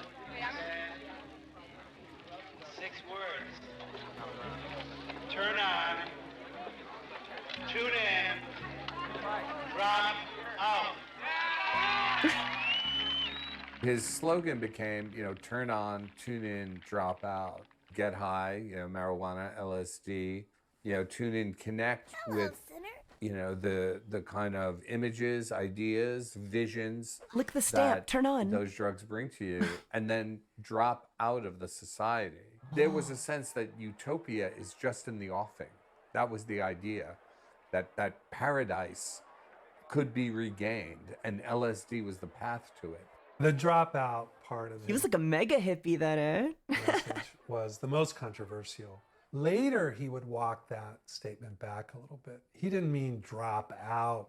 Like He drop out meant, of school. You know, think harder about where you put your energy. Mm. But, you know, the pebble had been dropped in that water. And Taiga, would you consider yourself a hippie? Yeah, I don't know if I'd call myself a hippie. I'm more like a bohemian. Playing out in ways that nobody could finally control, least of all Timothy Leary. And in the summer of 1967, the so-called Summer of Love, young disenchanted people from across America began dropping out en Why do I masse. feel like a lot of these peace and love hippies became fuck you, I got mine conservatives as they got old? Probably true. And flocked to San Francisco, searching for the utopia that Timothy... Oh my god, you know what was really funny? This is a story my dad told me, but apparently my dad went to Woodstock like a couple years before we took our road trip. My dad went to Woodstock by himself because he just does that, I guess. And like he was just walking around the field, and I guess like some old lady like came up to him and she was like, "Hey, do you know who I am?" And my dad was like, "I don't know. No, should I?" And then she's like, "Well, yeah." And then she just shows him a picture from Woodstock 1969 of like her and her husband, or her boyfriend at the time at Woodstock. But like apparently like she just met this guy at Woodstock and they've been together ever since. Like they were married, so they go every year to Woodstock and just kind of go up to people who visit as tourists and be like, "Hey, do you know who I am? Check out this picture of me and my boyfriend way back in 1969. That's us at the venue at the thing." So they just go there to brag, like just to mog, I guess. That's so cool. Yeah, it was really cool. And then my dad took a picture with them because he was like, "Shit, you know, you guys are relics. That's crazy." And they both passed away recently, apparently. The husband passed away, like was already gone by the time he met the girl, and then she passed away kind of recently. It's crazy world out there, guys. It's really funny. Leary's vision suggested was waiting for them. Oh. One of the things we forget is that Haight-Ashbury was such a concentrated place. It could. Do you wonder how many perhaps people's have ashes have been handled spread over the original maybe set of 1,000 Woodstock? I asked my dad. Yeah, I think a lot. I'm probably gonna take my dad's ashes, like if he passes away. I offered, I'd be like, "Do you want to be spread over Woodstock?" And he's like, "No, I'll probably be buried where your grandpa is." And I'm like, "Oh, okay." I mean, good answer, but I don't know. I wanted to take the initiative. People living there, eating there, part of a community. But during the so-called summer, A lot of hippies love were nepo from babies who could afford to 67 just sit and do drugs without 69, consequences, the but estimate most is to weren't, this so day that about don't use it 300 kids as a judgment. day would show up. And these were the ones who had no money, they had no place to go, just the belief if you get there will be taken care of. Yeah. That is the atmosphere. It opened up the possibility for predators. From around the country came hustlers. Hustlers. Came the dope dealers. Came the pimps. And above all, attracted by this wonderful hunting ground, came Charlie Manson. First arriving in the Haight-Ashbury district in the spring of 1967, Charles Manson was 32 years old and just as keen to engage with the utopia on offer as the youth surrounding him. Freshly released from a 7-year stretch in prison, like many of those flocking to San Francisco, Manson too was looking to escape a troubled past and to make a fresh start in this brave new world. Oh my God, Born in Cincinnati. Is that him as a baby? Jesus Christ. He looks like he's on LSD, bro. He always looked, no, he kind of always looked insane. That's actually insane. That is kind of fucking insane. People always ask, like, would you go back in time and kill baby Hitler? Like, shit, if he looked like that, yeah, I would. Ohio, to an unmarried teenager, Kathleen Maddox, a wayward mother at odds with her religious family. Young Charlie Manson never knew his father. And at the age of only 4... Would you kill baby Manson? No. I don't know. I think what happened to Sharon Tate was awful, but, like, who knows? Who knows, man? His mother being led away by police for armed You know, whoa, butterfly effect. Who knows what could have happened? robbery. There might be some really good songs that never got written if you know, those murders didn't happen. Oh, that's awful. That's She awful would to say. receive a 5-year jail sentence. Oh. Wait, for Manson. Charlie Manson never knew his father. Oh.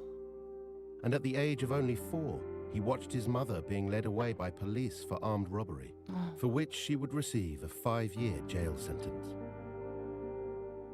Manson was every part the throwaway kid.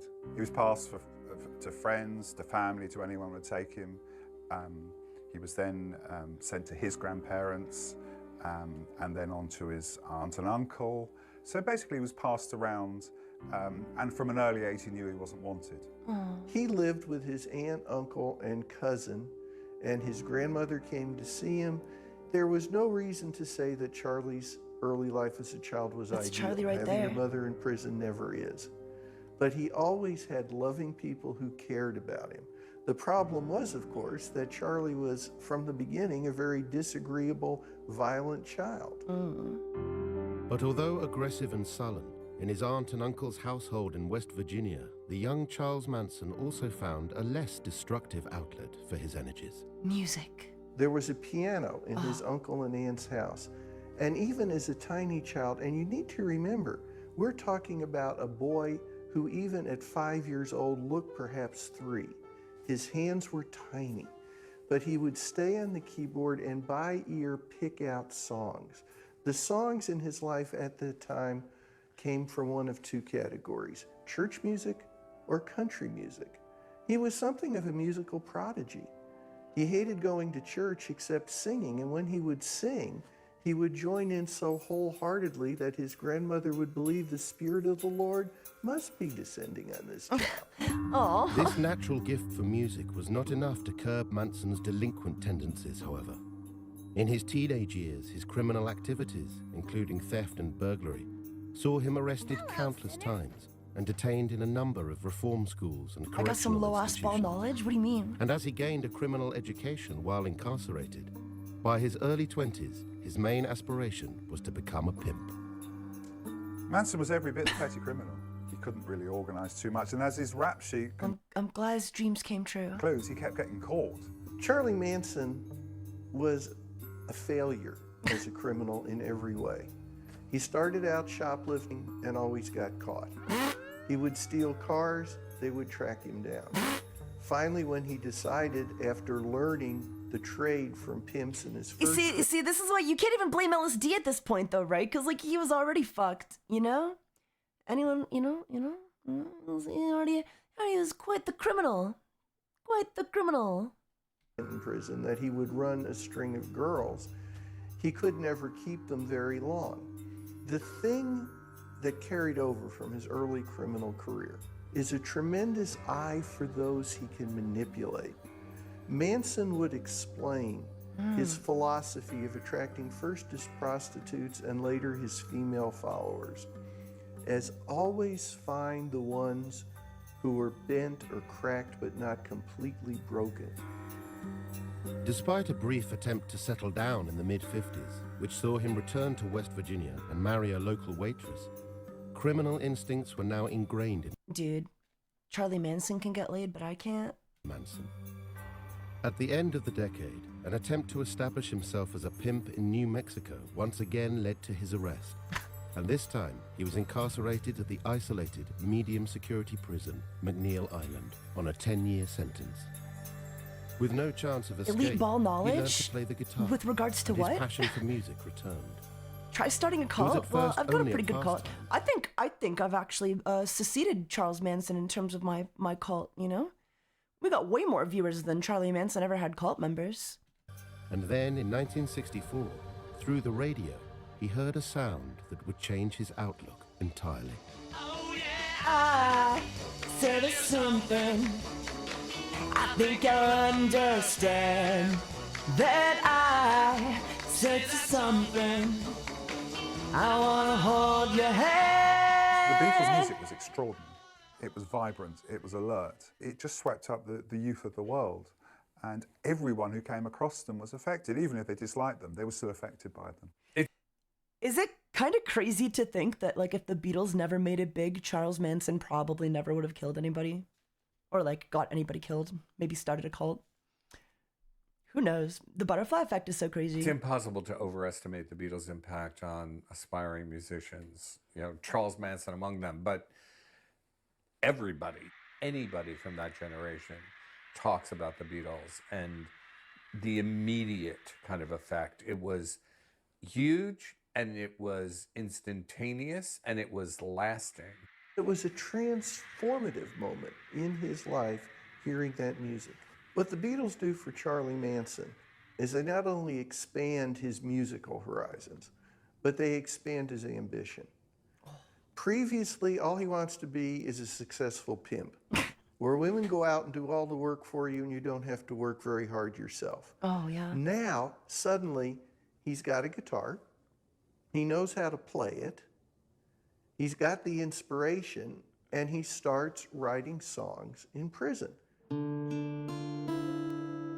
Is this one of his prison songs? Terminal Island, Los Angeles. Oh. It was here in 1966 that Manson was transferred to complete his time in prison, his 10-year stretch reduced due to good behavior. Oh.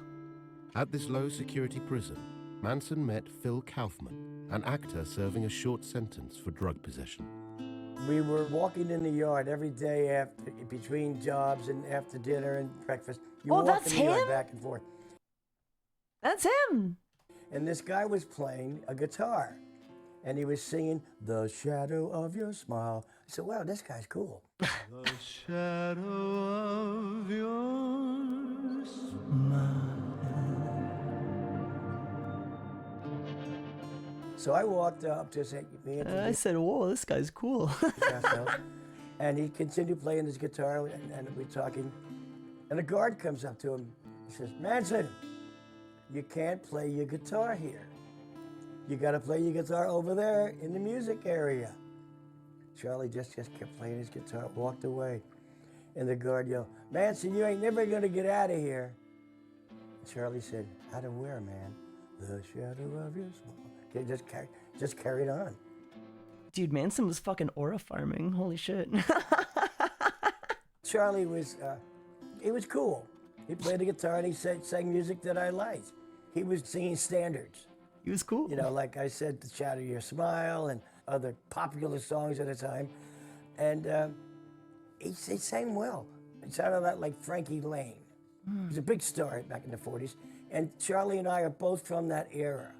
We're both older guys, so that was our frame of reference. We had Frank Sinatra, or Perry Como, or that genre.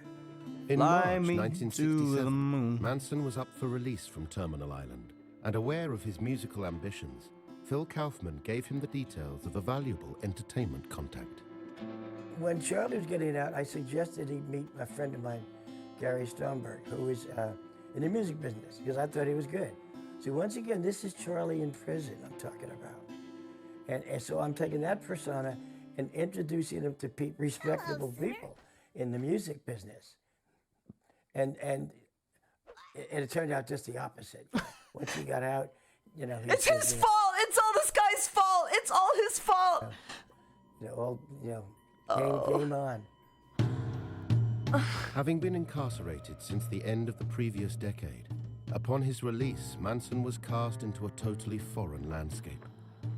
The America he had known had been transformed by the youth culture revolution that followed in the wake of the Beatles. The Beatles. With the assassination of John F. Kennedy, the advent of the Vietnam War, and the draft that was seeing thousands of young men thrown into a conflict they didn't believe in. Shit. The generation... Man, 60s was a crazy time. ...gap that had developed in the 1950s had now become a chasm. The counterculture that was spreading across the nation viewed their elders and the authorities with a deep suspicion and was looking to reshape the American way of life. People realized that we were kind of, as a nation, we were kind of spiritually bankrupt. You know, we'd lost our way. The moral principles of our Constitution and the founding of our founding fathers seemed to be forgotten. David Felton, Rolling Stone magazine. This was a time of deep alienation in the country.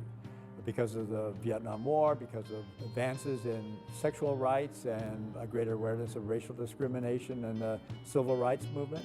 There was a great division and There's a reason hippies still have a level of cultural significance, and things like beatniks just vanished. What the fuck are beatniks? But, what the hell's beatniks? not so much as a negative thing, but one is where we were exploring new things. We were all going through this sort of phase Google of it? exploration I'm not gonna do that. and, innocence, really. And the 32-year-old Charles Manson was very keen to exploit that innocence. Proto-goths in a way. Heading I see. first to Berkeley and then on to San Francisco, the city enabled him to regain a youth lost in confinement, and he embraced this new culture and its liberating power. In Hate Beatniks were a member of a social movement in the mid-20th century who subscribed to an anti-materialistic lifestyle. Ashbury, Manson's first impulse was to stand back and observe the leaders of this scene. Over a number of weeks, he listened to the local bands, watched the various preachers and social activists at Golden Gate Park, and took LSD for the first time. Then he headed down the street with his guitar in hand and began looking for followers of his own. Thank you for the look, San Mr. Francisco was awash with gurus, philosophers, preachers, cults, religions, everything imaginable on every street corner. Manson had his own brand of philosophy. He was known as the gardener. The gardener. He used to plant seeds in people's minds, you know. So he brought... Shit, that's fucking cool. I'm the gardener, and I'm here to do the gardener's business. A package with him. I think he was a very crafty and charismatic person. I mean, he was a great performer and a great preacher. He did have a good act, which was one of cosmic intelligence, which frankly never made sense to me beyond 2 or 3 sentences, but still he had it down. Melding concepts from the Bible, Scientology, and the acid gurus surrounding him, Manson's philosophy that morality was a lie, that nothing was corrupt except for possessions, the ego, and family, began to draw to him a small group of young women. Oh yeah, that's cult shit. That's like hardcore cult shit, Jesus Christ. Mary Brunner, Lynette Fromm, Patricia Krenwinkel, and Susan Atkins. All were Jesus. That's the best you could do. Seduced by Manson's charisma, his music, and the closeness he promised them.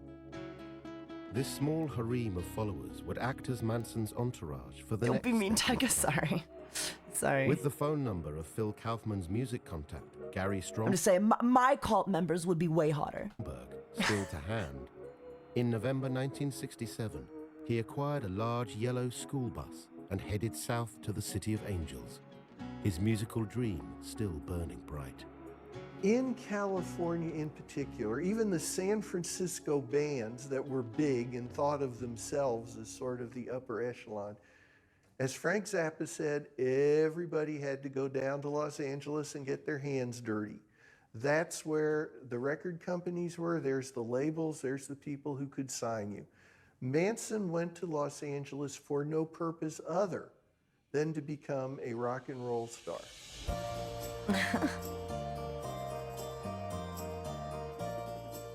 Los Angeles, 1967. A sprawling city powered by its immense entertainment 6'7". industry. And Wasn't one of the Manson cultists of the Folger Coffee film? No, that was one of the victims. One of the victims of the murders was the heiress to the Folger Coffee empire. although it had been the heart of the American film world for decades, its growth as a thriving music capital was a relatively recent phenomenon. At the dawn of the decade, the music industry was predominantly concentrated in New York. Yet in 1961, a band emerged who would help put Los Angeles The what? Coffee empire? Yeah, the Folger's Coffee empire. Abigail Folger, heiress to the Folger Coffee empire? Ever heard of her? on the musical map. She was killed by Charles Manson's cult? No? Okay, well, she was killed by Charles Manson's cult, so... Amid a West Coast craze for surfing, which produced its own local youth culture and instrumental rock sound, the Beach Boys released a run of hits that brought this culture to Everybody national loves attention. surfing. Led by the Surfing gifted USA. composer and singer Brian Wilson, with his brothers and cousin in support, the band's unique sound propelled them to the top of the music world and immediately gave California a cultural kudos. The Beach Boys and the surf music phenomenon out of the West Coast, the waves and the suntans and the girls in the skimpy bikinis and the dancing go-go girls, was something that kids in the Midwest, especially, my uncle's favorite band, were good fascinated taste, by. not I bad. wanted to go out to California and be living Understandable. endless summer. And even people in the colder East Coast cities saw that as an out, you know, a way out.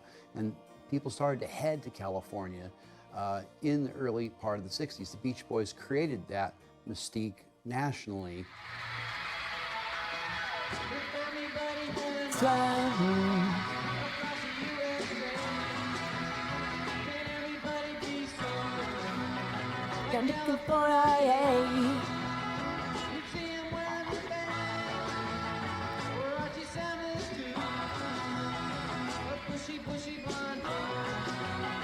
Look at those shirts. I know, they look so cute. They had this sort of California sun surf theme, which for everyone, certainly across America and certainly across the world, it was a fantastic package. Who the fuck trusts and it was you? a brochure to a lifestyle which many people aspired to. So it was good time music. Round, round, get around, I get around.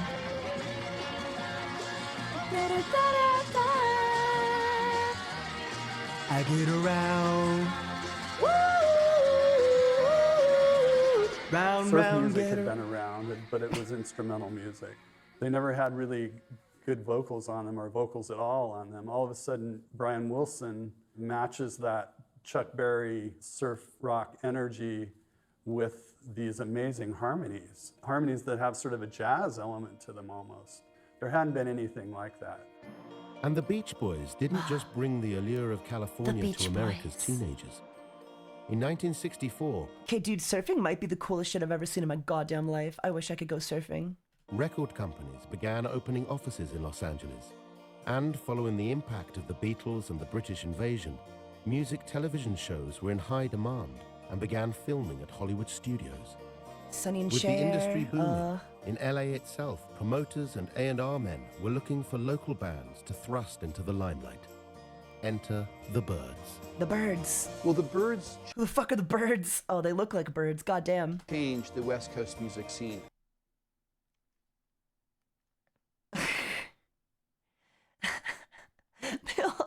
They all have the exact same haircut, man. There's no way. Oh. Yeah, I know the Byrds. That's on the left. That's Ringo, and then Tingo, Dingo, Bingo, and Flingo. Overnight, we had all this record company and record business moving out to Los Angeles in 1964, but the Byrds pretty much defined where the future of music was going to be. They took the Beatles beat and the Beatles And their manager, Pingo, yeah. and harmony course. sound, and then mixed it with Bob Dylan's lyrical profundity.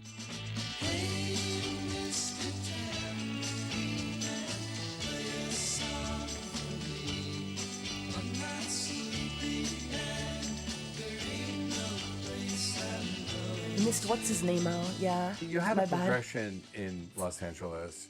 Obviously, the Beach Boys were hugely important, in the early 60s, and would continue to be so. But what the Beach Boys represented, by the time the Byrds came along, seemed old school.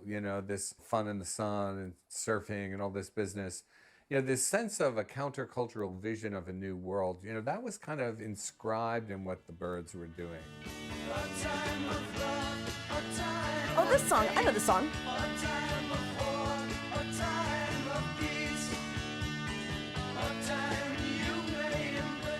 The Byrds morphed a pop sensibility with The Byrds. a much deeper theme. The fucking Byrds. Which really up until the end of 1964, no one else had done in pop. Dylan had done it, but he was still a folk artist. He really hadn't penetrated the higher echelons of pop. We talk about Teen Beat or 16 magazine. He wasn't featuring in that, but the Byrds were. The Byrds were definitely something that was more 60s, more modern. They had more of a hippie look. It was pre-hippie, but Crosby wore his cape and... Just the exact same haircut for all five of them, man. Goddamn. McGuinn wore his weird sunglasses, and they looked a little edgy. You They say had it a like cool Beatle sound. isn't also just bad wordplay. Yeah. I don't know. At least as a kid, I always assumed like the Beatles were like, you know, they were like bugs. I don't know. I thought they were just really into bugs. It was just so perfect and right for the time. And the Byrds' success soon inspired a number of other local bands, including The Doors, Oh, The Doors. Love, and Frank Zappa and his Mothers of Invention. I love With The Doors. marijuana more readily available in California than on the East Coast or in Britain, these acts The all Doors? Do you guys not know The Doors? How do you know The Doors? Everybody knows The Doors. You know The Doors. Everybody knows The Doors. No? Yes, you do. Yes, you do. Yes, you do. Yes, you do. Oh. Into this world we're thrown, like a dog without a bone, an actor all alone, riders on the storm. Oh yeah, break on through to the other side, classic.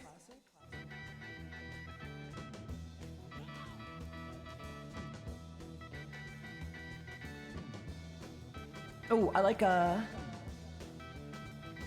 this one.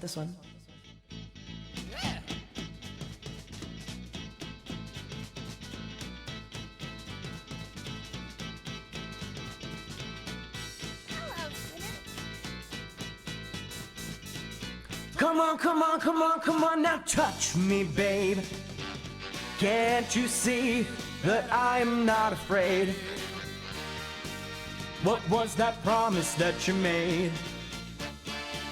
Why don't you tell me what she said? What was that promise that you made? Now I'm gonna love you till the heavens stop the rain. I'm gonna love you till the stars fall from the sky for you and I. Come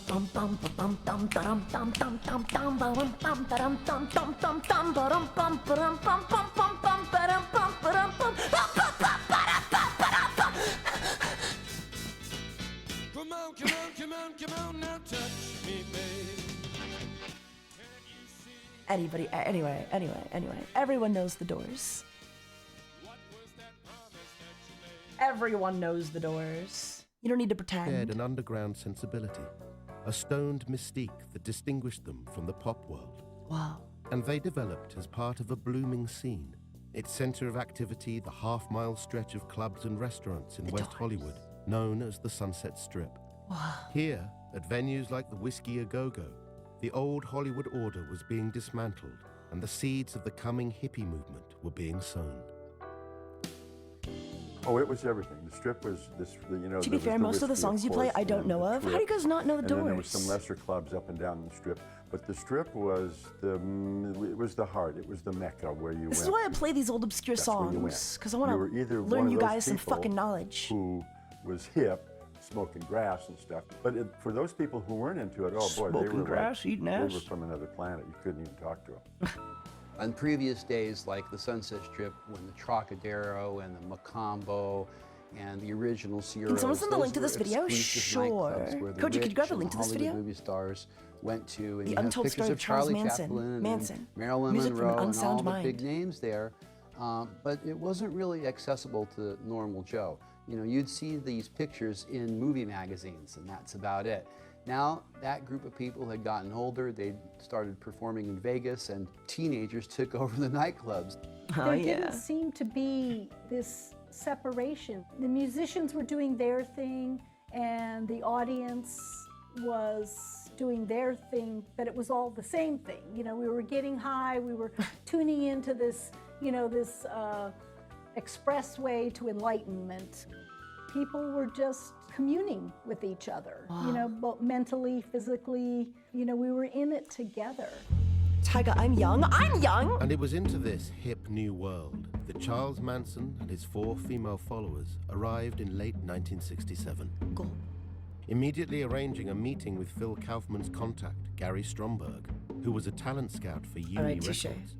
Manson prepared his best work for the audition, and Stromberg was impressed enough to book an hour-long recording session at the illustrious Gold Star Studios, the venue from which producers Phil Spector and the Beach Boys' Brian Wilson had recorded their most famous work. You know, on one hand, I want to say that, like, maybe if Charles Manson had just got this record deal, can someone send the link, please? Yeah, could you grab the link? Please stand by. There you go. There you go. I did tell you the exact title of the documentary, so if you wanted to look it up, you could have yourself, but, you know, it's okay. Yeah, I want to say that, like, oh, if he got the record deal, maybe he wouldn't have done other stuff. I think if he got the record deal, he probably would have ended up, like, coked out. I don't know, he probably would have killed his spouse. The first recording session that we know of with Charles Manson is for Universal Records subsidiary Uni Records. The tape remarkably exists. It's unedited, which is unusual. And it presents a raw, untutored busker previewing 20-odd songs. Manson getting that record deal is is the equivalent to a certain Austrian painter getting into art school. Yeah, but on a smaller scale, yeah. Well, I think even if Hitler did get into art school, though, he still would have ended up in the war, right? And he still would have had a chip on his shoulder. I don't know. Like, art school or no, I think Hitler would have done Hitler shit. With no guidance? I don't think it would have, you know, like, we could argue, like, butterfly effect. Like, maybe it would have put him on a different path. But, like, with all the wars going on. Form or structure whatsoever. Hi, Charlie, baby. Is this any good? Let's see. Do whatever you feel like, man. Yeah. Just groove, you know. Tell us when you're going to start and we'll turn the machine on. Okay. Well, you know, can't you just turn it on and let it go? Okay, we're going to let it go right now. Take out what you want and the rest throw it away. Ugh. Stoner laugh. First of all, I was sort of startled by Manson's voice. It seemed different than the voice that he had when we talked to him, which must have been a year or two later in prison. He was more playful. He was, he giggled a lot. Yeah. And he seemed nervous. I'm nervous.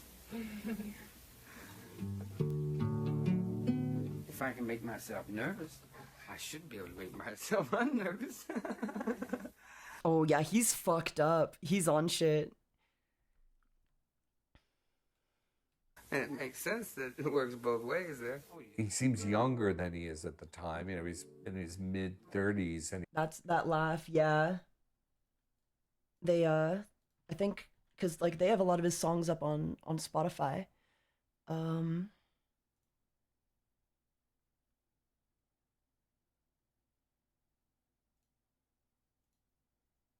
something to do. Let's see.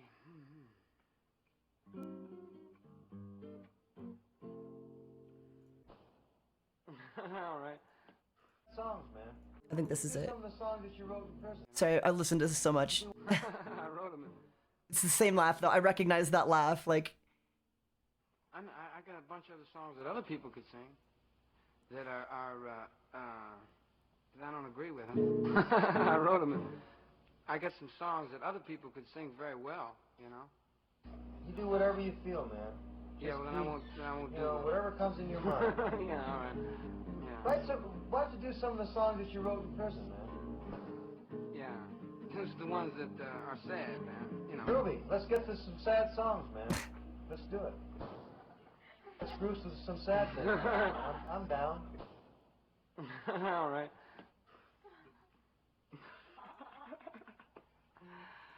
I'm down and you're up. Ha ha ha ha ha. Yes. Yes.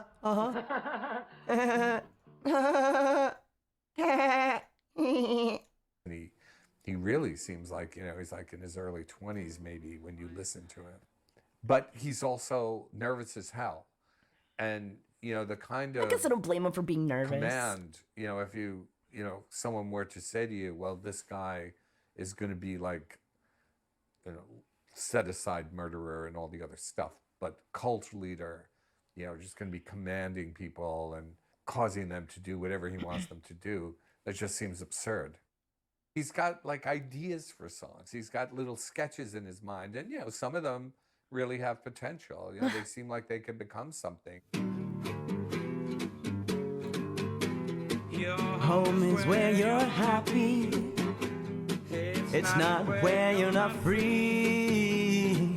Your home is where you can be what you are, 'cause you were just born to be. Now they'll show in diamonds for all to see, but they'll never show them that peace of mind, 'cause they don't know how to be free. So burn all your bridges. It's a fascinating piece of work. That was very attractive to young people with no visible home, or no visible background, or no visible structure, or something they've been alienated from, because they knew their home wasn't happy. They knew they weren't free at home. So they could buy into Manson's utopian world through the song. Would you mind if I approach you with this song where I tell you that I want you? All day long have I watched you from afar, and now right here you are, so close to me. Now I know it isn't. There's a Latin influence in his stuff. There's a jazz influence in his stuff. I was very surprised to hear, actually, the smoothness of some of the arrangements, or potentially these arrangements had a smoothness to them that just I would never have guessed that would have been coming out of Charlie. The sessions didn't convince Uni Records that Manson was ready for a recording contract. Taking the rejection in his stride, he and his family looked for accommodation and found temporary lodging at a communal house a short walk from Topanga Beach, known as the Spiral Staircase. Sharing the property with various drifters, drug addicts, and dropouts, Manson and the girls settled into a communal life. Taiga pays And and while he spent smoochies, yeah. time working on his music, Manson also used the opportunity to search for new recruits. Would you In mind December if I approach 1967, you? 14-year-old dropout Diane Lake attended a party at the Spiral Staircase house and became easy prey for 14? That's a rough 14. an ex-convict who was twice her age. Charlie comes up, gives me shares his root beer with me, which was apparently really an honor. And oh, she's still alive? I feel bad. Well, she looks better now. Come and, sit in the circle and sing with them. Because he was like, I wouldn't be able to guess how old she is here. playing the guitar, and the girls were all surrounding him, and they all, came up and, hugged me. That's and, worse? What do you mean that's worse? Really, really welcome. Later, Charlie took me under his wing and under his spell, and he seduced me. Oh. He was funny. He was kind of impish, childlike, playful. He'd shake his head and his hair would kind of, dance around a little. I mean, I was attracted to him. I thought he was good looking. Instantly welcomed by the other girls in Manson's troupe, young Diane Justy, thank you for the 2 months sub! For 8 months in a row. Hope you're doing well. hallucinogens Take over and doing music, good. We're just watching a learning Charles every Manson word to documentary. Charlie's songs and joining them in their communal performances. I think we took acid at least once a week. Oh. We'd sit around in a circle and Charlie. That's too often. Or so I've been told. I heard that you should give at least 2 weeks off between each session to kind of let yourself reset, because it works less and less each time. Charlie would kind of administer it like a sacrament. He'd place it on your tongue and go around the circle. I mean, it was special. And most of the trips were good, and then most of them were centered around music. Cool. I enjoyed his music. At that time, a solo artist with his guitar was not that uncommon. But by 1968, Charlie began to question whether his chances of making it in the music business may be improved if he had a band behind him. From the Spiral Staircase house and along Sunset Strip, Manson put the word out that he was forming a group and looking for young, gifted musicians. One of the first to turn up for an audition at the communal house near Topanga Beach was guitarist Ernest Knapp. Oh. It was creepy right off the bat. He just had this sense about him. Oh, this is him. I assume if they're interviewing them, you know, that things turned out all right for them. That was just uncomfortable. Oddly, I didn't audition with the other Yeah, the meta for dude with a guitar at a party was still very fresh then, yeah. musicians. I just auditioned for Charlie and his family. Oh. And I sat up in the middle of the living room floor, put my amp down and plugged it in. 3 of the girls had percussion instruments. He's quite handsome. Shakers and a tambourine and some little drum, and actually were accompanying me. So, which I liked, you know, it was, I'll take any help I could get, you know. Aww. Knapp was invited to join the band, and the following week returned to rehearse with Manson's quickly assembled ensemble. He seems like a nice guy. Once we had some songs we knew we could play, so okay, Charlie, what you got? And he performed his stuff for us. I thought he had talent, and I thought his songs were viable. Viable? It was more I thought his songs were viable. a singer-songwriter type of presentation. Naming the band the Milky Way, the following day they played their one and... That's a pretty good band name. I want a Super 6. I want to start a band. I don't know. Maybe I should put like on a list for my local area to start a band. That'd be cool, right? only public performance, an audition for the Saturday night slot at the local live bar, the Topanga Corral. We all met down there and loaded up into a couple of cars and drove on up to the Corral, which at that time was a country western beer bar. We're gonna stop halfway through, by the way. Look, we'll watch for Right like up another in the 10 minutes, I canyon. think. But We were like probably one of the first hippie bands to try to play there. And this was in the afternoon, and there was the owner and a couple of guys sitting around, and they were not very nice about it and said no. Manson's only ever band was Stillborn, and he refocused on his work as a solo artist. And despite its failure, the project had brought him into contact with another confident young musician, Bobby Beausoleil, who bragged about his affiliations to the band Love, and his late-night jam sessions with Frank Zappa would become a sporadic presence around the family over the coming 2 years. He was more talented than Charlie. Everybody who saw the two of them together would agree. But Beausoleil, as a creative artist, certainly saw there was a lot of creativity in Charlie Manson, and there was a certain bond that was formed between them. They shared a musical symmetry, they had a similar outlook. They complemented each other quite well. Wow. But Bobby Beausoleil was a strong male. He had his own independent mind. That's not something that really fitted in with Manson's family. So while they walked similar paths, Beausoleil was never a card-carrying member of the Manson family. But he was well connected. As Manson was looking to move on from the spiral staircase, Beausoleil suggested the family head north into Topanga Canyon and move. My new band name. We'll call ourselves, The Stairs. Huh? What do you think? Not bad, right? Into an empty property Good where he name, had been thank you. staying in Horseshoe Drive. Here, in March 1968, the family were joined by Phil Kaufman, Manson's fellow inmate at Terminal Island, who was a free man once again. When I got out in 1968, Gary Stromberg knew another guy I knew named Harold True. And Harold had been in contact with Charlie. So when I got out, Harold took me to Charlie.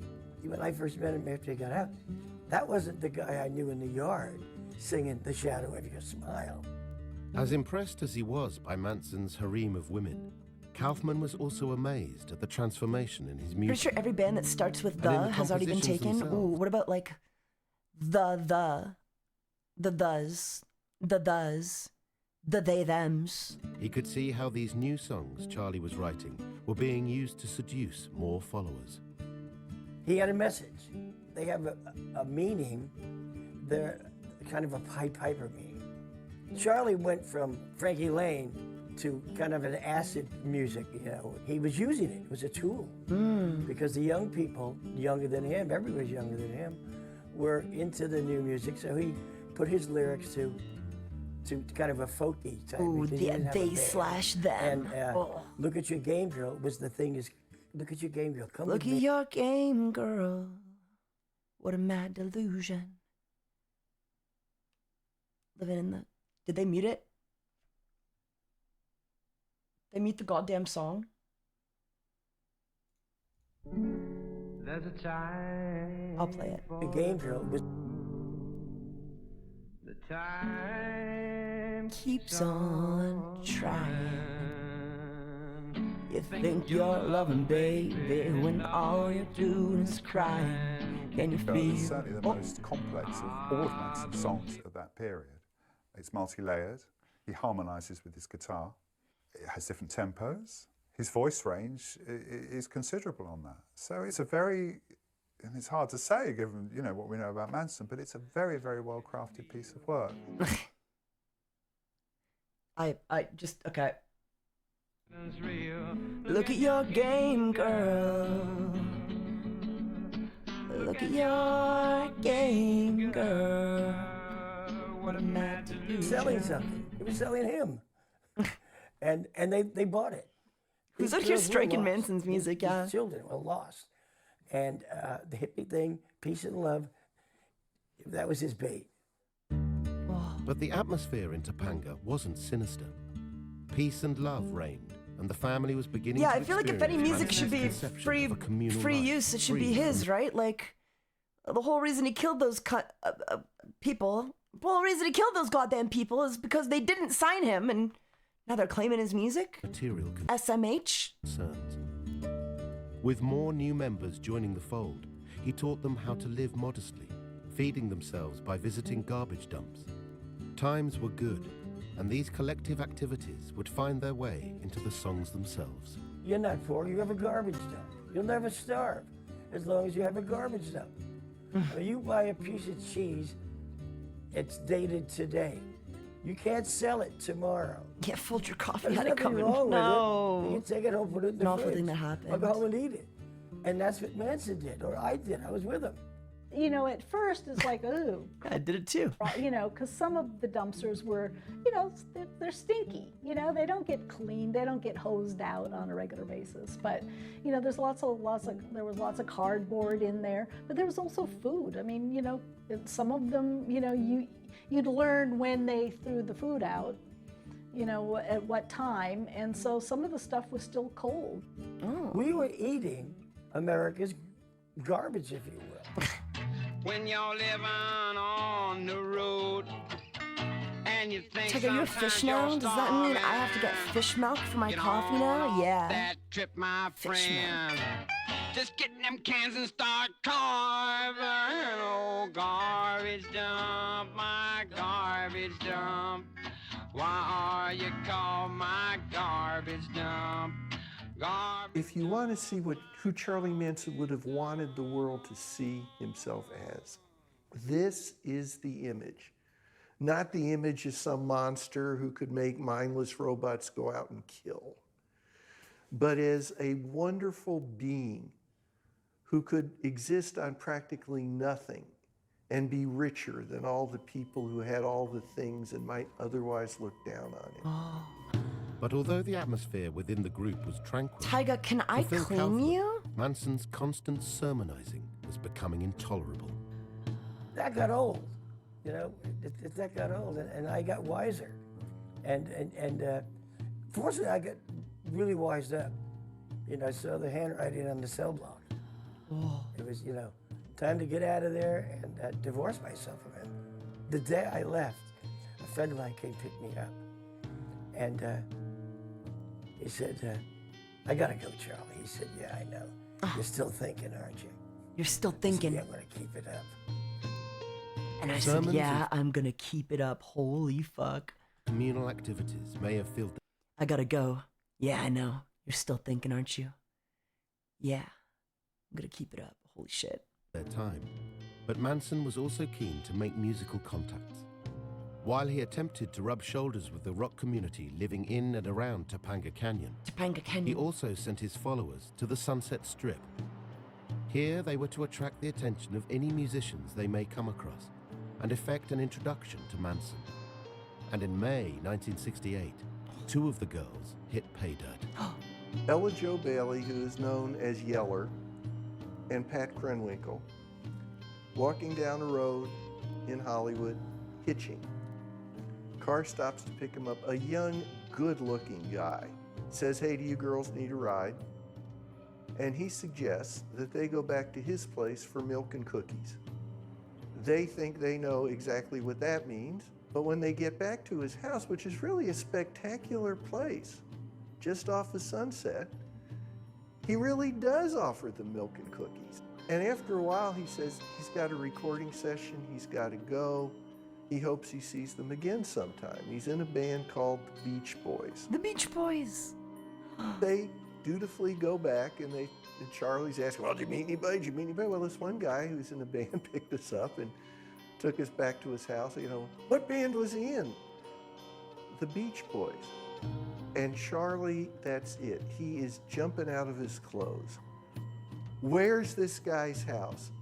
The Beach Boy they had unwittingly stumbled upon was Dennis Wilson, the drummer and younger brother of the band's celebrated producer and songwriter, Brian. That night, Manson and his entire family set off for Wilson's property on Sunset Boulevard, keen to make a real impression. Dennis Wilson, middle of the night, coming back home, pulls into his driveway and the lights are on in his house. And there's a school bus parked there. There's people in his house. He gets out of his car and he's going in carefully because he's a rich guy. You never know what's going to be there. And out comes this little short dude with a beard. "Hey man, how are you?" Acting like a host. And the first words out of Dennis's mouth are you going to hurt me?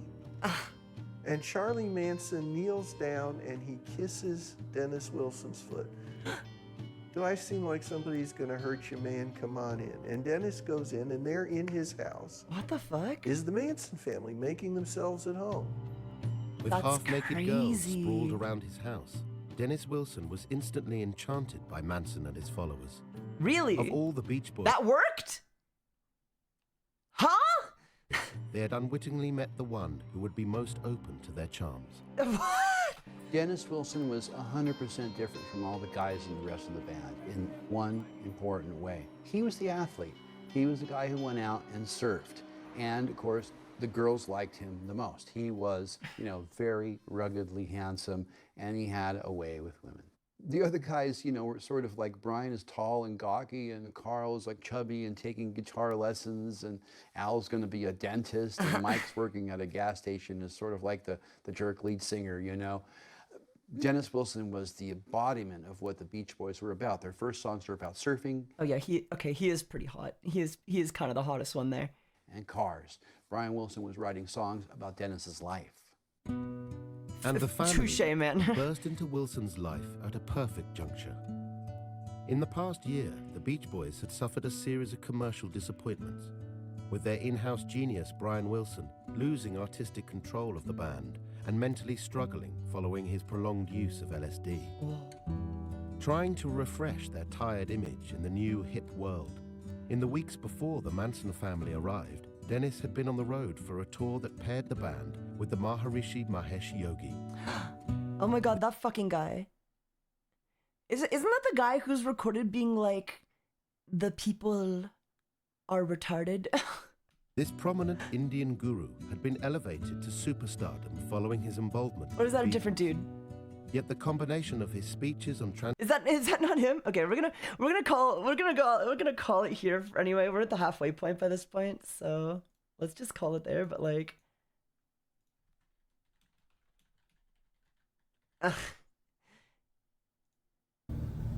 okay, I think it might be that's a different guy. I think it's a different Indian guru. That's on me.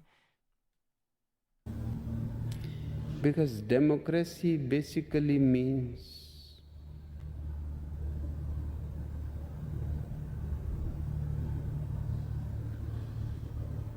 government by the people, of the people, for the people. But the people are retarded. Hi there, it's Paul McCartney. I'm doing Wired Auto. But the people are retarded. Oh, good times, man. All right, guys, let's call it here for tonight. I gotta get to bed and take a shower and just kind of wash up in general. Let me see who's live right now. There's gotta be somebody. It's late at night. We'll see. Who's live right now? Oh my God, shut up, Taiga. Ah, Sweet's live. Oh my God. Crony's live. Sweet's live. Let's raid Sweet. I'm gonna raid Sweet. Crony's doing an Indonesian stream right now, so I'm afraid even if I raided them, I don't think you guys would be able to understand them anyway. So we'll raid Crony another time. Let's raid Sweet from the circus. I just want to sleep and go to sleep, stupid. Raid message? The raid message will be Avalanche or cult raid. Femboy cult raid. Femboy cult raid plus your favorite emote in chat, okay? Yeah. You guys ready? Wait, Femboy cult raid. Let me copy paste it so you guys have something to copy paste. Okay. Yeah. Hello? Oh my God, Twitch, stop being shit. Okay, there we go. Good luck, guys. Good luck. Have a good raid, everybody. Thank you so much for coming to my stream. I really appreciate it. It's super late, so I really appreciate like all the raids and staying up with me. Thank you, Discordia. Thank you, Kitsen. Thank you, everybody, for hanging out. We'll watch the next half of that documentary another night, okay? But in the meantime, that'll be it for me. Join my Discord server. I have some socials here. If you guys want to check them out, YouTube, Twitter, TikTok. I don't really post to TikTok. Don't bother. YouTube, Twitter, Blue Sky, Discord, all the good stuff. See you guys later. Have an amazing night. Goodbye.